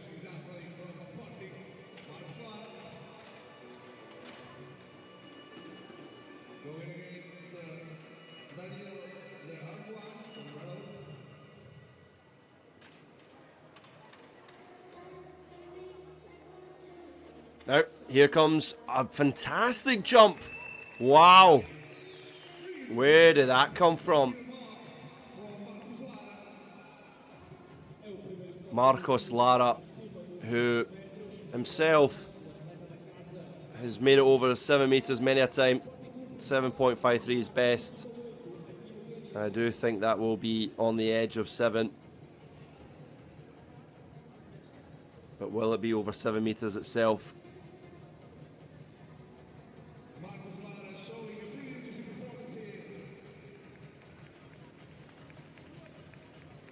Only popped up for a second there.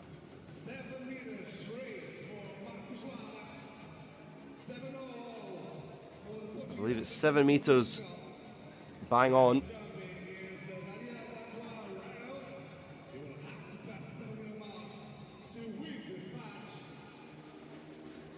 Yeah, the incorrect graphic there, but it was 7 meters bang on. And here come the Irish, and well, that's not going to be beyond 7 meters.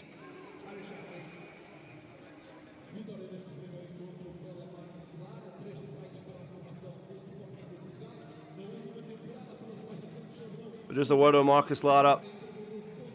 He's member of Sporting's under-20 team. He won gold at the under-20 nationals in 2025. He's also part of the 4x100 meter relay team that set a national record of 40.90. So he's both strong in both individual and relay events.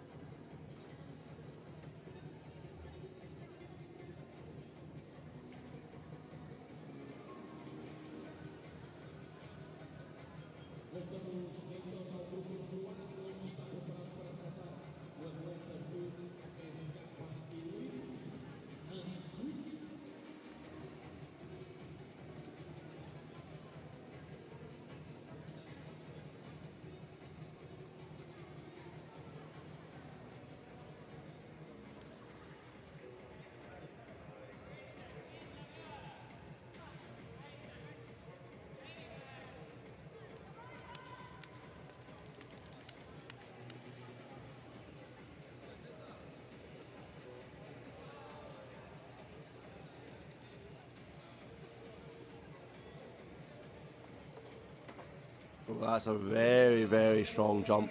Will it count? It will.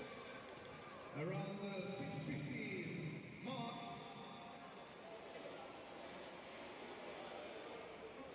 Well, there was disappointment for the Estonian for his first attempt. That was invalid. This one counts, and this one's impressive. And Oskar Kut.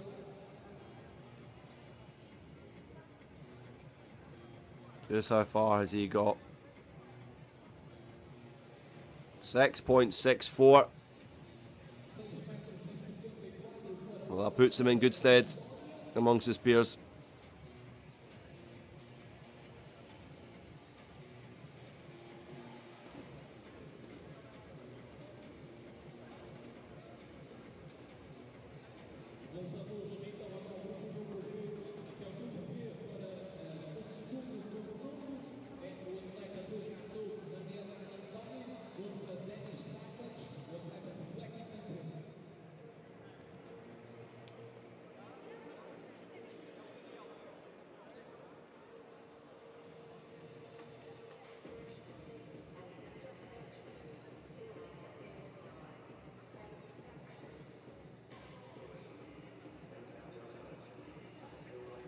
Over to Daniel de Antolin of Ireland. Slow run up there that ultimately just resulted in a inferior jump to what we've seen so far today. Just didn't look that confident there, and even by the movement of the legs.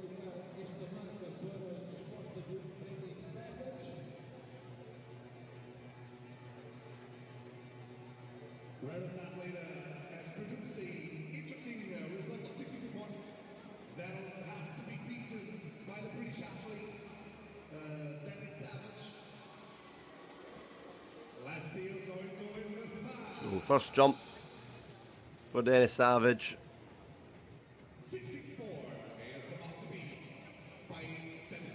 So 5:01 is the time, is the distance to beat rather. Can Dennis do it? He can. And it looks we're halfway through that 5 meter mark. It's probably 5.5. You know, a lot of momentum in that run up there. Just not the height. So he'll win this duel, but he'll need to improve upon that if he wants to take more points for Blackheath and Bromley Harriers. Right now, jumping with the Portuguese athlete, best mark so far from Sporting Portugal, Marcos Lara. Now back to Marcos Lara. And yeah, confirmation there, 5.78 for Dennis Savage, who wins that duel. We'll be seeing Marcos Lara yet.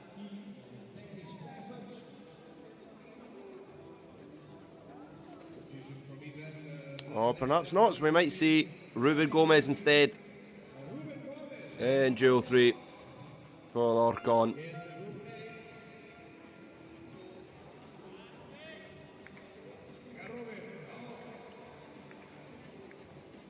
Personal best of 6.82. Can he get close to that?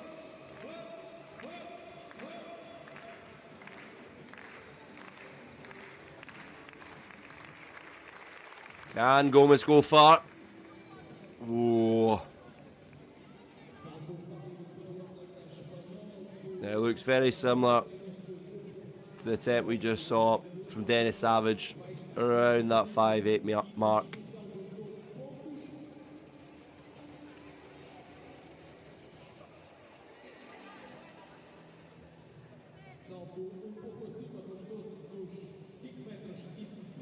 So how far did he go?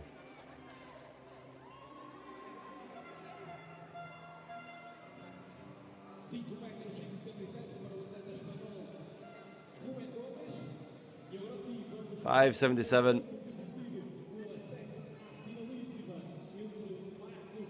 So we could see Ruben Gomez in that 5th place playoff spot.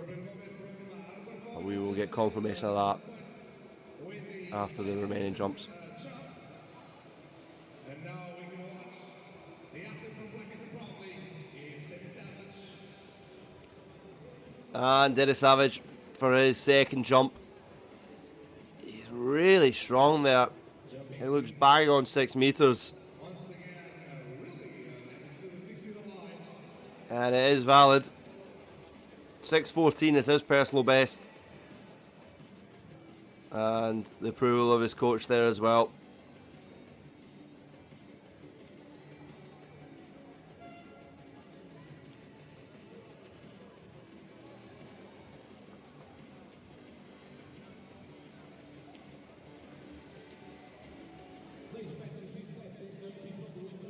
Well, we saw a leg shoot technique there.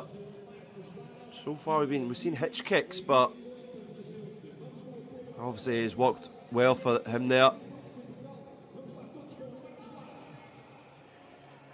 And 6:07 for Dennis Savage. So Marcos Lara, who himself is so impressive, he will have to get over that if he wants to win this duel.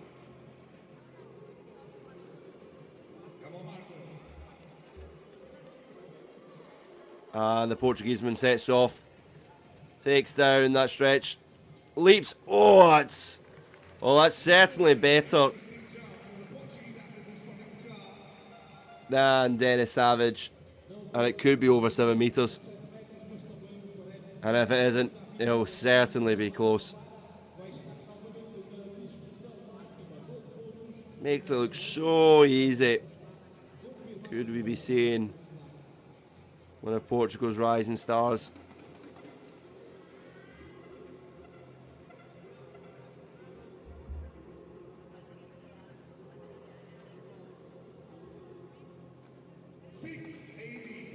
.683 for Marcos Lara there. It wasn't quite 7 meters, but as I say, it was close, and he does win duel 3.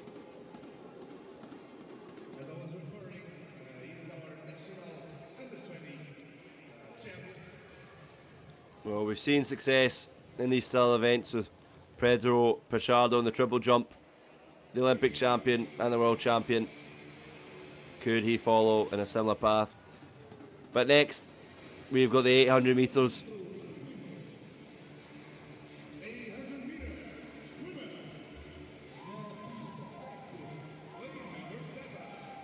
Stanley for Blackheath in lane 7.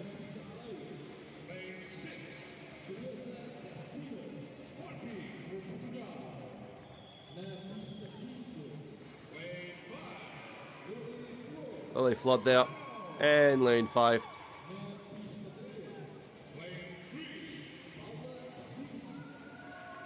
And Paula Palin of Estonia. And Palacios of Spain in lane 2.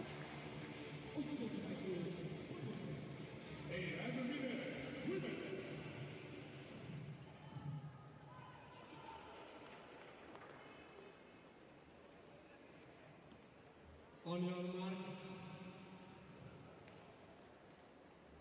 And we're off here.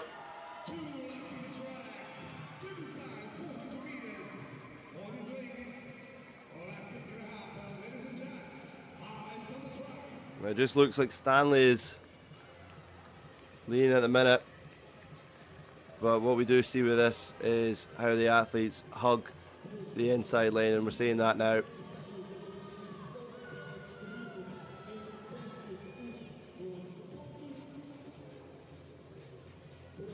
Lily Flood there leading the pack. Just needs to be conscious of her shoulder.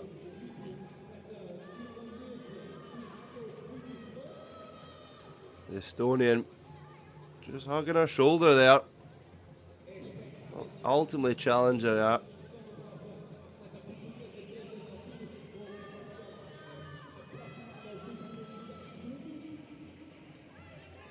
But still, it's Flood who's leading the pack here as they just about to complete their first lap. of the 800 metres.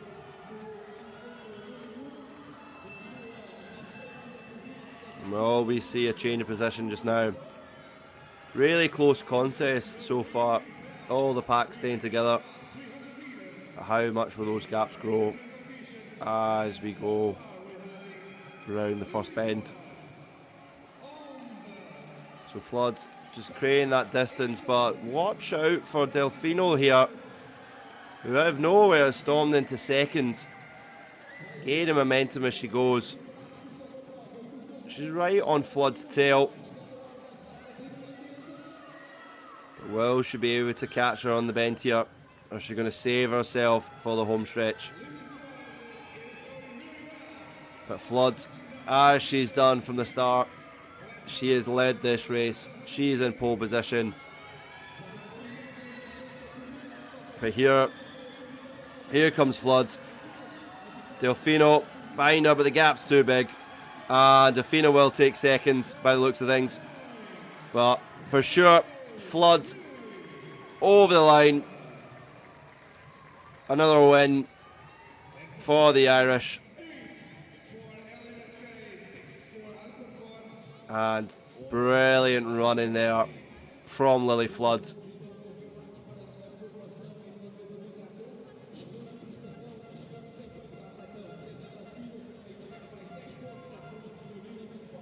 Well, not far off a personal best, just 6-second shots of it. But good running from Lily Flood there, who takes maximum points. And Teresa Delfino of Sporting, who, as you can see here from the first lap, she just bided her time, was waiting at the back, and then out of nowhere burst through. But she just could not catch Flood, who create that distance further and further away. Really, really good running from the Irish woman. Lily Flood with it. Respectable 2:19.24 there. Teresa Delfino in second place with 2:22.35. And the Estonians Paolo Palin 2:23.23. So the distance not too far between these athletes. But it is maximum points for the Irish.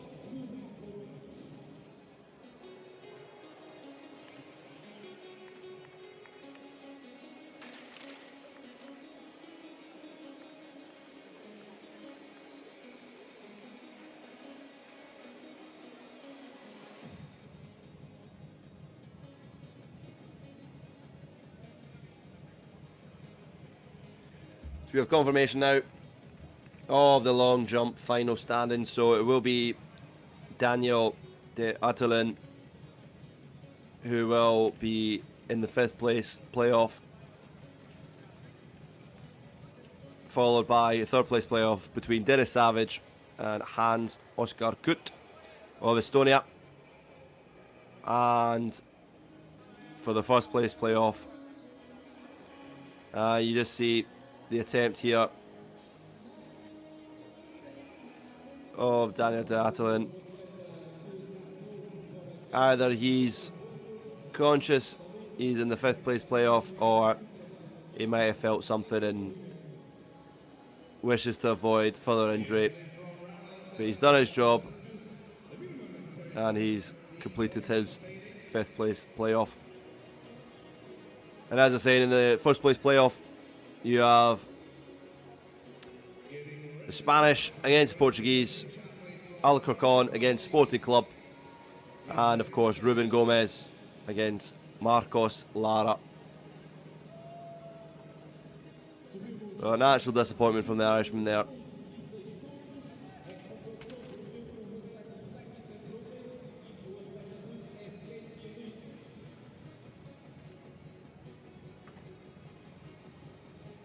Nice to see some people down supporting youth athletics.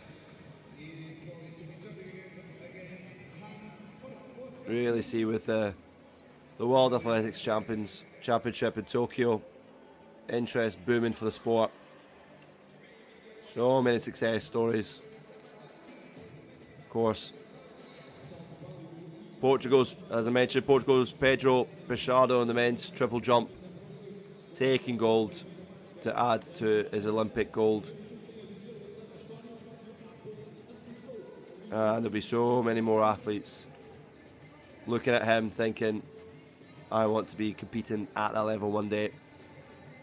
And some of these athletes might be just that. So, Dennis Savage, I believe we might have just missed Dennis Savage's effort, but he did take 5.97. So he's up against Oscar Kut, who has to beat 5.97 to take third place and points. What a brilliant jump. Now his hands just at the end there may have cost him that distance ever so slightly, but the technique, the distance, the speeds was absolutely brilliant. Another athlete with the leg shoot technique, which has proven very, very beneficial. And I don't know if that hand just at the end, we'll see it again now. You see his hand just placement could have just cost him that 6 meter barrier. Could be close to the 5.8 meter mark that he has to beat. But we'll see in just a moment.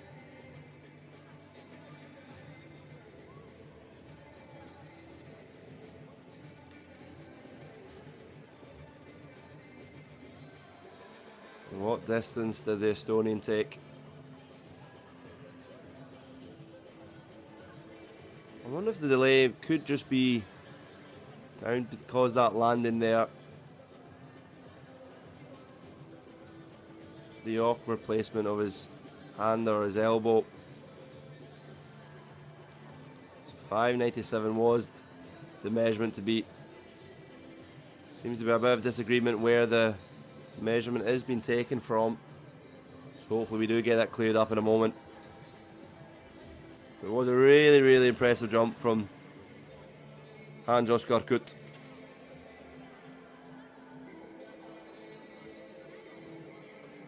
.659, so he does take third place with a really, really, really strong jump.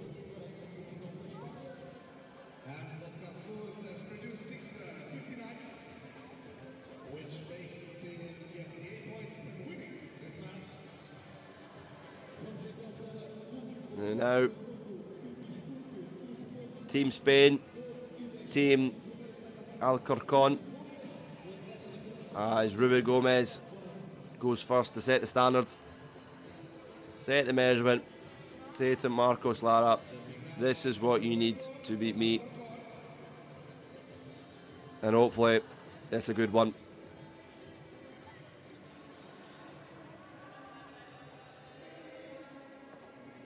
Oh,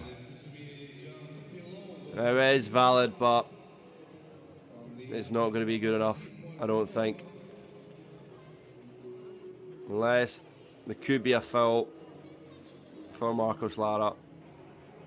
I do see him potentially beating this. And the run-up was good. The jump was valid. But the distance just wasn't long enough for him. And you're probably looking like a 5 meter measurement here.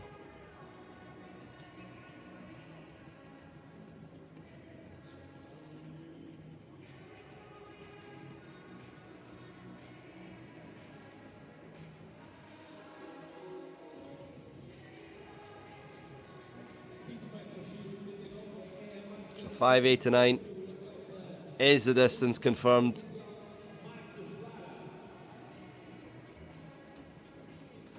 Marcos Lara knows that. Now can he beat it?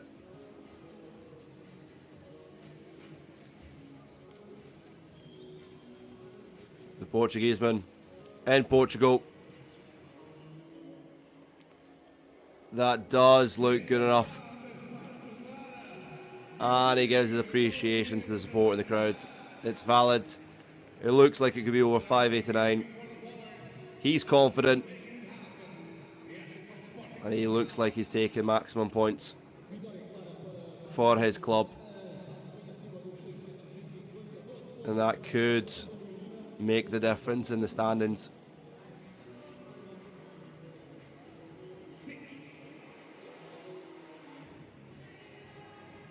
665. Really, really strong.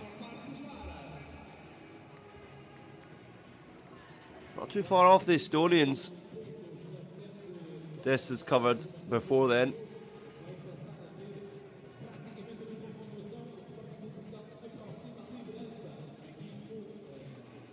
So yep. Now we're over to the 400 metre hurdles. Looks like it could be a little of a debut for Philippe Marquez. 12 points for Sporting Portugal in this men's long jump. You already see the next competition happening.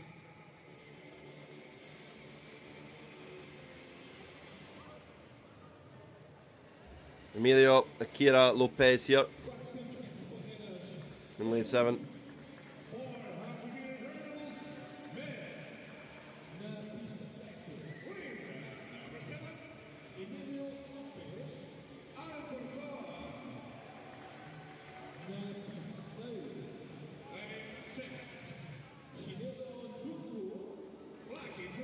Booming of confidence from Shinedu Intua.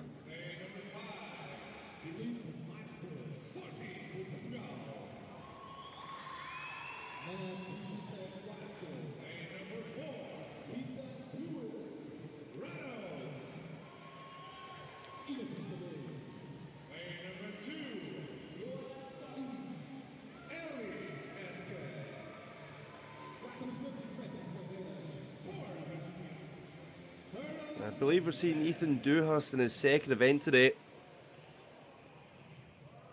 So how well will he perform?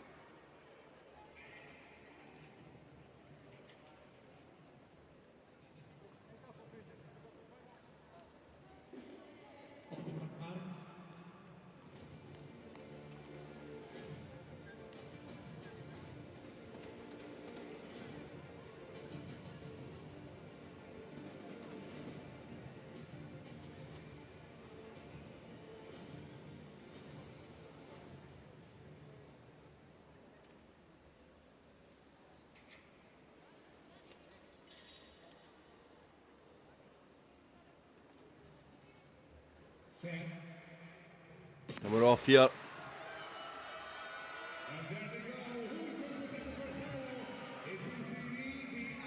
Well, Enrique Lopez was leading there, but Ndukuwu seems to just broken ground. Clip the hurdle there. But it seems Dewhurst is leading this at the minute. And he's leading it by some margin. Dewhurst, incredible technique, but not rule out the Estonian.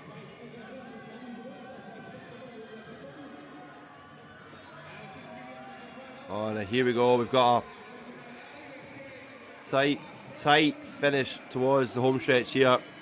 Dewhurst is still leading it, and he will win it. Dewhurst for Ireland, followed by Turum of Estonia, with Marquez in third there. And we love a celebration to match.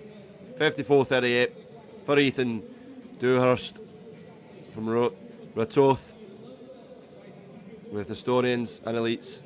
Johan Martin Turum in that second place. And just trailing behind was Philippe Marquez. So let's have a look at the replays now. Well, Dewhurst had some ground to make up, especially with Turum. And you can see here, Turum was just lagging that behind, but on that final bend, he just made that ground up. It just wasn't enough to take the win, but nevertheless, it was a really, really respectable performance. And Marquez of Portugal, of Sporting Club de Portugal, crossing there. So Aidan Dewhurst takes even more points for Toth here, and Elite and Estonian Storim with second.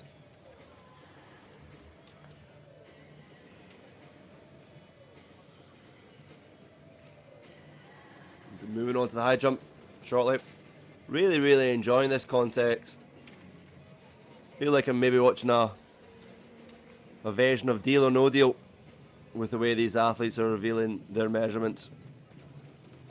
And remember, each athlete will set their own measurement,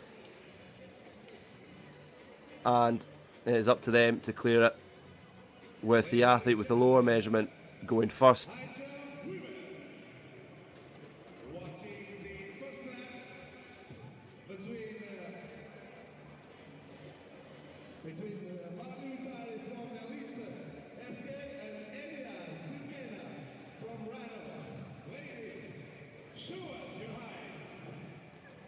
So 165 and 140, so those are some really strong heights to start with. We saw 165 be cleared by Adela Skidova before.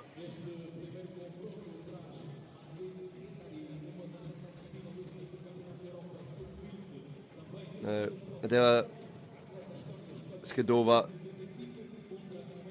went for 163 in her final, but failed to clear. Can Marlene Rattari clear 140? She does have a personal best of 177. She'd like to think she would get through here. And here goes Rattari, and with ease. Really professional performance there.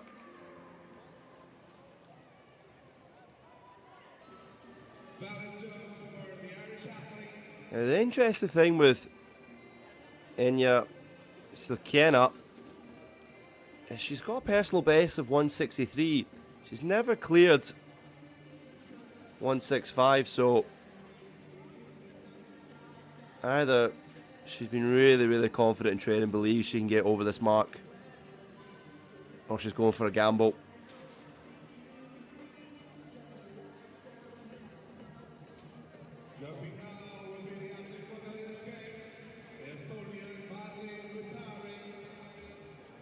Do beg your pardon, it's Enya Silkena there first, and now we're over to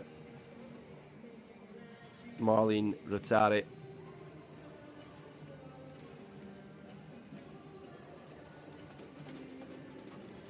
Enya Silkena, her PB is 163. That's why it was quite surprising. Whereas Estonia's Marlene Rattari here, her personal best is 177. So there is confidence she will clear 165 here. Can she? She can. 165, so she wins this duel.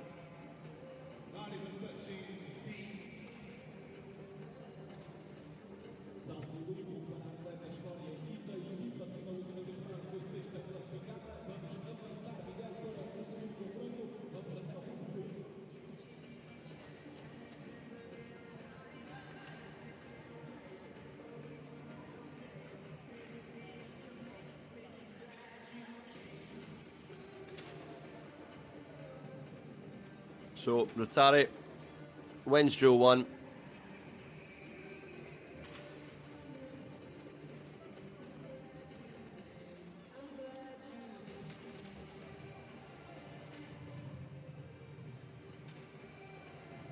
Yeah, confirmation there.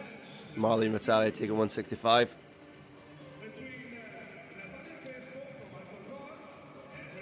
So Natalia Crespo up against Mariana Miranda. And they've both went for 155, so this will be very interesting if they both match it. Natalia Crespo, her personal best is 165 compared to Mariana Miranda's PB of 168. They both went for 155 here.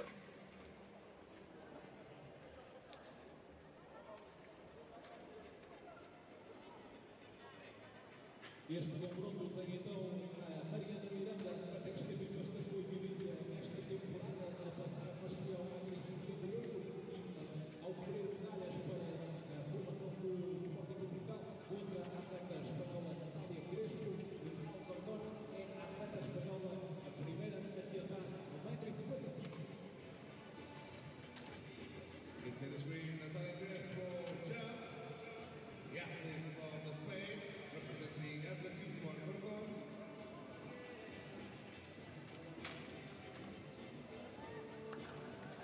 And it's the Spaniard who goes first. And she fails to clear it. Just her feet there on the dismount, just clattering off the bar.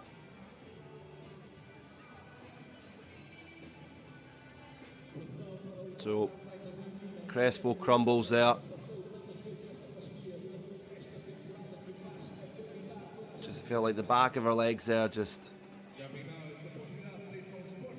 wasn't working with her. So now over to Mariana Miranda to clear the same height of 155. So if she clears this, she will definitely win the joke. And she does. It's a bit risky there, to be fair.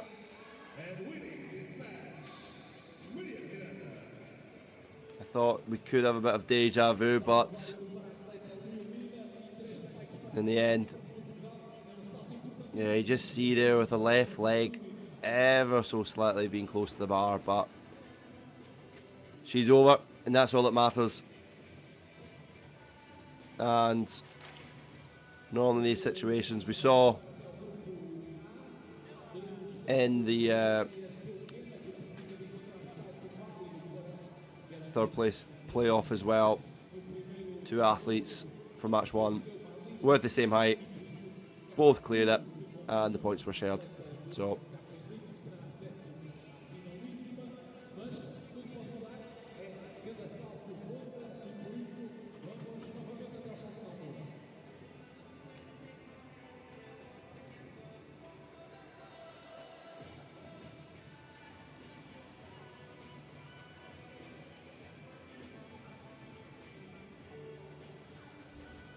now over to Enya Sakena.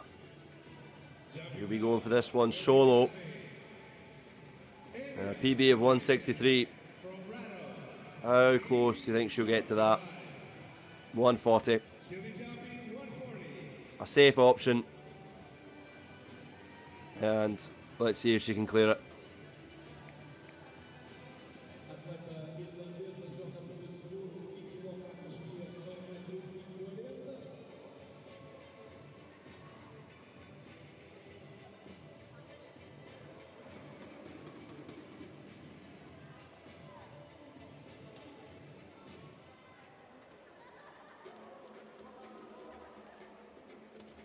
Well, here comes Sakena for 140 and brilliantly clears it. She might have to be thinking to herself, why did I not go for high? Why did I not go for 150, 155? But still, there'll be an element of satisfaction that she went over 140 with ease.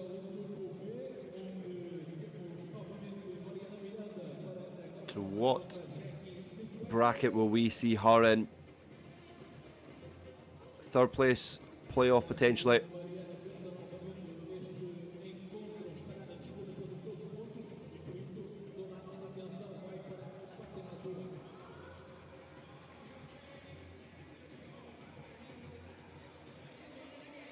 As always, if you've missed any of the action today and you're looking for the key highlights, do go over to @DynamicNewAthletics on Instagram and TikTok. Our brilliant social team has been putting those clips out throughout the day. So make sure you drop a follow as we bring action the rest of the day and of course the finals tomorrow.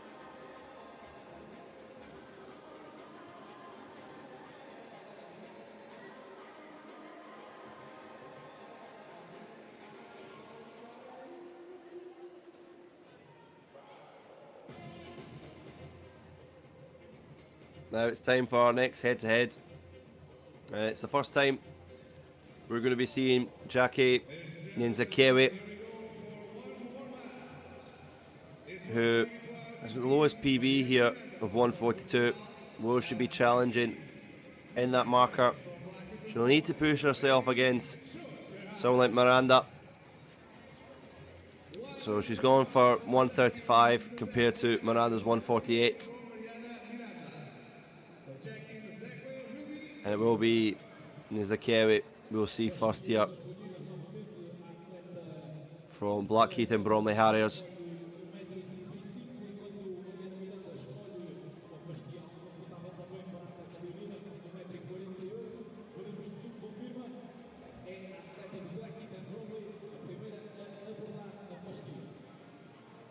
And off she goes and clears it.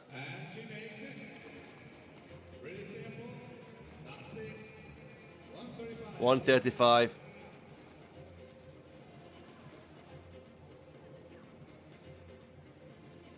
Well, she didn't fancy a new PB today, but there's still plenty of time. We haven't seen any personal best yet today, but of course these athletes will perhaps save themselves ever so slightly for tomorrow's semi-finals and final.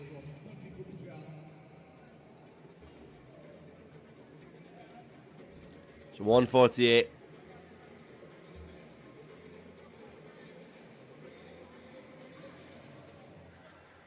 Can Mariana Miranda, the Portuguese woman,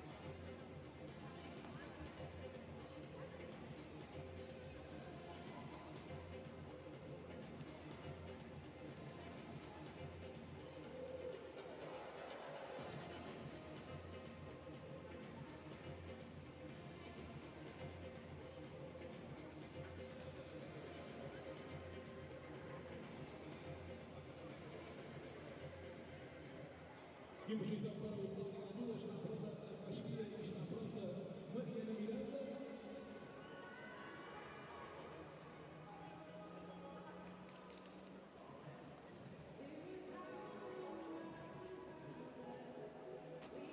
short delay here. Probably will see Miranda with her attempt. In these kind of moments when things are delayed, it's just so important to deep breaths, keep calm, focus on yourself. No, she's got to focus on is clearing 148 here, and she does it. Well, we've seen her much higher. 168 is her best, not just today, but her personal best.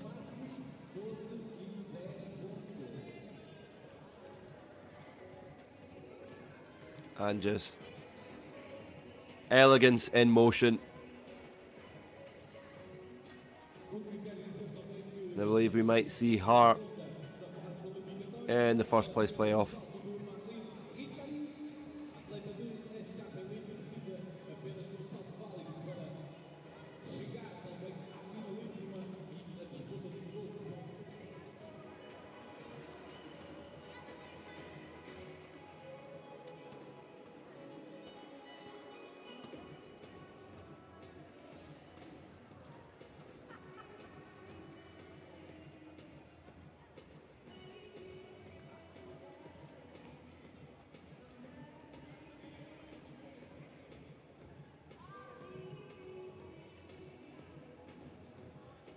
And jumping now, we'll be having Martin Rotari from Leiria. Please, show us your high. Well, Marlene Rotari going for another 160 here. Depois de já ter saltado 1,65 no dia de hoje, Marlene Rotari escolheu 1,60 m. A especialista também do salto em altura, com recorde pessoal de 1,77 m. She went for 165 before. She'd like to think 160 will be cleared with ease as she sets off big strides, big height, and a big clearance. And there she goes, 160. Points up there. Jump as well. Oh, she's feeling something in her hair there. Not sure quite the reason for that. But I do know that is a fantastic clearance. I think it's her hair might be caught in her bib in the back. But nevertheless, even with a small disadvantage like that, she still manages to clear 160.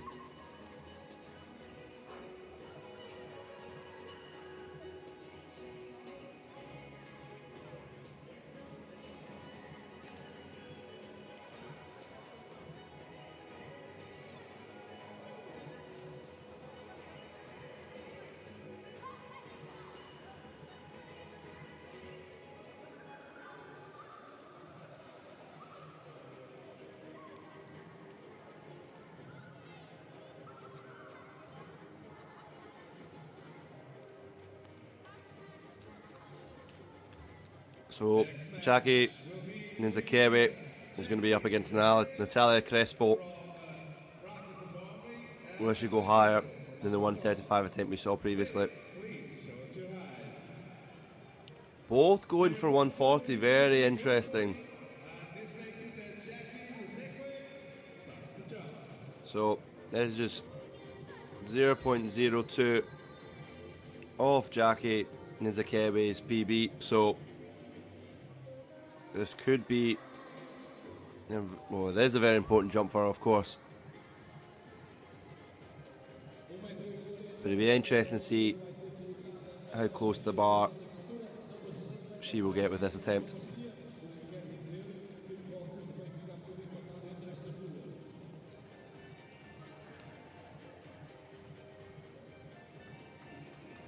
Ninzakewi, the British athlete, and she just struggles. Well, it was very, very close to her personal best, and you just had that little thought that she might struggle with this one. Valiant effort, but it was just the top of her back there. Disappointment for the Brit. But it's now over to Natalia Crespo, who's already cleared a higher distance than this. You imagine she'll clear this, and she does. So Crespo victorious in this duel, but still confidence from Jackie Ninzakewi for going higher, because she had to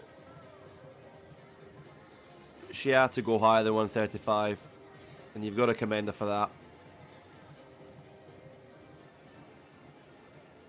Now we move over to the 100-meter final for the women.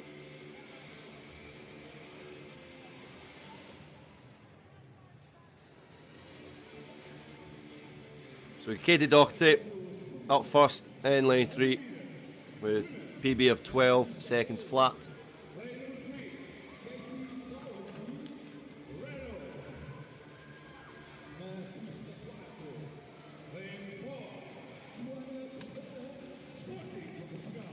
Joanna Pestana, Nikita.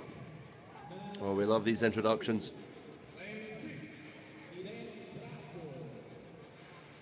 Well, Bravo, we did see Bravo in the shot put. Curious to see how she is here. And the Estonian Ellen Ingrid Adamaso.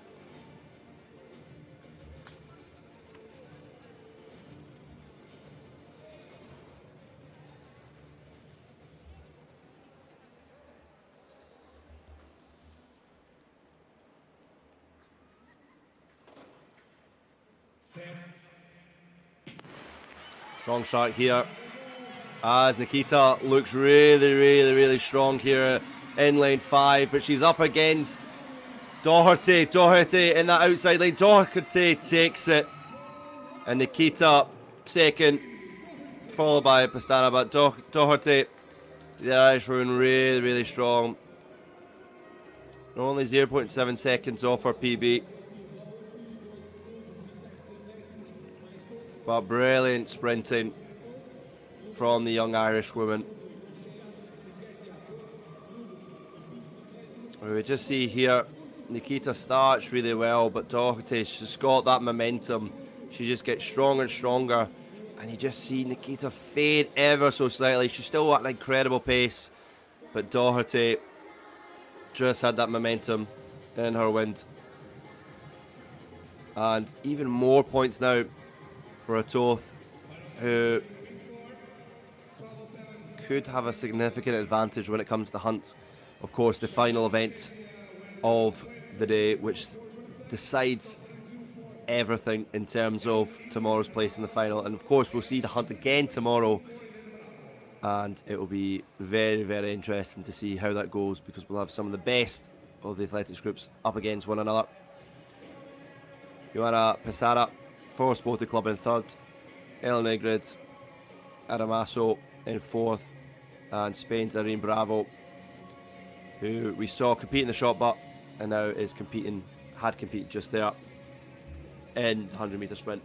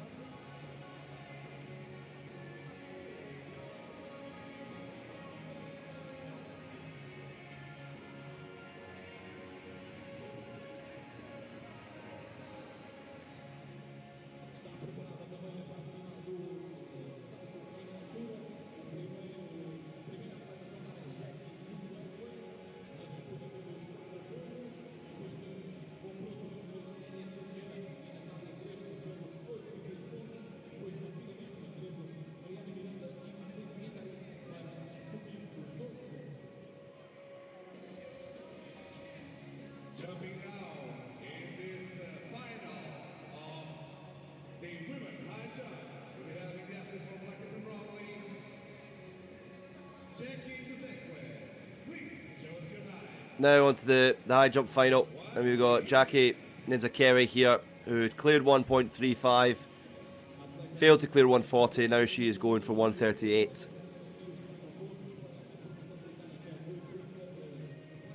So this is for the 5th place standings.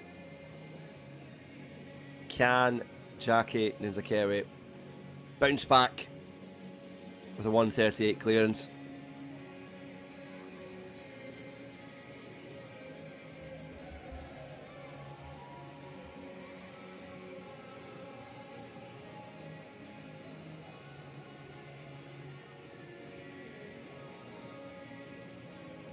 Now here comes Ninzakeri. Oh, just so disappointing. I thought the momentum she had was good. The height was good. It was just that leg on the way down. Let's have a look at it again. So she takes off ever so slightly. It's just the back of her legs at the top, at the glutes,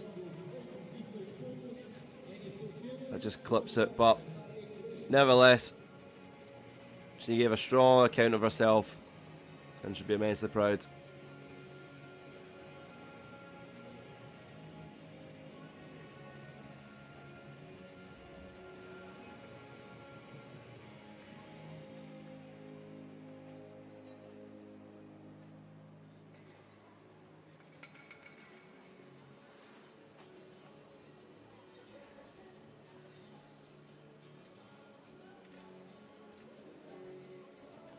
Soon enough, we'll be presenting the Javelin throw man.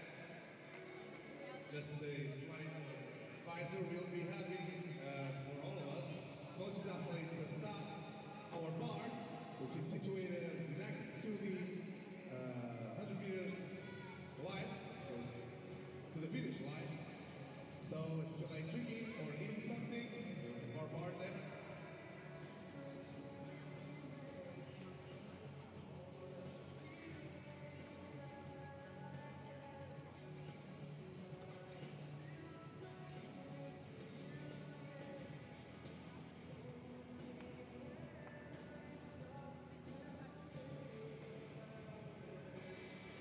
Now over to the third place playoff, and we've got Inya Sakena of Ireland up again, Natalia Crespo. Game face from Crespo.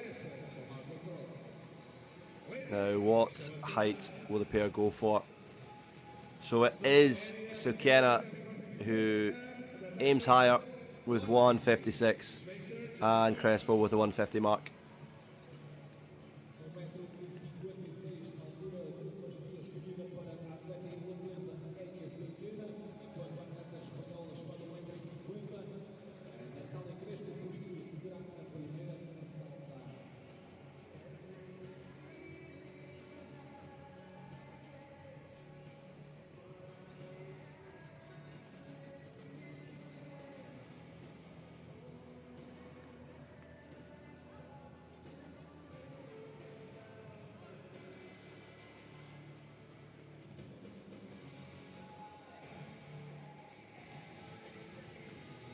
So Crespo first with 150.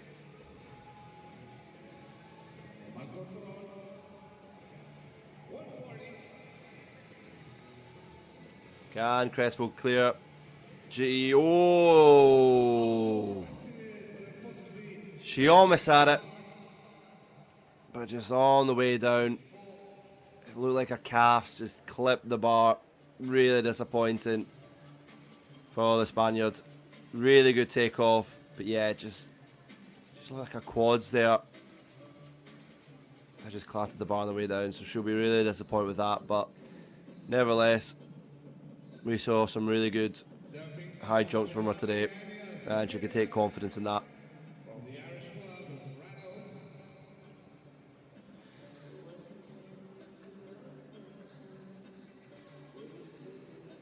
Now, Ratoth's Inya Silkena. 163 is her PB. And she clears 156, and she's delighted about that. Really, really, really pleased. And you see the embrace there with her coach.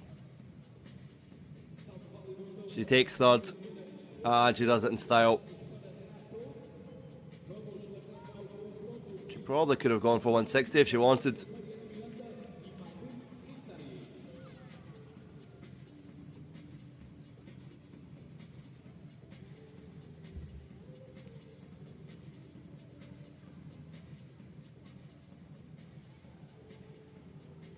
Now, it's Portugal against Estonia.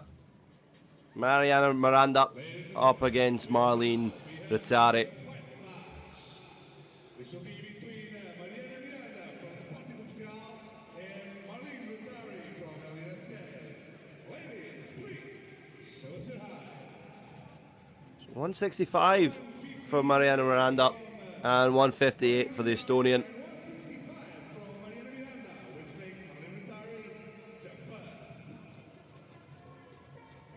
So Rittari due to go first with 158. 165 is a really bold height to go for, especially when first place is on the line.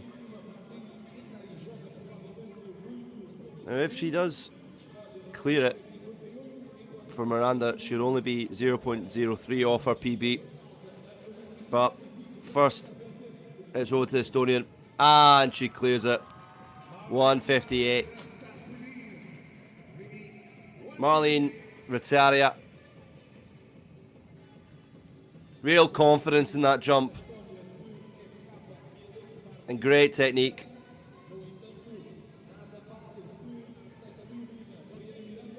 Hopefully no issues with the hair that time. We saw in a previous attempt that I think it might have got caught in the pin on the back of her bib.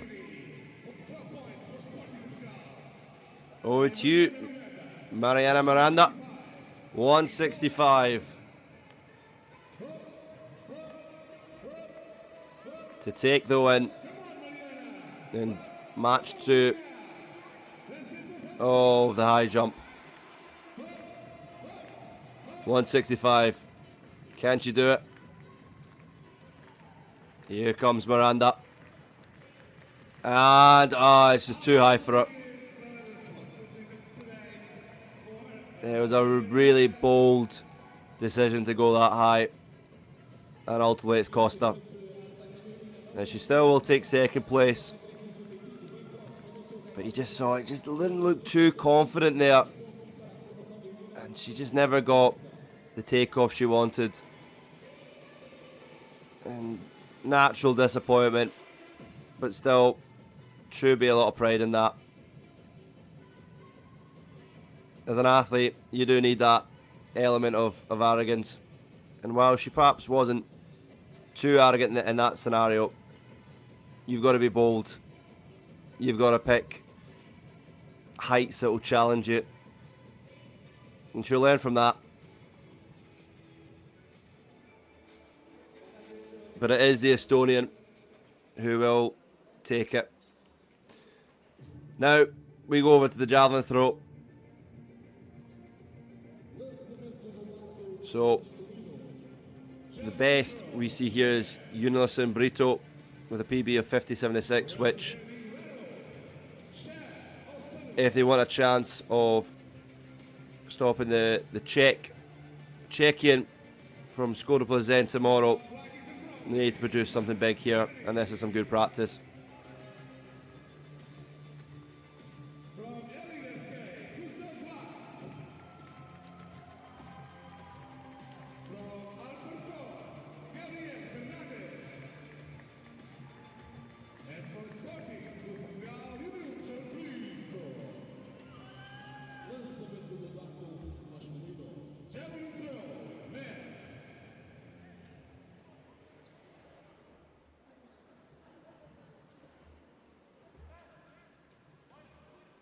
Two more events to go before the hunt. Of course, the javelin throw, which is our final field action of this evening.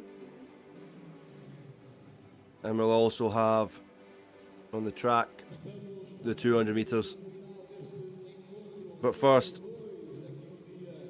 we're going to see Max Kennedy of Great Britain.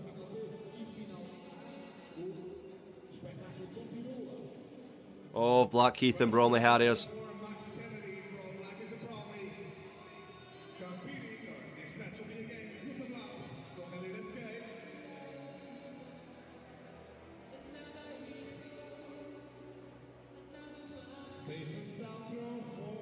So it's probably about 45 metres, I would assume. Got a PB of 49.79. A solid first attempt from him. Gustav Lamp will be his competitor, who doesn't have a PB listed, so we will see. His first personal best will be his first throw.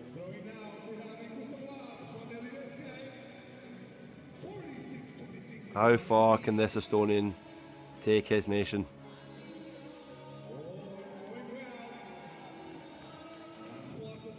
Probably around 42 metres he can.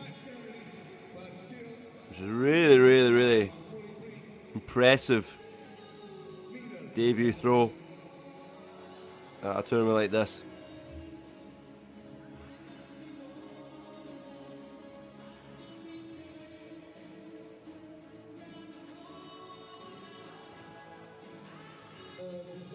So it's just short, it's 43.49, but still could be really satisfied with that.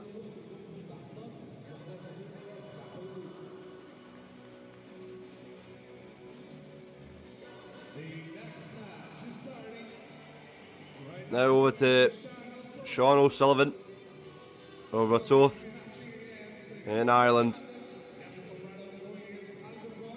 His best he's managed in previous tournaments is 34.66. Will he go beyond that today? Oh, maybe with this throw.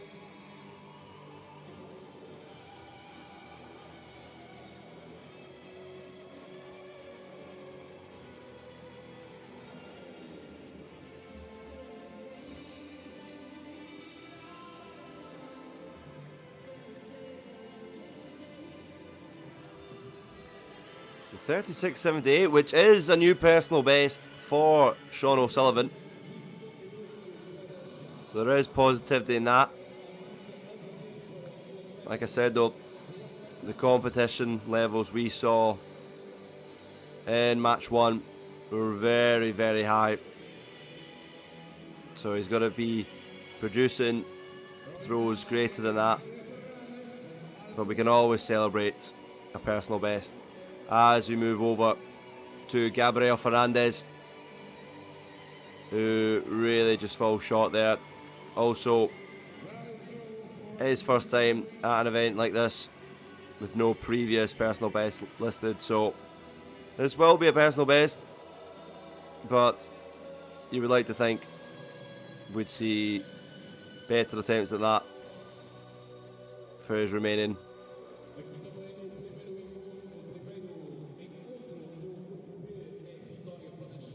So 20.46, which does bring a smile to his face, and as it should. Makes the win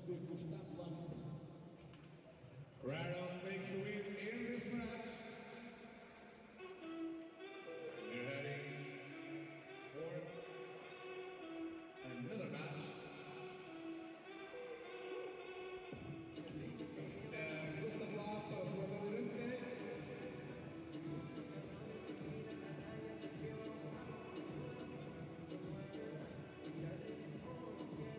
So Gustav Lamp now, who has just improved on his personal best.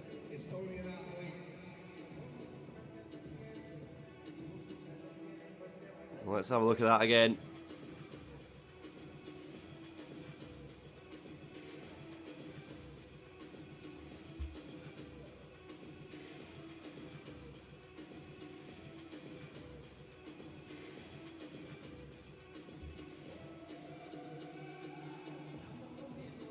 So 40.54, so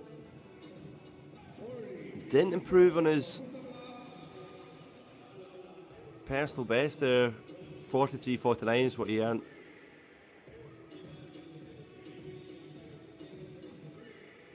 And over to black. Max Kennedy. Oh, Blackheath and Bromley Harriers. Just waiting patiently for his moment to return.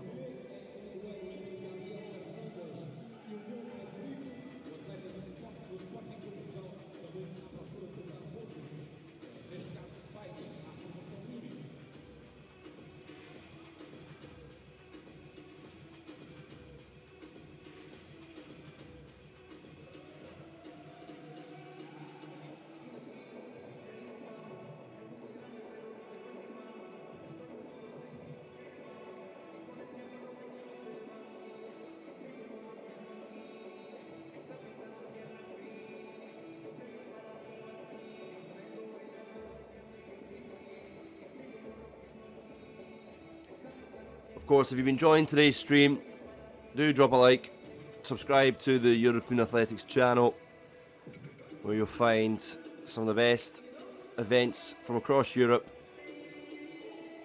bringing you highlights, replays, montages and more.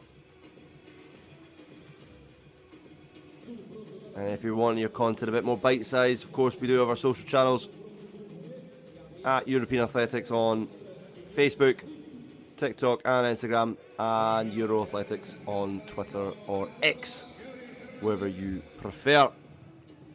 Now, over to Gabriel Fernandez.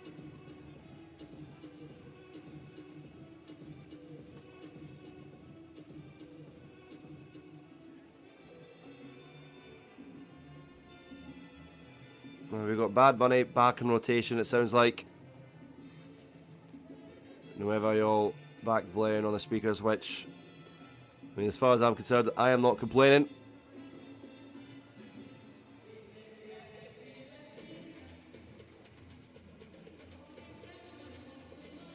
For any of our Spanish-speaking watchers, you'll be able to translate.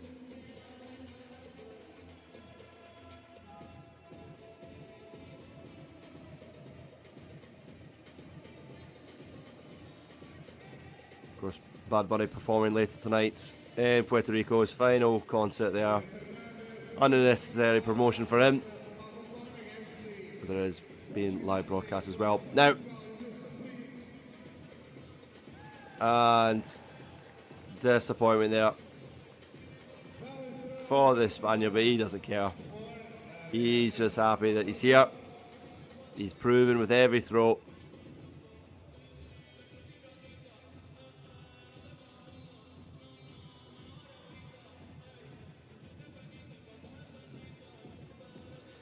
And that's the thing with events like this.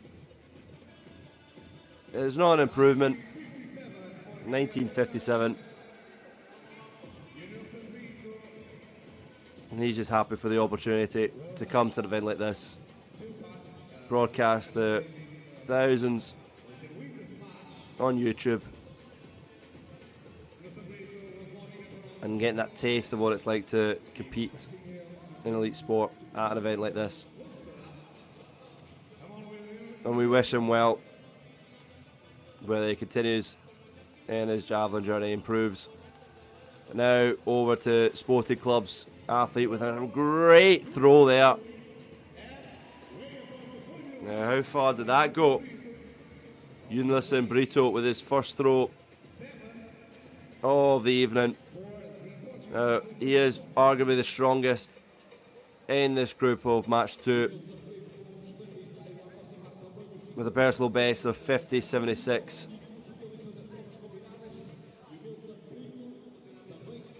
And with confidence, he has beaten Fernandez in this duel.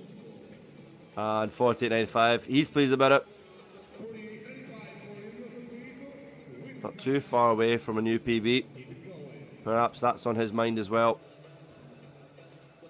Yep, the hat has to come off before the t-shirt.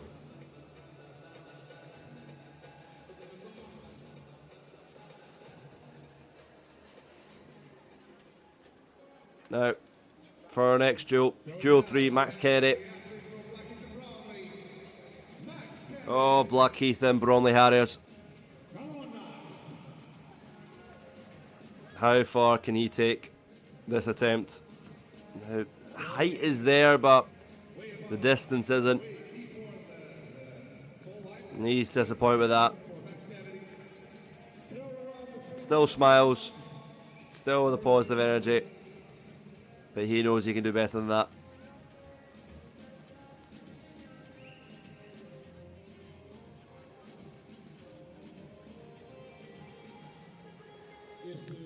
His best attempt is 49.79. And the incorrect graphic there definitely was further than 158. We can say that with confidence. 47.23. So, still a really respectable distance.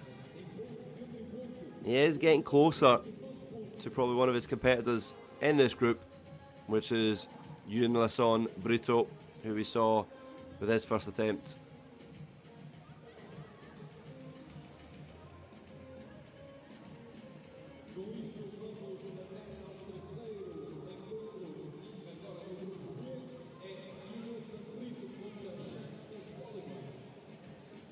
And here's Brito again, which, curious to see how far that distance is for this one. It didn't look as strong as his original attempt. But we'll see a replay in a moment to see just how far he managed to reach. His previous attempt was around 48 metres. As he got close to that, it's up against Sean O'Sullivan of Ireland, who, Sean O'Sullivan, well, his best, 48.99, so very close to Brito's initial attempt. Sean O'Sullivan knows he's going to have a hard time beating that, but he's going to try all the same. He'll need a new PB, and he'll need a new PB by some margin if he wants to beat the Portugueseman. Here's O'Sullivan. And unfortunately, just not far enough. We'll be in the 30s range, but it won't be close to the high 40s that Brito produced.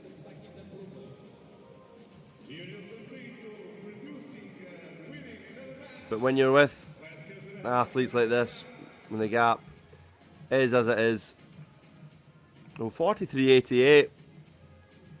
I thought it'd been a wee bit shorter than that, but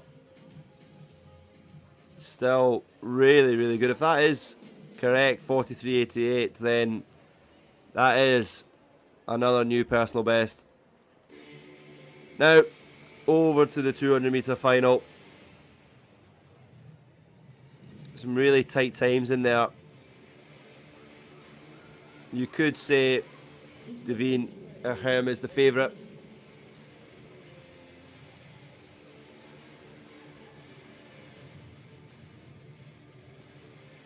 Well, Devine probably might be the favourite. An under 15 world record holder in the 100 with 10.30. And also the 60 metre under 15 world record as well, 6.71. Now, he's only just 17, but he's already running elite junior times. And his athletics club, Blackheath, have produced Olympic champions like Alan Wells and world medalists like Dean Asher-Smith, so he could be in elite company in years to come.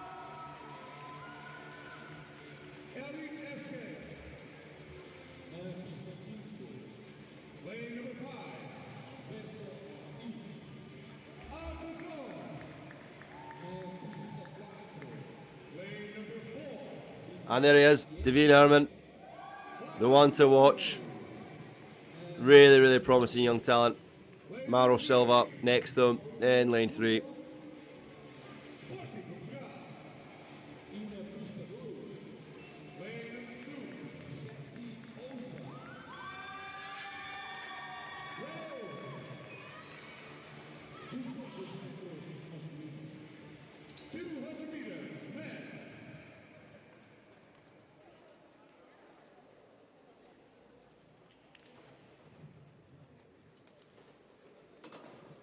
On your marks.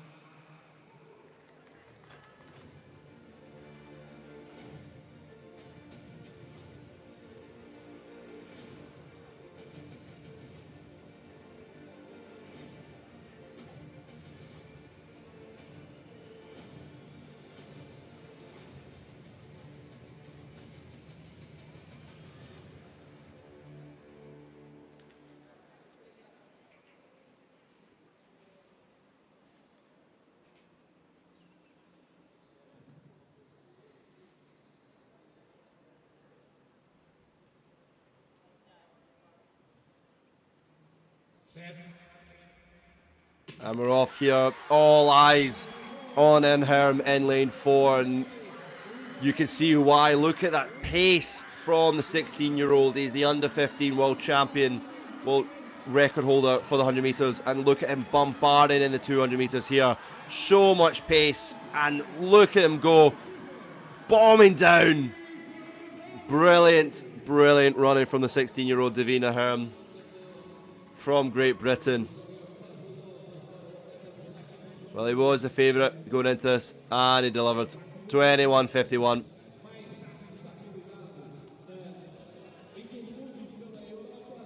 with Jesse Osas from Ratoth in second, and Rasmus Hansson from Estonia in third there.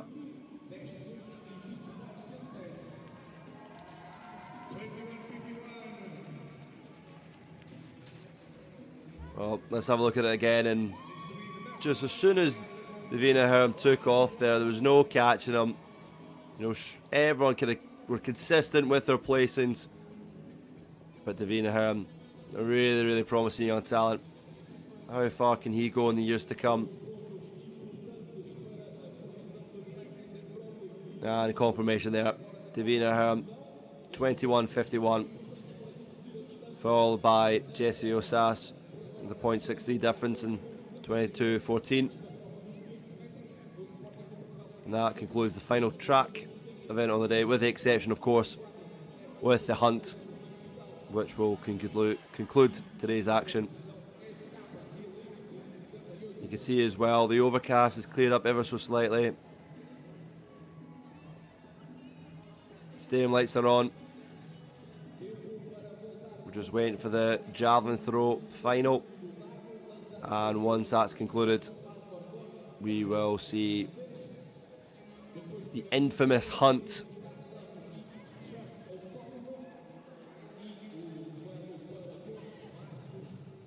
I mean, it seems like a race fitting for that of Ethan Hunt from Mission Impossible. We all know how much he loves to run. So maybe one day, somewhere in the world, we'll see Tom Cruise watching dynamic new athletics, Clash of the Clubs. And now, javelin throw final. So these are confirmations. So Gabriel Fernandez, who will compete in the 5th place. Gustav Lamp and Sean O'Sullivan for the 3rd place head-to-head. And Max Kennedy, Unilison Brito for the 1st place. You could argue Brito would be the favourite for that one. Really, really consistent throws we've seen today from him. But Max Kennedy will give a good account of himself. And, you know, going off the PBs alone, there's not too much to separate them. Just shy of a metre. Those PB markings need updating, because we've already seen some PBs broken today.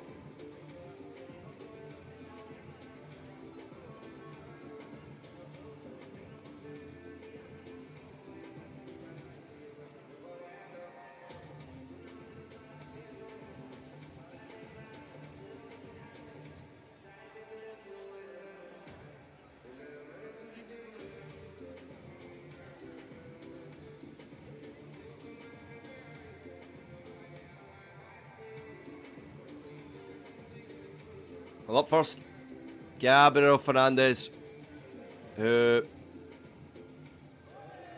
I believe that might not count. Yeah, invalid throw there for Gabriel Fernandez. Yeah, you just saw with the delivery there.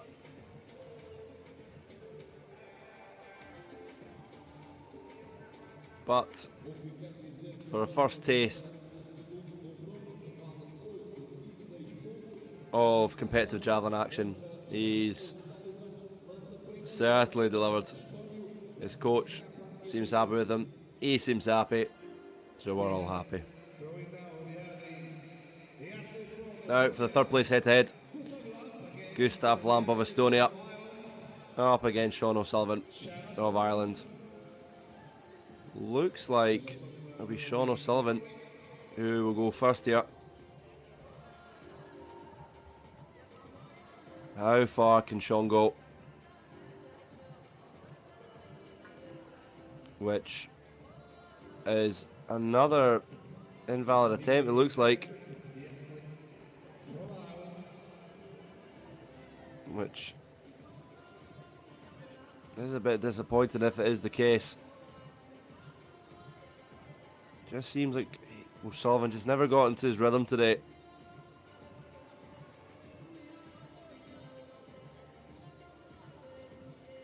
And ultimately, that's shown in his final attempt here. But there's still tomorrow. Tomorrow is a new day and an opportunity to show again what he's capable of.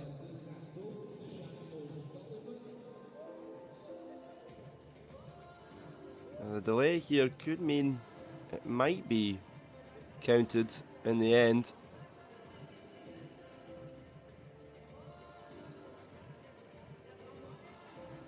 Or he's actually been asked to go and do it again, which you don't see that very often. Unsure what the issue was. But they're going to give the young man another opportunity. And that one will count.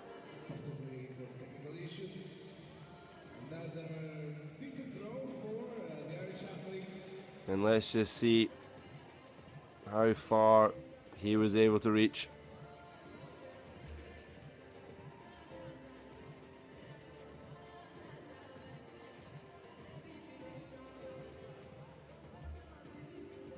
So 33.82 there for O'Sullivan. he has to produce something bigger to win the match. So can Gustav Lamp go that little bit further? So a lot of speed there. Oh, that's a brilliant throw. He doesn't like it. I mean, I did. And he should be happy with himself, because if that is valid, he will take third place.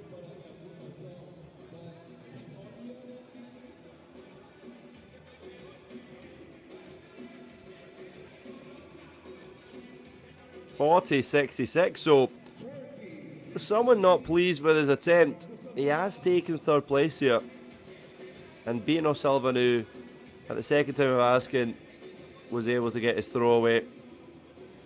And now for the first place playoff.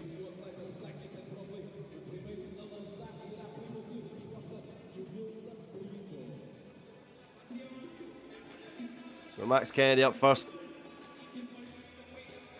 with a lot of height in that throw, and a good bit of distance covered too.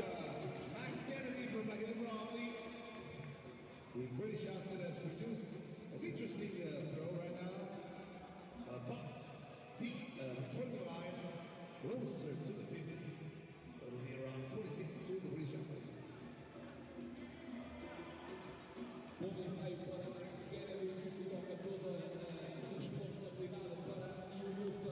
Just how far did Max Kennedy get that over? 48.97. Really, really strong final attempt from the Brit. Unison Brito just trying to stay calm here.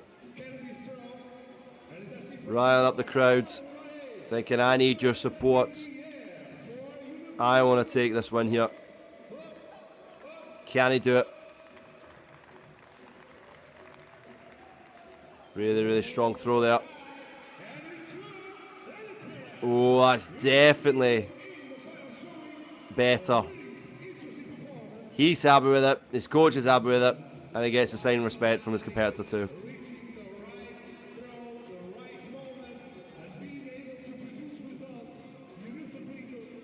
So you just saw the delivery there. Soaring through. 53.41, which is, if I'm right in saying,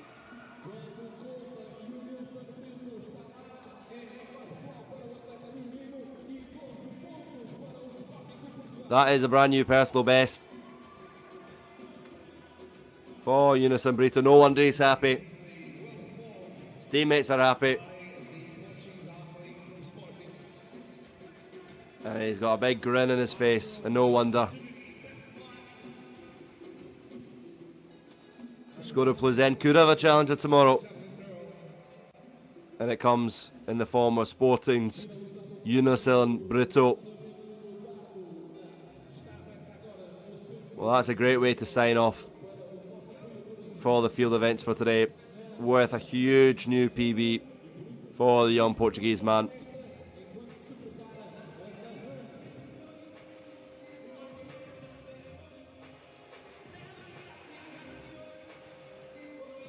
He's one of the youngest in the field as well.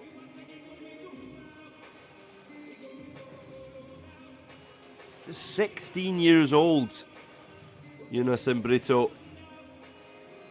And if he's producing throws like that, well, he could be a name that we hear about over the coming years.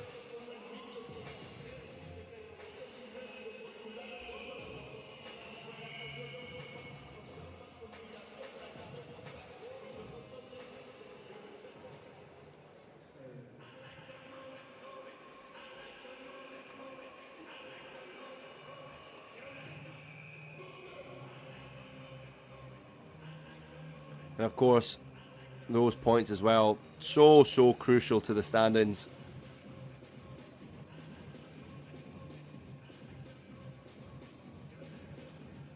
And party fever has returned in Leiria. Pom-poms are out, flags are on show. Every team's got their own branded one. Yes, ladies, you're on the TV. You can clip this up later on YouTube as well.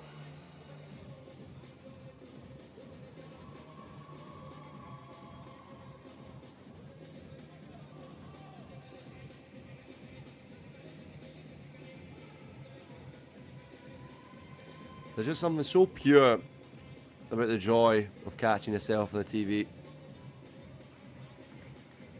Especially for these young stars. Now, we'll take a look back at some of the best moments throughout today.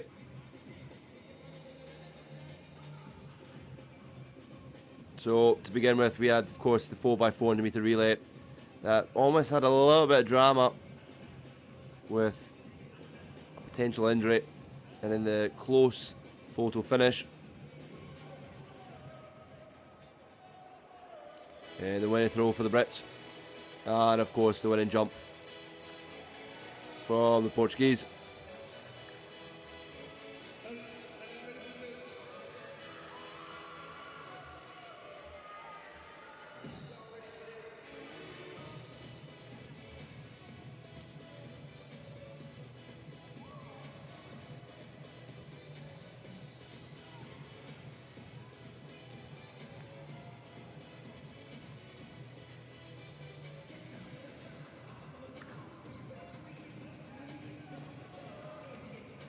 Really good contest here as well we had in the 200 metres. And of course the 400 metre hurdles.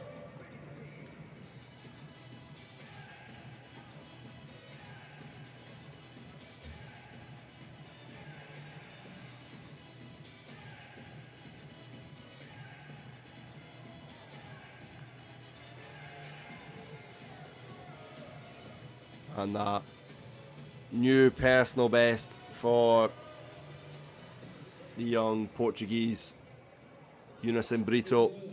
And here are the final standings. So Rototh, the Irish, leads with 102 points. Sporting Club de Portugal in 98. Elite of Estonia 96. Blackheath Bromley Harriers in 4th with 84. And the Spaniards, Alcorcon, was 60. And remember, each point difference counts as 0.33 seconds for the hunt.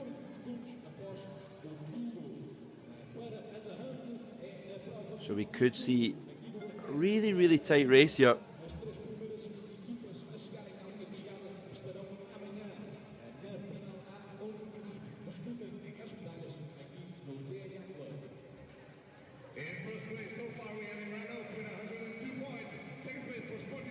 just 1.32 seconds will be the difference from the Irish taking off to the Portuguese, which could mean we have a really tight race. Because in match 1, Skoda Plzen, who had a just shy of a 4-second advantage to start, and they were never caught.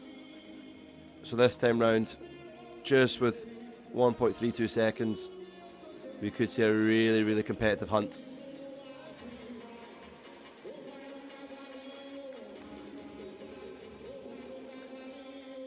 And the Estonians, well, they're only going to be 0.66 seconds behind the Portuguese. So how close is this hunt going to be? And the dance party's back on the field.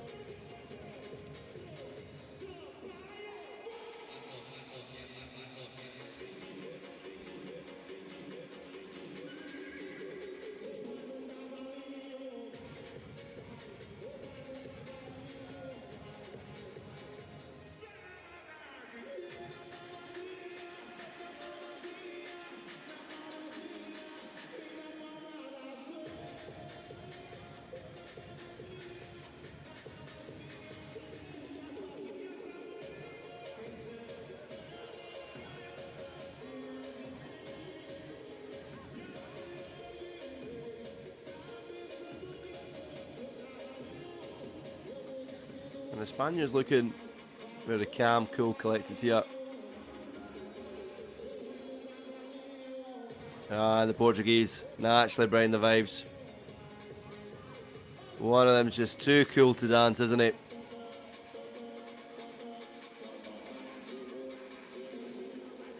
And with the Spaniards here. Oh, loving these dance moves. We haven't seen that yet. And a wee Irish style kick to add.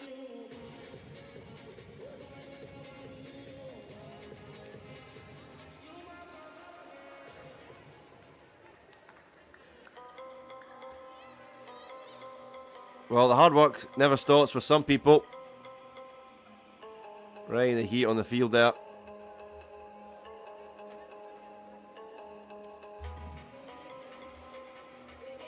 And here's how the standings look for the lanes. So, Alcor Cont in lane 6. Blackheath and Bromley Harriers in lane 5. Estonia's Elites in lane 4. Sporting Club in lane 3. And those to be hunted, Ratoth in lane 2.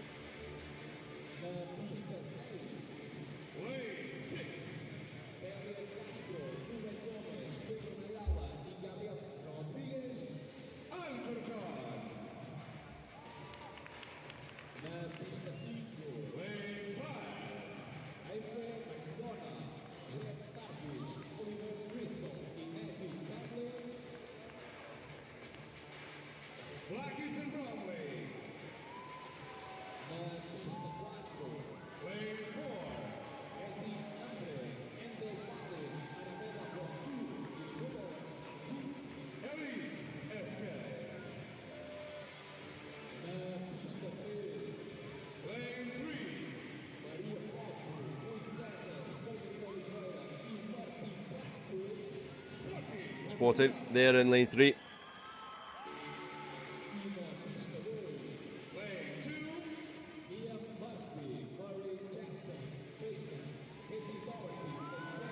And Eve Murray there. Oh, Ratoth.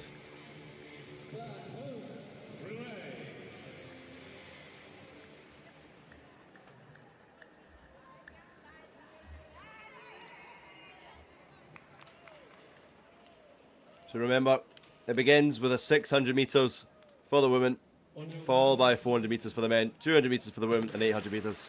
And it's the Irish who set off first. Ratoth, Niamh Murray leading the charge. And we see the final go off with Celia Castro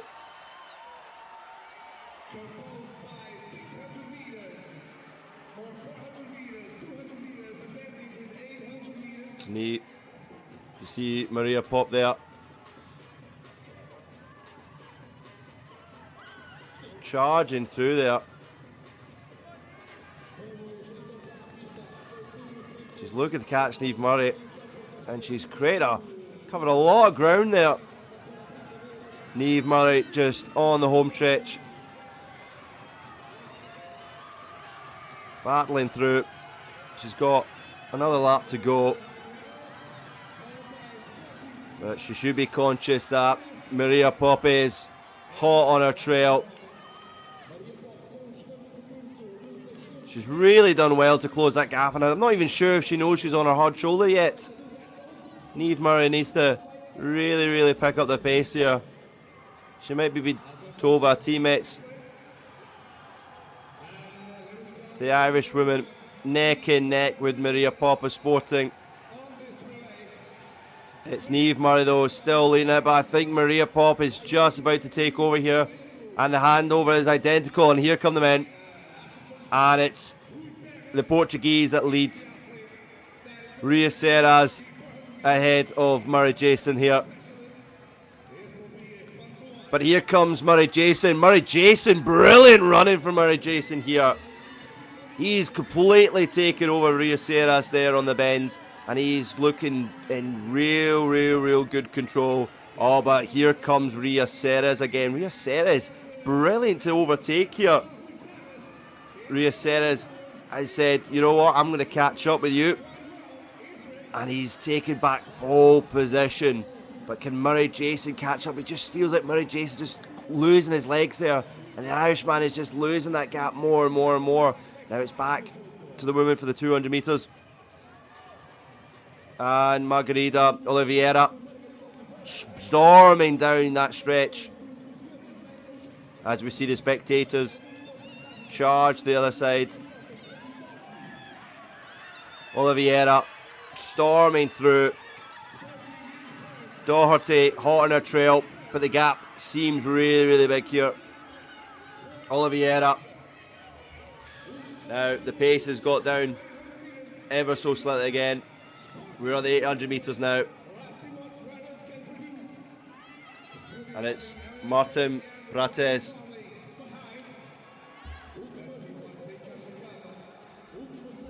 As the crowd race over to the other side. Pratt just needs to be conscious that James Kelly has overtaken him now. There's still another lap and a half to go, but James Kelly, this has been a fantastic race. It's been a real battle between Ratoath and Sporting Club. But how much will those standings change as we go into the final lap now? Martin Pratt knows he can catch him. James Kelly knows he has to stay ahead. As we see the Estonians in third there, battling through, but the gap to first and second just seems too big as the Irish are leading. Pratt just shakes his head there thinking, I'm going to struggle to make up this distance. He's just slowing down. And James Kelly looks like he's going to win this for Ireland. He looks like he's going to win it for Ratoath. The Irish club leading into the race. They had the advantage. It was so neck and neck for much of this relay event. But it's just in the 800 metres that the Irish have taken back control. James Kelly looks like he's going to win it for Ireland. He does.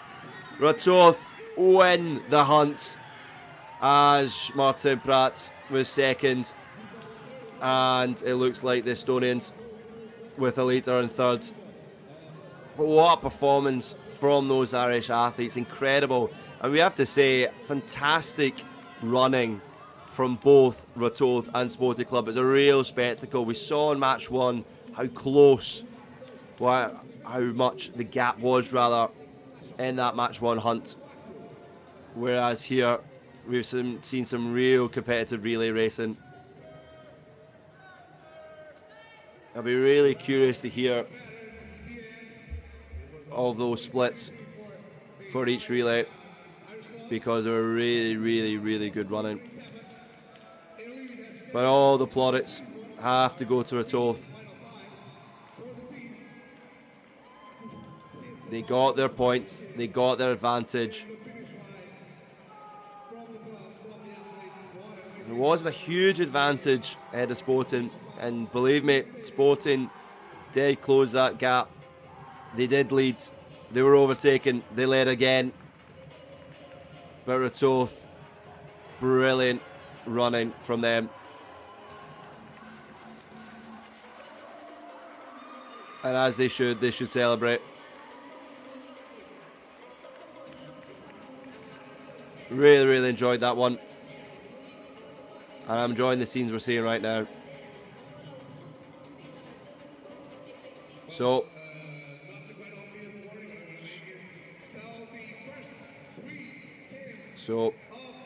Skoda Plzeň and Ratoth could be the teams to beat tomorrow, as we love a little photo bomb there as well.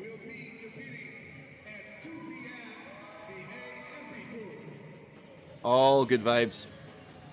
Portuguese are loving this.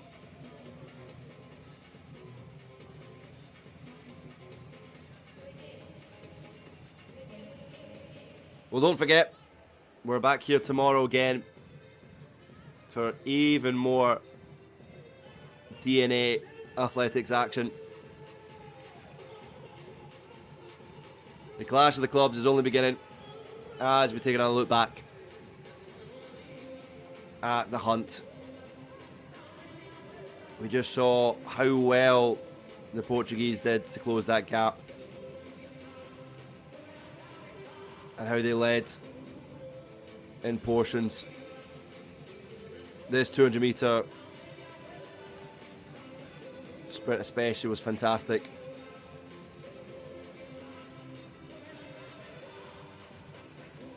Or 400 metre I should say. But when it all came down to the 800 metres, the final stretch, the hunt, it came down to composure, to resilience, and Ratoth showed that in abundance.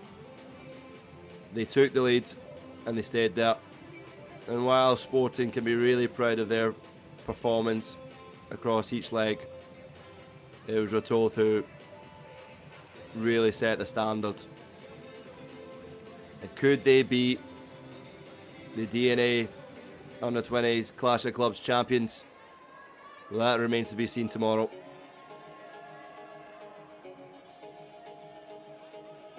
And here's the Irish now.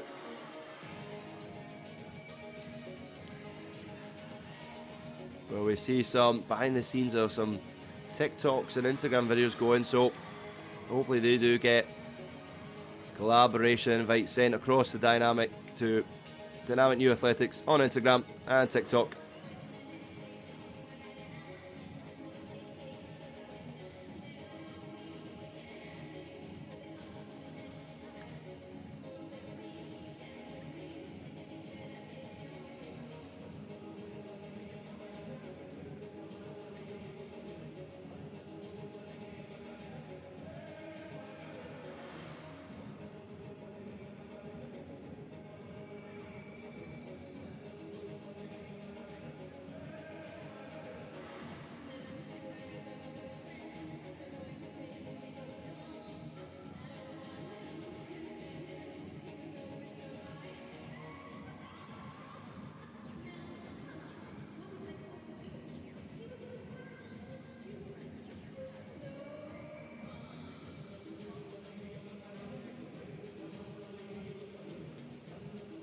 Just confirmation there of the finishing times.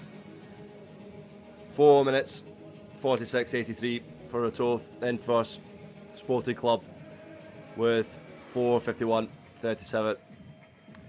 Elite with 4:55.31. Blackheath with 4:53, 4:56 rather. Well, it's been a really fantastic day of youth athletics action.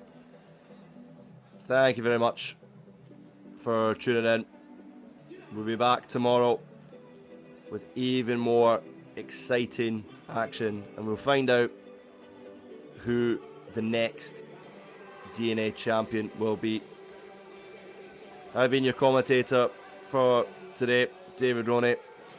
Thank you very much for tuning in, and I look forward to seeing you next time.